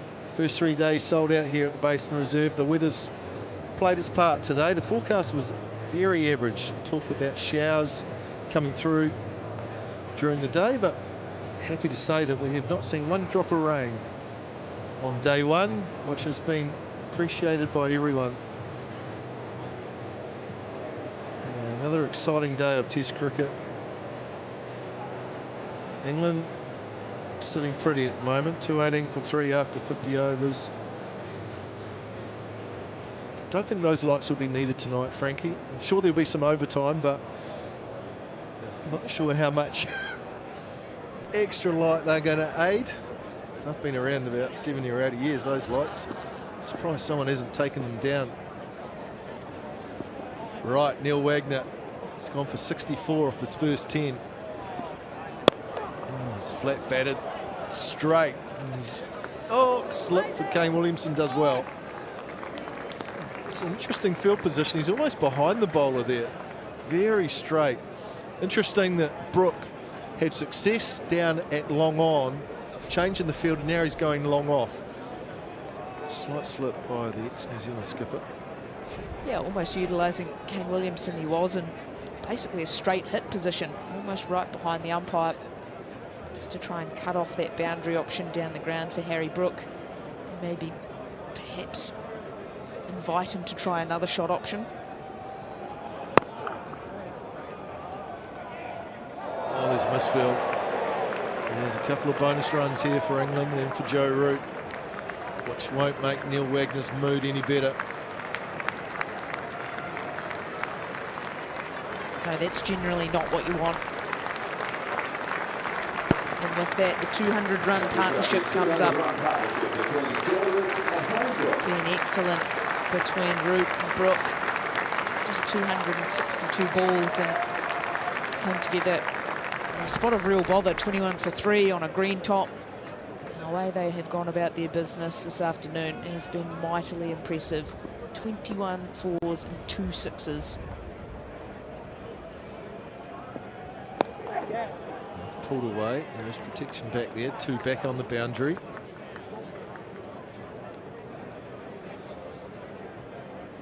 Oh, it's been an incredible partnership, hasn't it? Consider how early both players were in. Conditions that heavily favoured the New Zealand bowlers. There was plenty of movement, but they were able to absorb some pressure for a period of time and then reapply it. New Zealand haven't been able to break the partnership. And it swung away. It's a desperate dive. It's gone down to Matt Henry at some pace.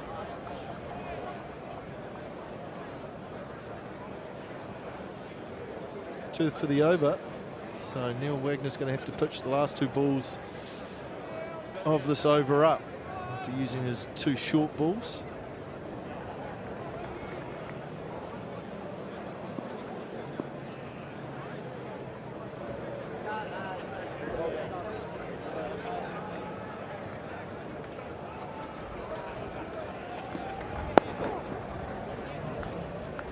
Out to the sweeper.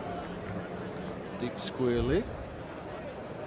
Well, just in case you're joining us late in the day, it was a good start by New Zealand. They picked up 3 early wickets. First was Zach Crawley, feathered one through to the keeper, and then a very good catch by Bracewell. Matt Henry had his second. Tim Southey came into the game. What a catch by Michael Bracewell at third slip. And England at that stage were 21 for 3 after 6.4 overs. New Zealand were firmly on top. Left alone, and you have to say that England now are firmly on top at 224 for 3.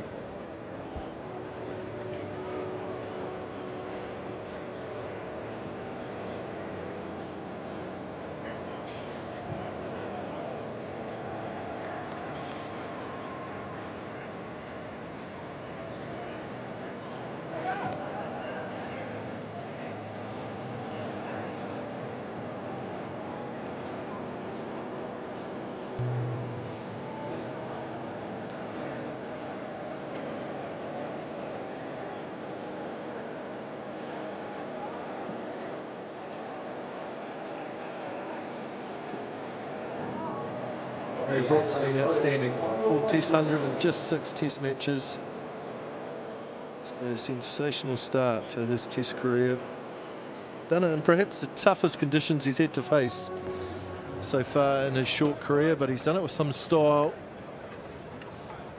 Michael Bracewell, New Zealand off spinner, about to come back into the attack. Who would have thought that he would have got through 6 overs inside the first 2 sessions on a green top? He's going to have an important role to do, perhaps more than what he thought he might in this first innings.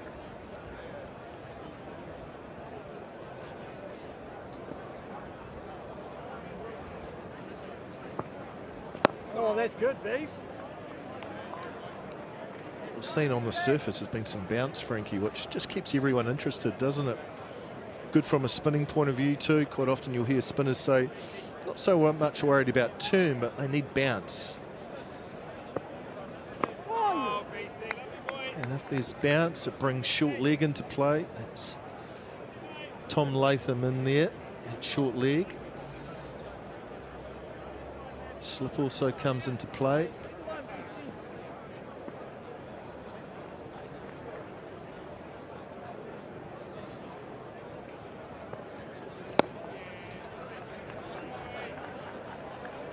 Interesting today, we haven't seen any reverse sweeps from Joe Root.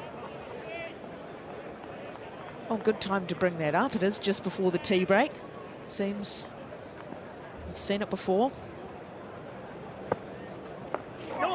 Here's the normal sweep, played really well. It's a lat shot that's gone very quickly.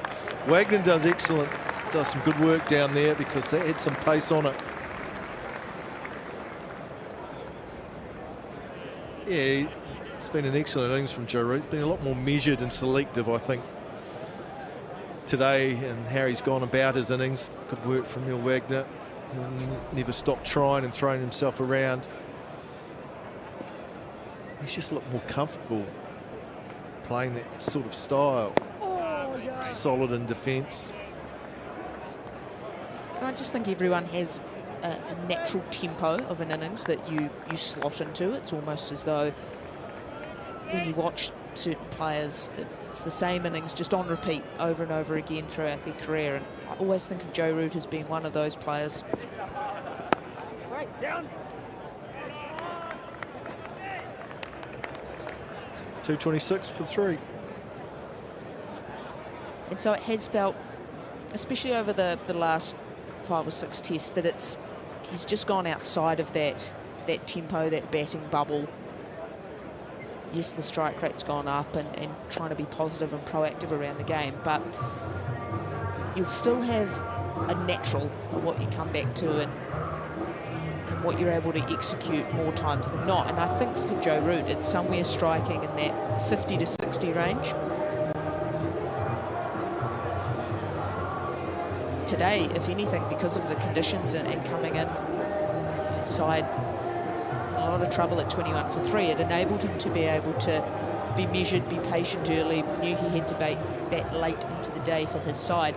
And from them, just seen the way that his innings has evolved and developed, and the ability to pick the gaps, work the ball well for 1s and 2s.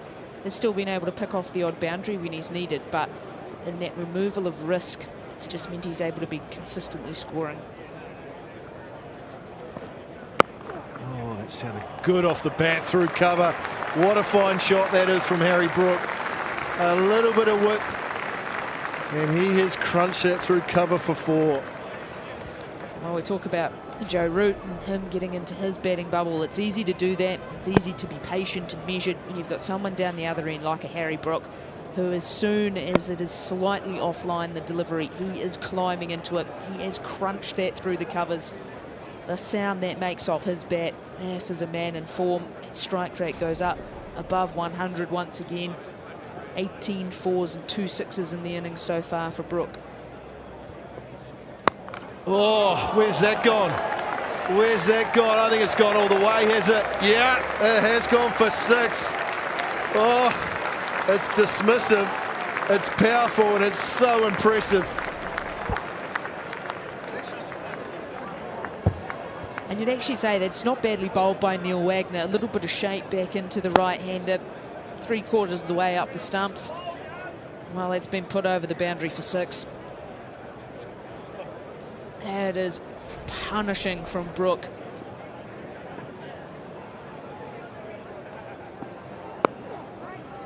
Wagner's gone for 80 into his 12th over. This is a reenactment of what happened at the Mount. It's got to be so demoralising for the New Zealand left armour here. He's just not used to this sort of treatment. It's been brutal, but it's been controlled. That's been the difference today. It's been so impressive. And he's just in such good form every now and again. It is a little bit agricultural but he gets away with it. Comes out of the middle of the bat. One of the things I've noticed about Harry Brook, I don't know what you think, Frankie, but very rarely does he mistime a ball. Like when he tries to hit the ball, the last couple of shots obvious, it actually comes off the middle. It's not a thick inside edge, or occasionally he might slash one behind point that perhaps slides off the face, but he is an excellent timer of the ball.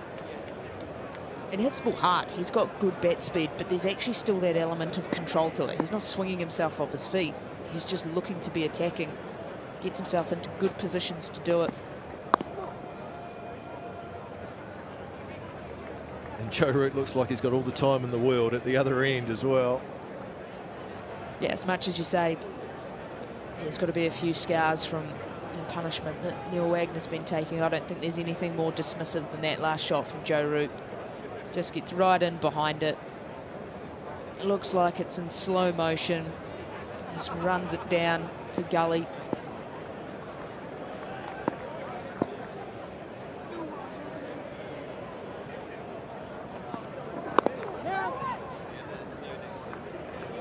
Dot to finish, 2:37 for 3.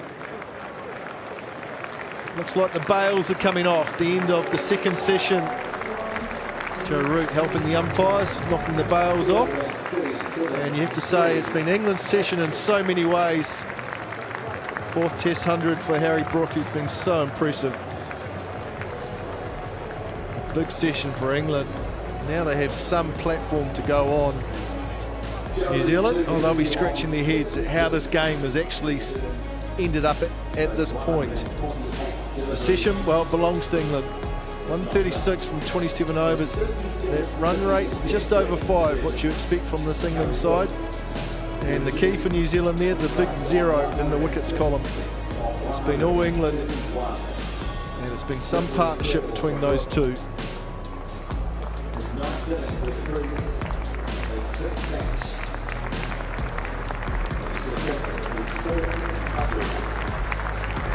Harry Brook applauded off by New Zealand players, his batting partner Joe Root, and all the England fans here at the Basin Reserve for the second Test match. Matt Henry, who at times today has looked very dangerous indeed. He's found a good line, especially to Harry Brook. Took those 2 wickets early on this morning. Since then, though, England have found a way. They've found a way to score, whether it be through quick singles, whether it be through boundaries. Brook on 136, and now 137, straight away.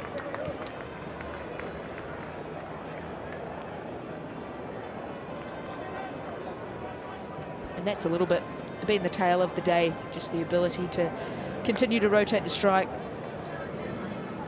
Not allow New Zealand bowlers to settle in and bowl maiden after maiden.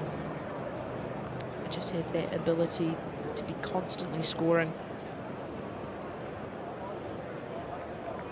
It's now the 2nd highest partnership here in Wellington. That highest partnership I mentioned before, 2-3-2 in fact, not 2-2-2. It's for the 6th wicket between Ian Botham and Derek Randall. 1984, so a record that has stood for some years now.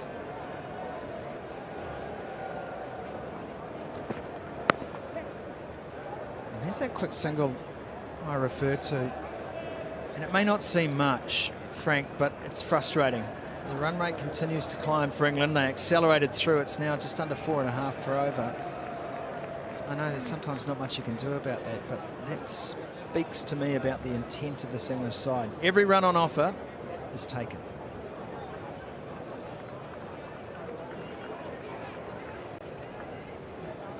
And that's what you want as a bowler, is the ability to just bowl at one player. Just run in and bowl dot ball after dot ball after dot ball, heap pressure on them, be able to have catches in play. Try and create some form of pressure so that they either become a little bit tentative around the crease, around defending, leaving, or they start searching for balls to score off. And just with enough movement still on the surface, that's when you bring yourself into the game. You don't have to be able to out there bowling miracle balls to be able to take wickets. It's the ability to create pressure.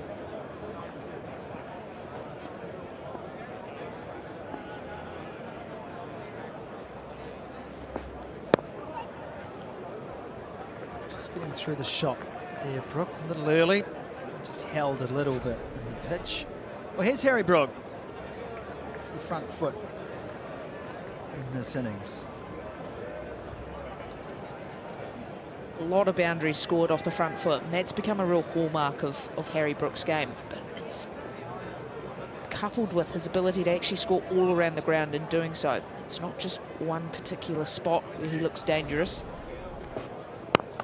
Oh, just admire that. Just admire it. Well, we might need to redo that graphic. That is yet another boundary off the front foot from Harry Brook. It is over-pitched from Henry, searching for some movement. All that he's found is the middle of Brook's bat. He's tough to bowl to because you feel that's where you're in with your best chance. He's on that front foot, getting him to play with hard hands, hands getting out in front of the pads, especially with that short, measured front foot stride. And a single to finish. And they are scoring at will here, the English. It's 2-4-4 for 3. But what he's done so well today is he's just played so late. So even that last delivery, he just lets that come onto the bat. The ability to just hold the bat there, knock it down into the offside, take one. Easy as you like that over, and 7 runs coming from it.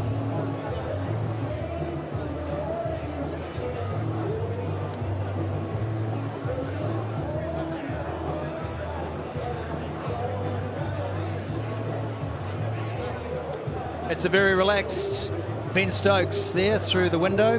Jeetan Patel just the bottom left there, and I think to the left of Jeetan Patel is head coach. It's Kenny from South Park.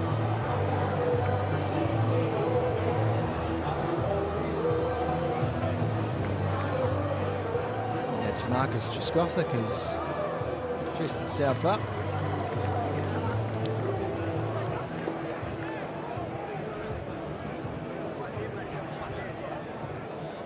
Killed Kenny, but they're killing New Zealand's hopes and dreams here. These two batters. It's Brook on strike. Somewhat of a false shot, but no harm, no foul.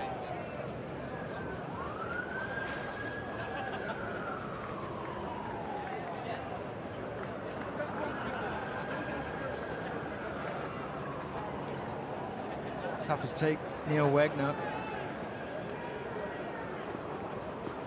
He's going to need to find every layer of resilience here, find a way. They have got to stem both the flow of runs and England's approach somehow. These two just do not look like getting out at all.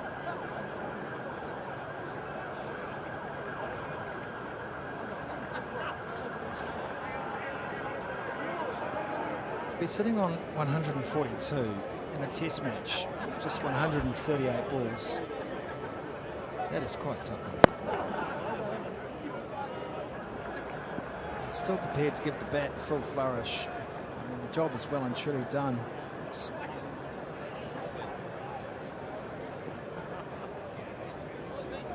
I just don't think he's the kind of character to be satisfied, though. I think he's someone who just looks like he loves batting, loves being out in the middle, in the thick of it, loves the contest of it, and he's hungry for scoring runs. Plays that late. Harry Brooks, should I say?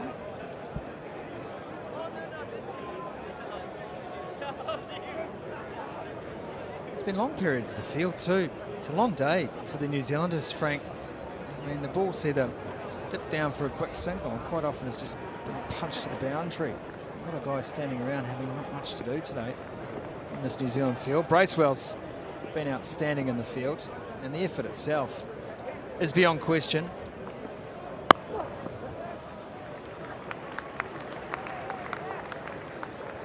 Conway out on the bank.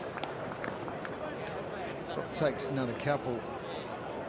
Just see there's just a hint of dejection, isn't there, in this New Zealand side? Just shoulders down just a touch. yeah, it becomes quite a crucial point of the game. Because this is just where, if the energy levels just start to drop from the New Zealand side, you just start to go through the motions is probably a harsh way to describe it, but if you're just going through it hoping to get a wicket. That one angled in. And Brook more than up to the task. 2, 4, 6 for 3. And that's what you're doing all of a sudden with the rate that these two can score at, with the way that this English side look to play their cricket. The game can actually get out of control really quickly, and you lose that ability to be able to claw it back. So crucial at this patch of the game after the break, New Zealanders to be fully engaged, because if there is that little half chance that comes about in the next few overs, need to be able to grab it. That's what will arrest the momentum. That's what will change the game. Southee and Henry, they've been the wicket takers so far today, and they've been the two most impressive bowlers for mine as well. Henry's added some wicket-taking ability, but also an element of control that perhaps was lacking the first test in the Mount. Nicely tucked away by Joe Root. Takes the single. Once again, first ball of the over, easy single. Rotate the strike. Matt Henry was enjoying this matchup with Harry Brook. Deliveries that just seem to trouble Brook, which is saying something considering how untroubled he's been able to look today. Just the one that angles in and then just slightly nips back at him. Plays that with ease though. Cover point, just the one.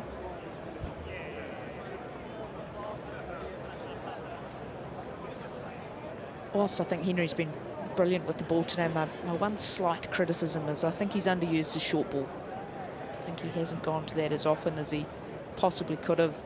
Yes, up top, you want to have the ability to try and swing the ball slightly and seam it round, but he actually has a slippery bouncer, does Matt Henry, and I feel especially to Brook in particular, it's been underused throughout.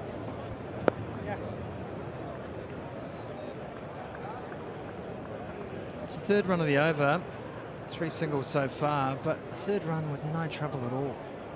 Just easy pickings at the moment. England can start going along at 5s or 6s. It starts to become a very long day.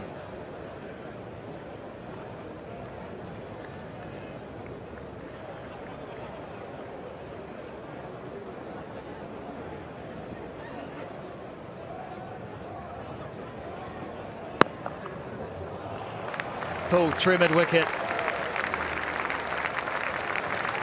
That is just quintessential of his approach to cricket. Harry Brook. 250 up for England, 253. The speed with which he got on top of this delivery.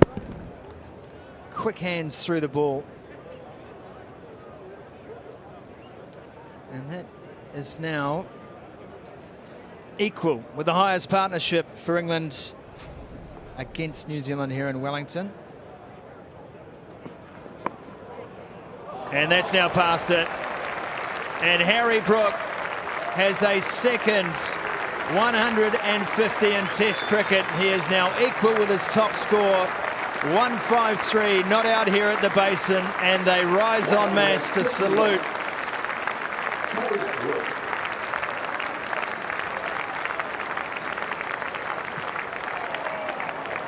Those last two shots just illustrate what a talent this young player is. Gets the short ball first up, pounces on that, shows off power and hand speed through the leg side, and then second one, touch and class.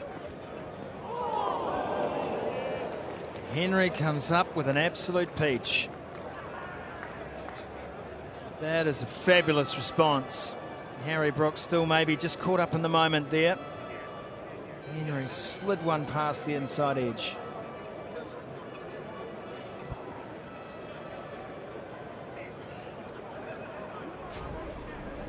Just need to see more of that from the New Zealand side, attacking in and around that off stump. There's still plenty out of the surface on that occasion.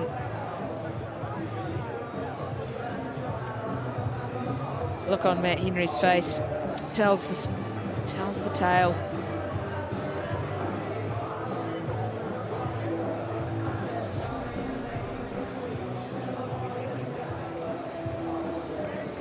Relentless batting. Harry Brook, he's been player of the match in his last 3 tests.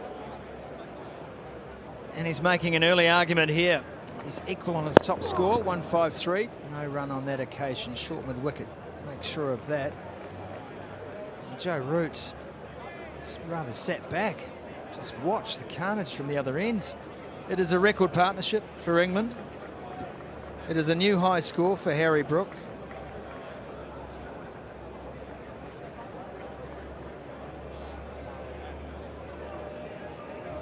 It's a record partnership for England here at Wellington.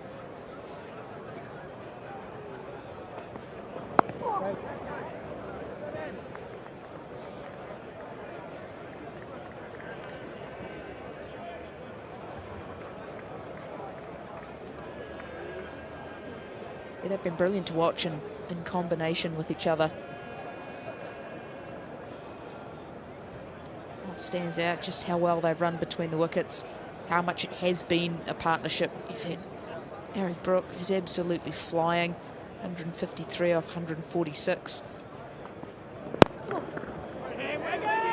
That's another great stop. Bowlers have made numerous stops like that today.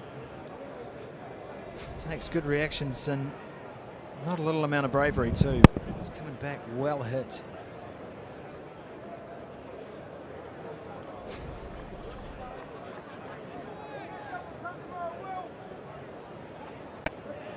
Remembering in the selection of this team, New Zealand wanted to go an extra batter.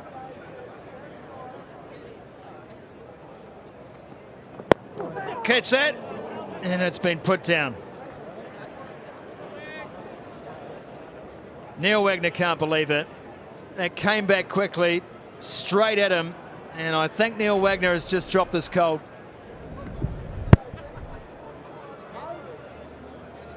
Just short. Done him a disservice.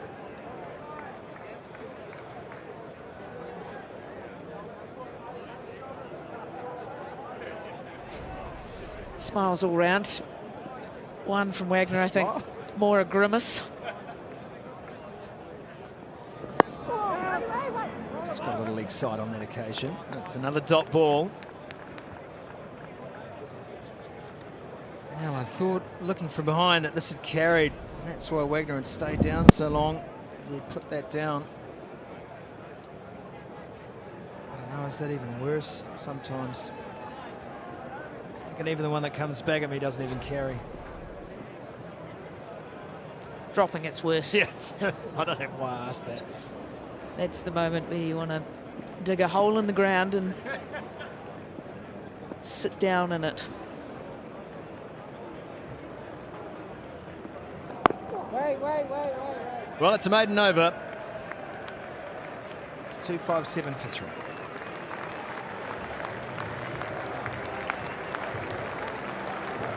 Yeah, it's about that extra batter, Frank. We talked briefly about it at the start of the play, whether that was a good strategy or otherwise, but ultimately I do get the feeling here that Henry just coming back into the side. Southey's already through 16 overs. Wagner's taken a fair bit of tap again today. Maybe have left themselves short here. And New Zealand can well talk about their batting depth and maybe some of the top order they haven't fired, certainly not in that first test against England, but I felt it was more the inaccuracy of the bowling that allowed England to set the game up.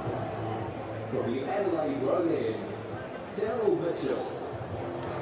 I think it might be fallacy to think that somehow it's the batting that cost New Zealand that first test. Certainly didn't help, but it's a side that you've got to take wickets against. Yeah, it is, and you've got to take 20 wickets to win a test, is the logic. So there will have been a lot of discussions around how many bowling options they want to take in. I think something that this New Zealand side still hasn't quite balanced up is the loss of Colin de Grandhomme and the seam bowling option he gave the side, ability to swing the ball and then bat in your middle to lower order as well. Of course, missing Kyle Jamieson too. It gives you a betting option as well as being one of your frontline seamers. So there has been a bit of disruption to, I guess, the method that had been so successful for New Zealand in their run to World Test Champs. And so there has been a little bit of how to best balance the side. You've got Bracewell in as the spin bowling all-rounder, so you do have that spin option there, but it's now how you make up the rest of the overs. And you see it's only getting tougher. The seamers is less and less on offer as the day has progressed. And so now it is a real balancing act for Tim Southee around how to make sure you can keep control of the game, try and take wickets, but also not bowl yourself into the ground. Mitchell gets a downwind spell here. Just a hint of swing from Daryl Mitchell there. Man of the moment, Harry Brook, 150 today. Second time in his Test career. His high score, 153. He's equalled that here today. That was set Rawalpindi against the Pakistan side. And an appreciative crowd have watched another masterclass. He's got a master batter at the other end, but it's really been about Harry Brook today, the way he's paced this innings. Oh, looking to get creative. And that 50 coming up, third 50 for Harry Brook coming up in 38 deliveries. He's looking to scoop that round the corner. Still full of innovation. Even that's come out of the middle of the bat. It's true. And he had his eyes closed.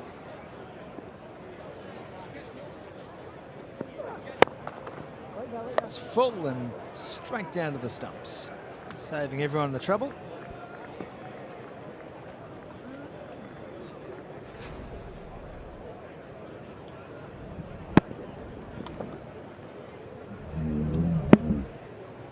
He's definitely a handy bowling option to have, Daryl Mitchell. I think he can be that player that offers control in a side. He has got the ability to swing the ball a little bit. Not express pace, not even close to it, but there is a role that he can play in this side. Loves to get himself into the contest, loves to get into the fight. Well, it technically is the de Grandhomme role that you spoke about. Oh, goodness me. That is a long way up. Anything there today, Harry Brook has been merciless upon. That is his highest Test score, and there's more to come. Pick the bones out of that. That is excellent from Harry Brook. Not the best effort up on the bank that we've seen so far this summer, but this is just brilliant batting. Simple, still on contact. Beautiful, even swing of the bat through the ball. If you want to know how to hit sixes up on the bank, that's a good look at it. And now there's a discussion. Senior players all in conversation. Well, Daryl Mitchell knows there's no seam movement. The pitch is bouncing true. Harry Brook just needs to stand there. If you're going to bowl that length, that is going to be back over your head. A wild slash at that one. Well, that's what he's actually done so well throughout, Harry Brook, is he's been savage on Mitchell, on Wagner. He's been proactive against Bracewell. He's been prepared to score. So it's meant that any time that Tim Southee has gone to his, I will call them change bowlers, they haven't been able to settle. They haven't been able to bowl long spells. Even Neil Wagner, he's got through the 14 overs, but he's gone for 83. So on his way to his highest Test score, he's actually put all the pressure right back on New Zealand, said, I know you don't have the bowling options that you're maybe used to. Anytime you bring on someone that's not Southee or Henry, I'm into them.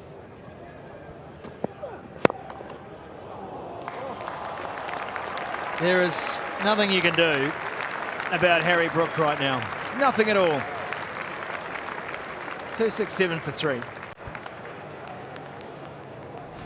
Just as easy as you'd like. Trying to bowl that fuller length once again, Daryl Mitchell.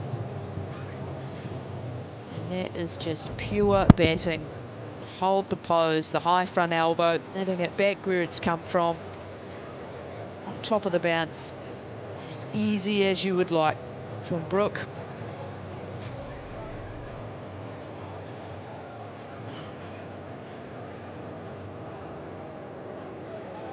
Lord Sauron of Matamata sitting there on the balcony.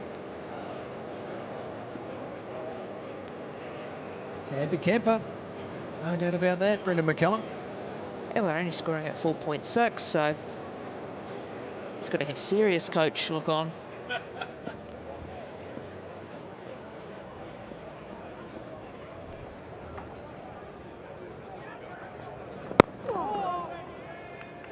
Well, it's a hypothetical question, but what must be Joe Root thinking?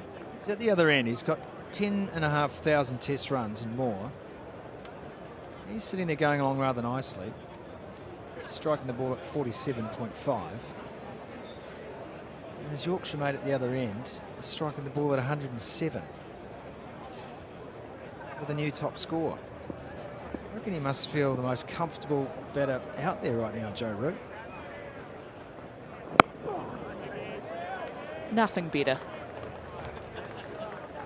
Just got to do your job. I think he's been brilliant throughout. I think he's provided that just calming level presence. He's been able to become that bat through role. It just allows Harry Brook to just go out and just bat with that freedom. I'm sure as the experienced player there's been the odd word in the air and a bit of encouragement along the way, but yeah, there's nothing better as a batter than watching someone go about their work. When required, Root too has been able to lift the rate, even though he might go back into his shell a little. But 10 runs off the last Mitchell over. 10 runs off 2 shots. So it's not as if this pair have to do anything drastically different here. I guess now they start to think, all right, we're in the 59th over of the day. Do we want to have a bowl at New Zealand this evening? Or do we want to keep going, put as many runs as we can on here, knowing that weather is forecast to deteriorate somewhat tomorrow? I'd hate to even guess what that man's thinking around declarations and what he's after. There was a little bit of discussion with pre-match press conference that even though there was a green surface, that actually maybe the tactics didn't change too much. Maybe quite happy to be bowled out on the first day or declare on the first day to give his bowlers a crack. A tactic that you could fully understand in Tauranga in a day-night match. Might be harder to fathom here in a traditional Red Bull test, but I'm not saying it's off the table. Not at all. Well, that's kind of the exciting thing about it, is it feels like nothing's off the table. It feels like everything's an option for this English side and how they want to play their cricket and trying to find the attacking, aggressive route. And all they talk about is how do they win test matches.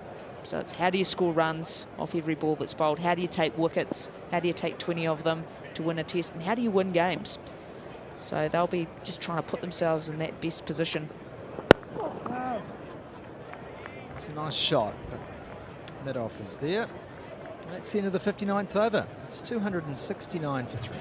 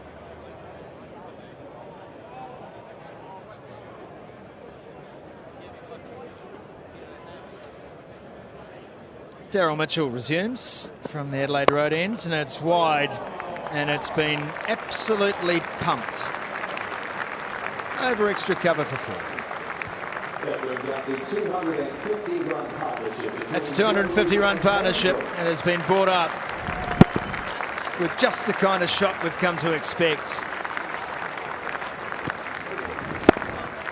Harry Brook has feasted at the bad ball buffet today. 23rd boundary, 23rd four today to go along with 4 sixes. To put this innings in perspective, regardless of scoring rate, Joe Root's on 77. He's found the rope 4 times.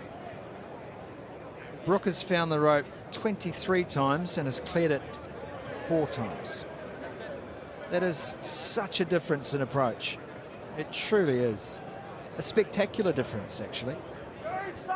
Yeah, it's impressive, that's for sure.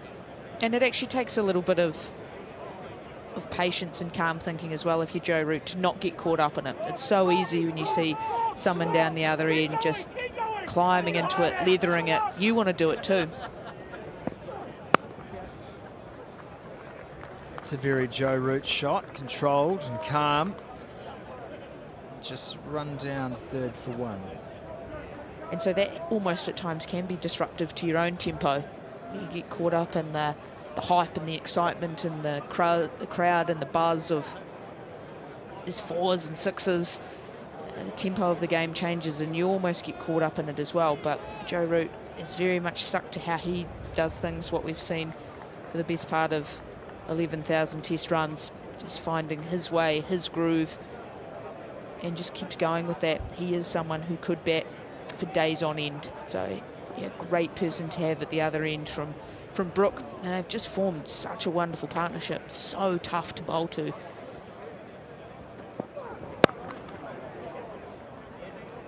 Nice again from Brook. Anything outside off stump is finding its way into the outfields. And this partnership closing in on 4 hours too. 4 hours of Brook bashing at one end and Root responsibility at the other. Joe Root's career strike rate, 55. So he's in the ballpark there or thereabouts of what we've seen his entire career so far. Just a delicate shot, isn't it? Just a delicate shot.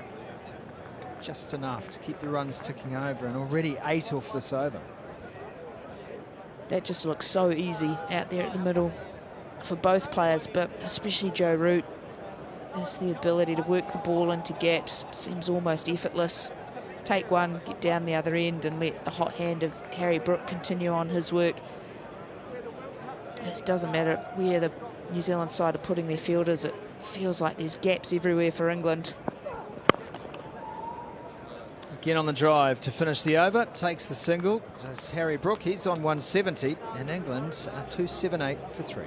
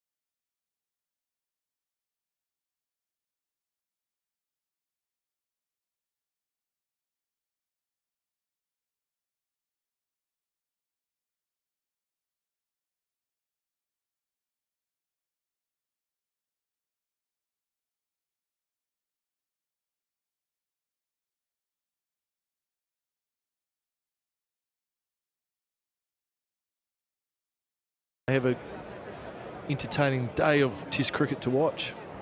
Yeah, we had a full house, give or take. Good atmosphere. It's just that punishment, isn't it, when you've got a home side on a roll for 40 minutes in the morning, first hour or so, and then the tables get turned so completely. That has gone just for 4. I'm astounded. Only 4. Almost sound disappointed. May I suggest, David? Tell you what, it's been pummeled. It's been hit hard and flat. 1 bounce for, but good use of the feet again. Close enough to it. Wasn't trying to hit it for 6. That's probably why he hit it for 4.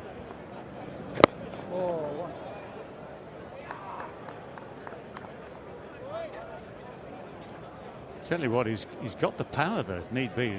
Even if it's a low trajectory, that skimming one over mid-off could still sometimes carry the boundary. And that strong bottom hand, that's where so much of the power comes from.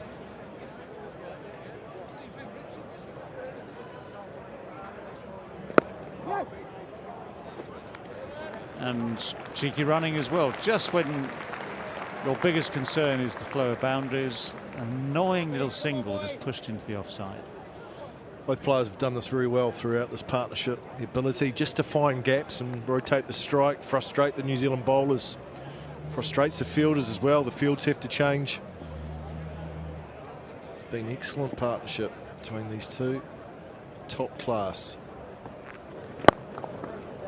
Just get the feeling he's in a mood now, David. He's got to a point where he's going to change the tempo if that's possible. He's going to put it into another gear. Well, it's as if he needs to entertain himself, isn't it? Just try and up the degree of difficulty. Just add an extra challenge. Oi! Very nicely placed, very nicely timed. Yeah, the flow runs, and it doesn't matter really whether it's the thumping bat of Harry Brook or the elegance of Joe Root, just finding the gaps and stroking it away. I mean, I complained the run rate was down at something like 3.9. That pedestrians snail like 3.9. Terrible hours rate. ago. We're back in more familiar territory now. 4.68. And to be fair, David, there's only one way that run rate is going the longer these two stay at the crease. End of the over, 289 for 3. That's the concern for New Zealand, is that for a reasonable part of the day they have had some control over the runs being scored. Well, here's a change of bat, which is a good thing or a bad thing. I wonder if it might just need a little bit of tape. Might be a wee crack on that inside edge. It's been hitting the ball so hard. There we go. Harry Brook has the highest Test score here at the Basin Reserve for England, going past Derek Randall. 164 in that 1984 Test that you were a part of. You played, David? Apparently. Didn't remember much from it when I quizzed you about it. Well, I mean, I had to watch Derek get 164, both get 138. The implication of that is that I didn't get many before them. You got a very good 33, I think, from memory. Yeah, memory or research, yeah. But it didn't make that list. No. Played out to be a boring draw, I think, from all accounts. Must have been a pretty flat surface by the end of day 4, day 5. Harry Brook just continues to break records. Start. An amazing start to a Test career. Daryl Mitchell, who was employed as the 4th seamer for New Zealand in the lineup today, has struggled. None for 53 from 8. Certainly Harry Brook hasn't allowed him to settle at all. He's been more than happy to hit the ball over his head for 6 straight down the ground. He's been aggressive. Yeah, at least now, I mean, the field now reflects that, actually, because you've got the deep long on 5 or 6 yards in from the boundary edge, at least with the mid-wicket in place as well. That just helps to block off. It helps to block off the sixes. Looks more like a one-day or a T20 field than a Test field, doesn't it? Oh, here we go. Here we go. Take your pick, not just 4, go for 6. Oh, there's a T20 shot. Represents the field, look at that. Got up and under, got the elevation with his new bat. This one's just as good as the previous one. Ball goes for 6, helped it on its way. Daryl Mitchell now has been hit straight down the ground for 6, and now he's been hit up and over the keeper for 6. Gee, this has been an impressive knock from Brook. That run rate continues to rise up to 4.8. By the end of the day, it'll be well above 5.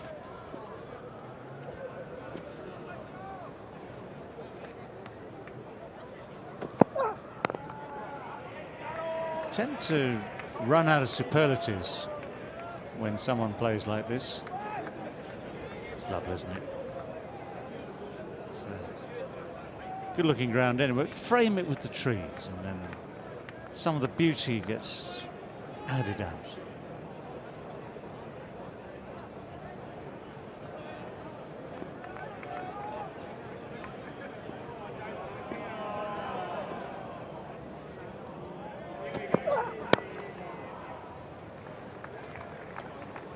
Surpassing the record of 274 held by Sri Lanka's Kusal Mendis and Angelo Matthews. This partnership between Joe Root and Harry Brook is now the highest 12-wicket partnership in Test cricket of the Charro Basin Reserve.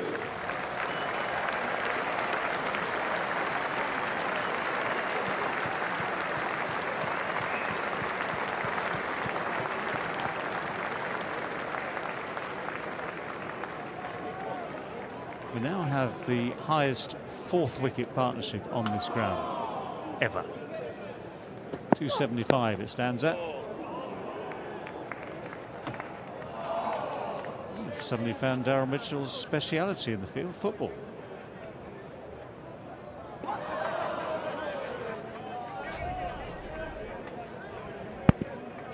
Joe Root's just playing a nice and calm and controlled innings, heading towards another Test 100, doing it in the background of the fireworks of Harry Brook. Finds the gap. Just, oh, hang on, it should have been just the one. There was a thought of a second. Luckily, the communication was strong enough to avoid the run out. 297 for 3.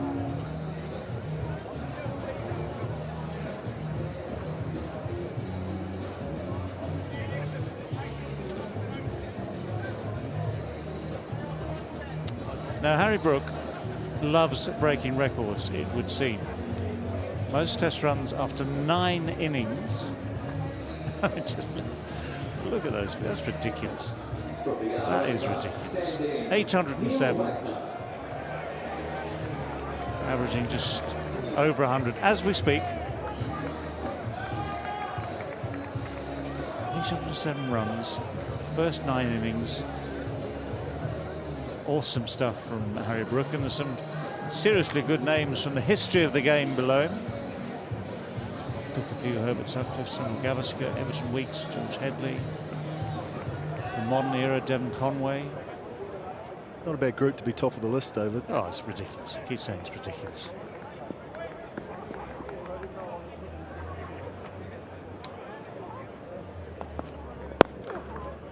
There is one problem when you start that well, this well in terms of Test cricket with your numbers. There's only one way to go, and it's not up, unless you're Don Bradman. Well, yeah, I mean, the Don was a slow starter, to be honest.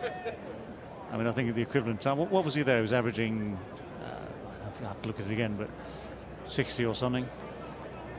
As we all know, finished 99 point, what was it, 94, something like that, 94, 96.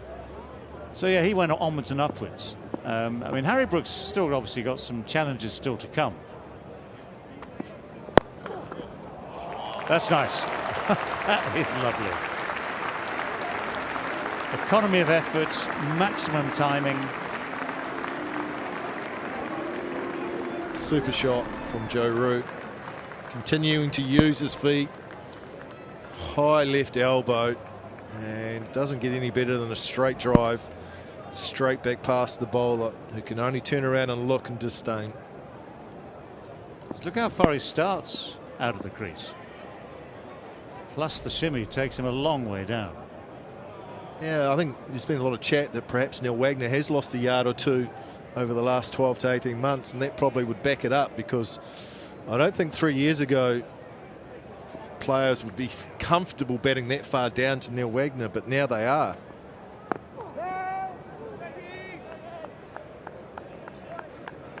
Yeah, we were talking start of the day, there was plenty of carrying the pitch when the ball was new.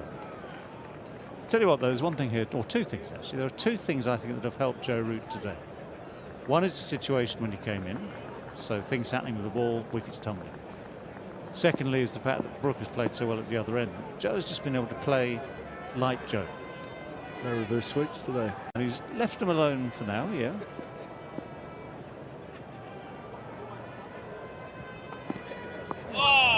On cue, absolutely on cue.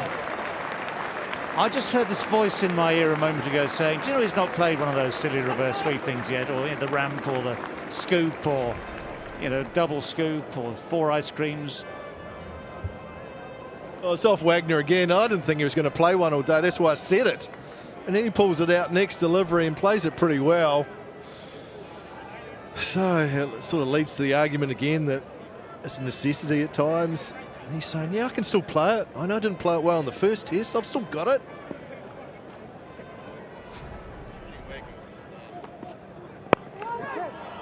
Slow delivery. Creamed away. There'll be another couple. Treating Neil Wagner with disdain here. And it follows the performance in the first test. There's real concerns for New Zealand here, not only in this test match going forward over the next 4 days, but I think moving forward towards the end of the season. There's 2 test matches against Sri Lanka. And all of a sudden you're starting to question some of the positions of these senior players in this New Zealand side.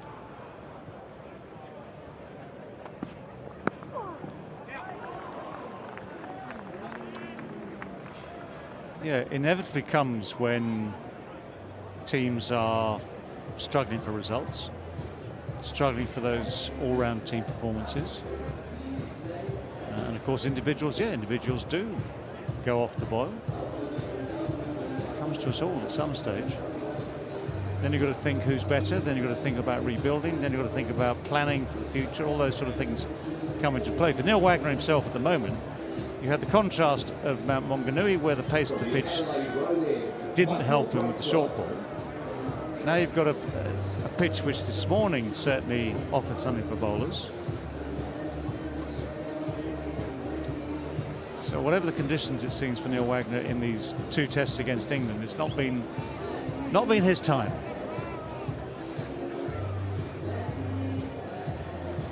It's interesting just looking at both lineups. The New Zealand lineup, there's not one player in their 20s. Everyone's 30 and above. Neil Wagner's the oldest at 36. You look at that England lineup, I've got 5 players in their 20s. Yes, they have Jimmy Anderson at 40, who is also the #1 ranked bowler in the world at the moment at the age of 40, which is quite remarkable. Stuart Broad at 36. But there's a good blend. There's no blend in this New Zealand side. They've all come together at the same time. The concern for New Zealand is they might all go out at the same time, so you have to try and juggle that. Yeah, fair point. I mean, there was a time, wasn't there, where Australia, when they were at a peak in, say, the 90s,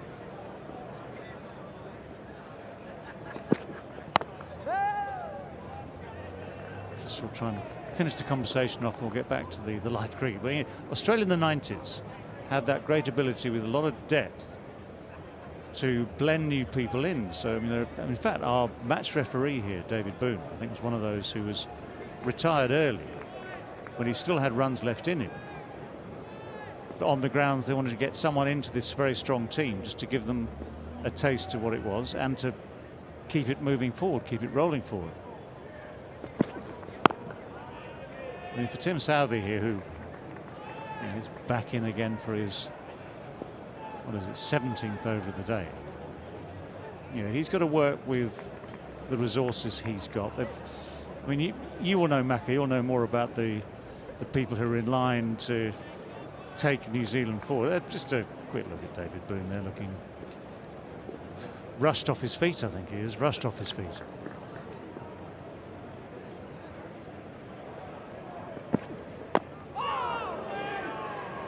the excitement of an inside edge.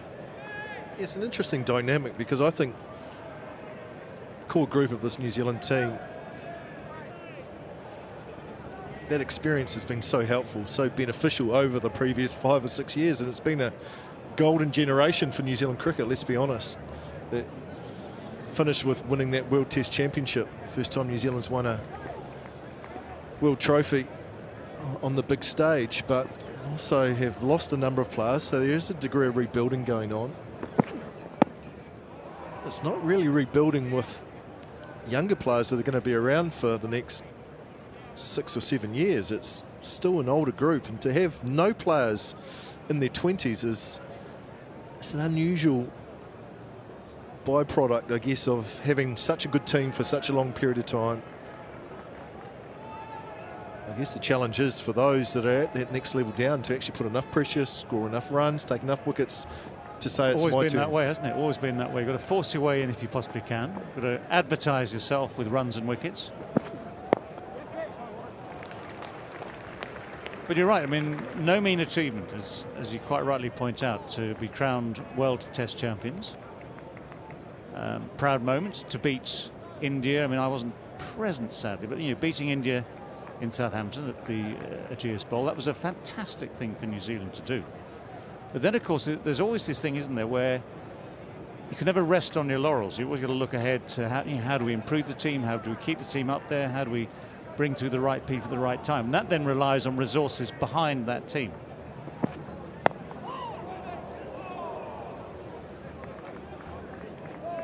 .309 for 3. Yeah, it does, and I guess that's where New Zealand A tours are so important, to actually see that next crop touring away in difficult conditions that the top side have to face when they tour. Just see who's about, who can put those performances on the board, because there's definitely been a downward spiral for New Zealand since winning that World Test Championship. In fact, they were beaten at home by Bangladesh last season, and South Africa was not a good summer. And this will be the 6th series in a row in New Zealand that they will not win the series, which is most unheard of. So there are some challenges for the side moving forward. Certainly some challenges for Neil Wagner right at this very moment. Beautiful timing, beautiful placement. We have a pitch here at the Basin Reserve, which this morning looked interesting. Now looks absolutely pancake flat. Still a touch of green, but everything's hitting the middle of the bat of not only Harry Brook, but also Joe Root. That's a lovely on drive. Wagner bowls short, he gets punished, and then he tries to pitch it up.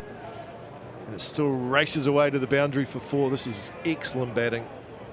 Do you know what? While we've been discussing the woes of New Zealand cricket, someone called Root has moved on to 99.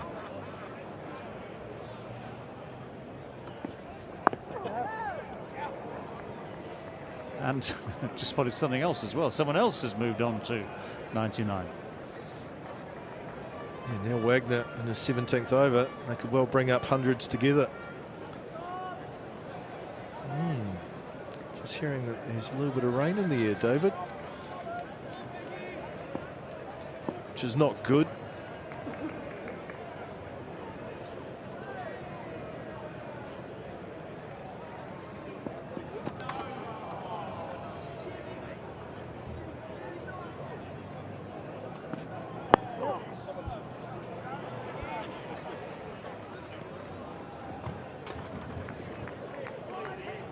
Been a really classy innings from Joe Root.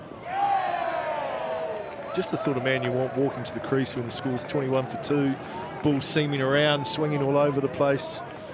Calm and composed. Experienced head. Only one ramp.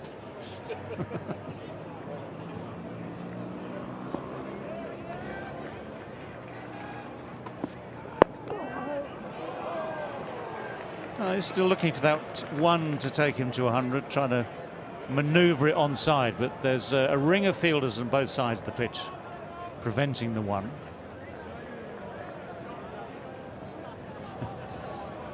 But he has been here so often, hasn't he, before?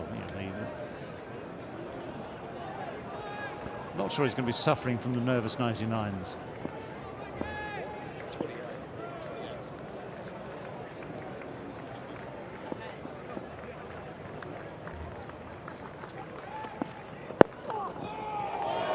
Straight at mid-wicket, firmly struck, but straight at mid-wicket.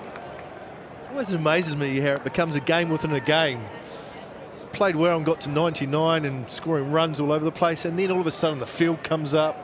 There's a bit of pressure, you feel the tension within the crowd. The rain has just started now. Can he get this one run as the shower comes in? Yeah, but the best don't worry about it. The best just know it will come. You don't have to force it, you don't have to do anything different.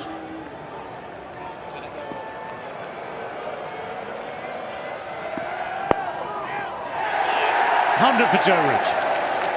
And a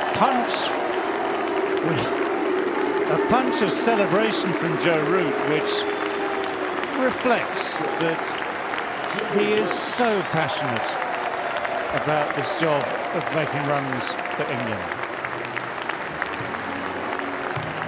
Modern day great. That is what Joe Root is. It's been one of his finest in tough conditions, and it's come just before the rain has come.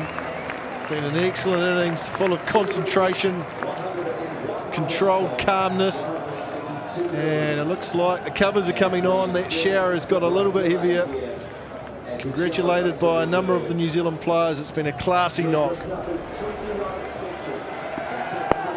Yeah, again, he used his feet. He knows he's found the gap this time. That punch, I think, tells such a powerful story.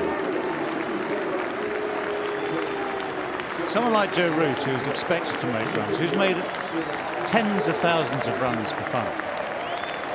But if we have a sort of slightly pale patch, as it were, people start to put you out there. But having made 100 for a while, or having your averages drop below 50, this has been a superbly controlled innings from Joe Root. He's had entertainment, brilliant entertainment at the other end from Harry Brook, and a nice touch as well. Let's Harry Brook go first off the field. After all, it is Harry Brook who's 184 not out.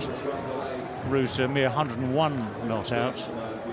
And very different strike rates. Root's 55, Brook 108. But what a partnership of 294 from 350 balls. And since that early success this morning, where New Zealand would have been quite rightly thinking that it was a good toss to win, there was life in the pitch, life in the bowling, there was quality in the bowling, there were those 3 early wickets. Since then, it is so much down to the quality of the batting, and 2 very different styles of batting from Root and Brook that has just changed it all around. That's a good point, David. 2 very different styles, but 2 very effective, impressive styles. It's led to a mammoth partnership. 3 for 21, top 3 back in the shed, and all of a sudden New Zealand on top, ball moving around, helpful conditions, and then it was Root and Brook that first off, for the first part of this partnership, absorbed some pressure and needed to for a period of time. But it didn't take long before, especially Harry Brook, was able to reapply that back to the New Zealand bowling attack. And Joe Root's just gone along. And a nice tempo, a nice rhythm throughout the innings. Partnership of 294. Quite remarkable. 21 for 3 and now 315 for 3. It's been some day of Test cricket.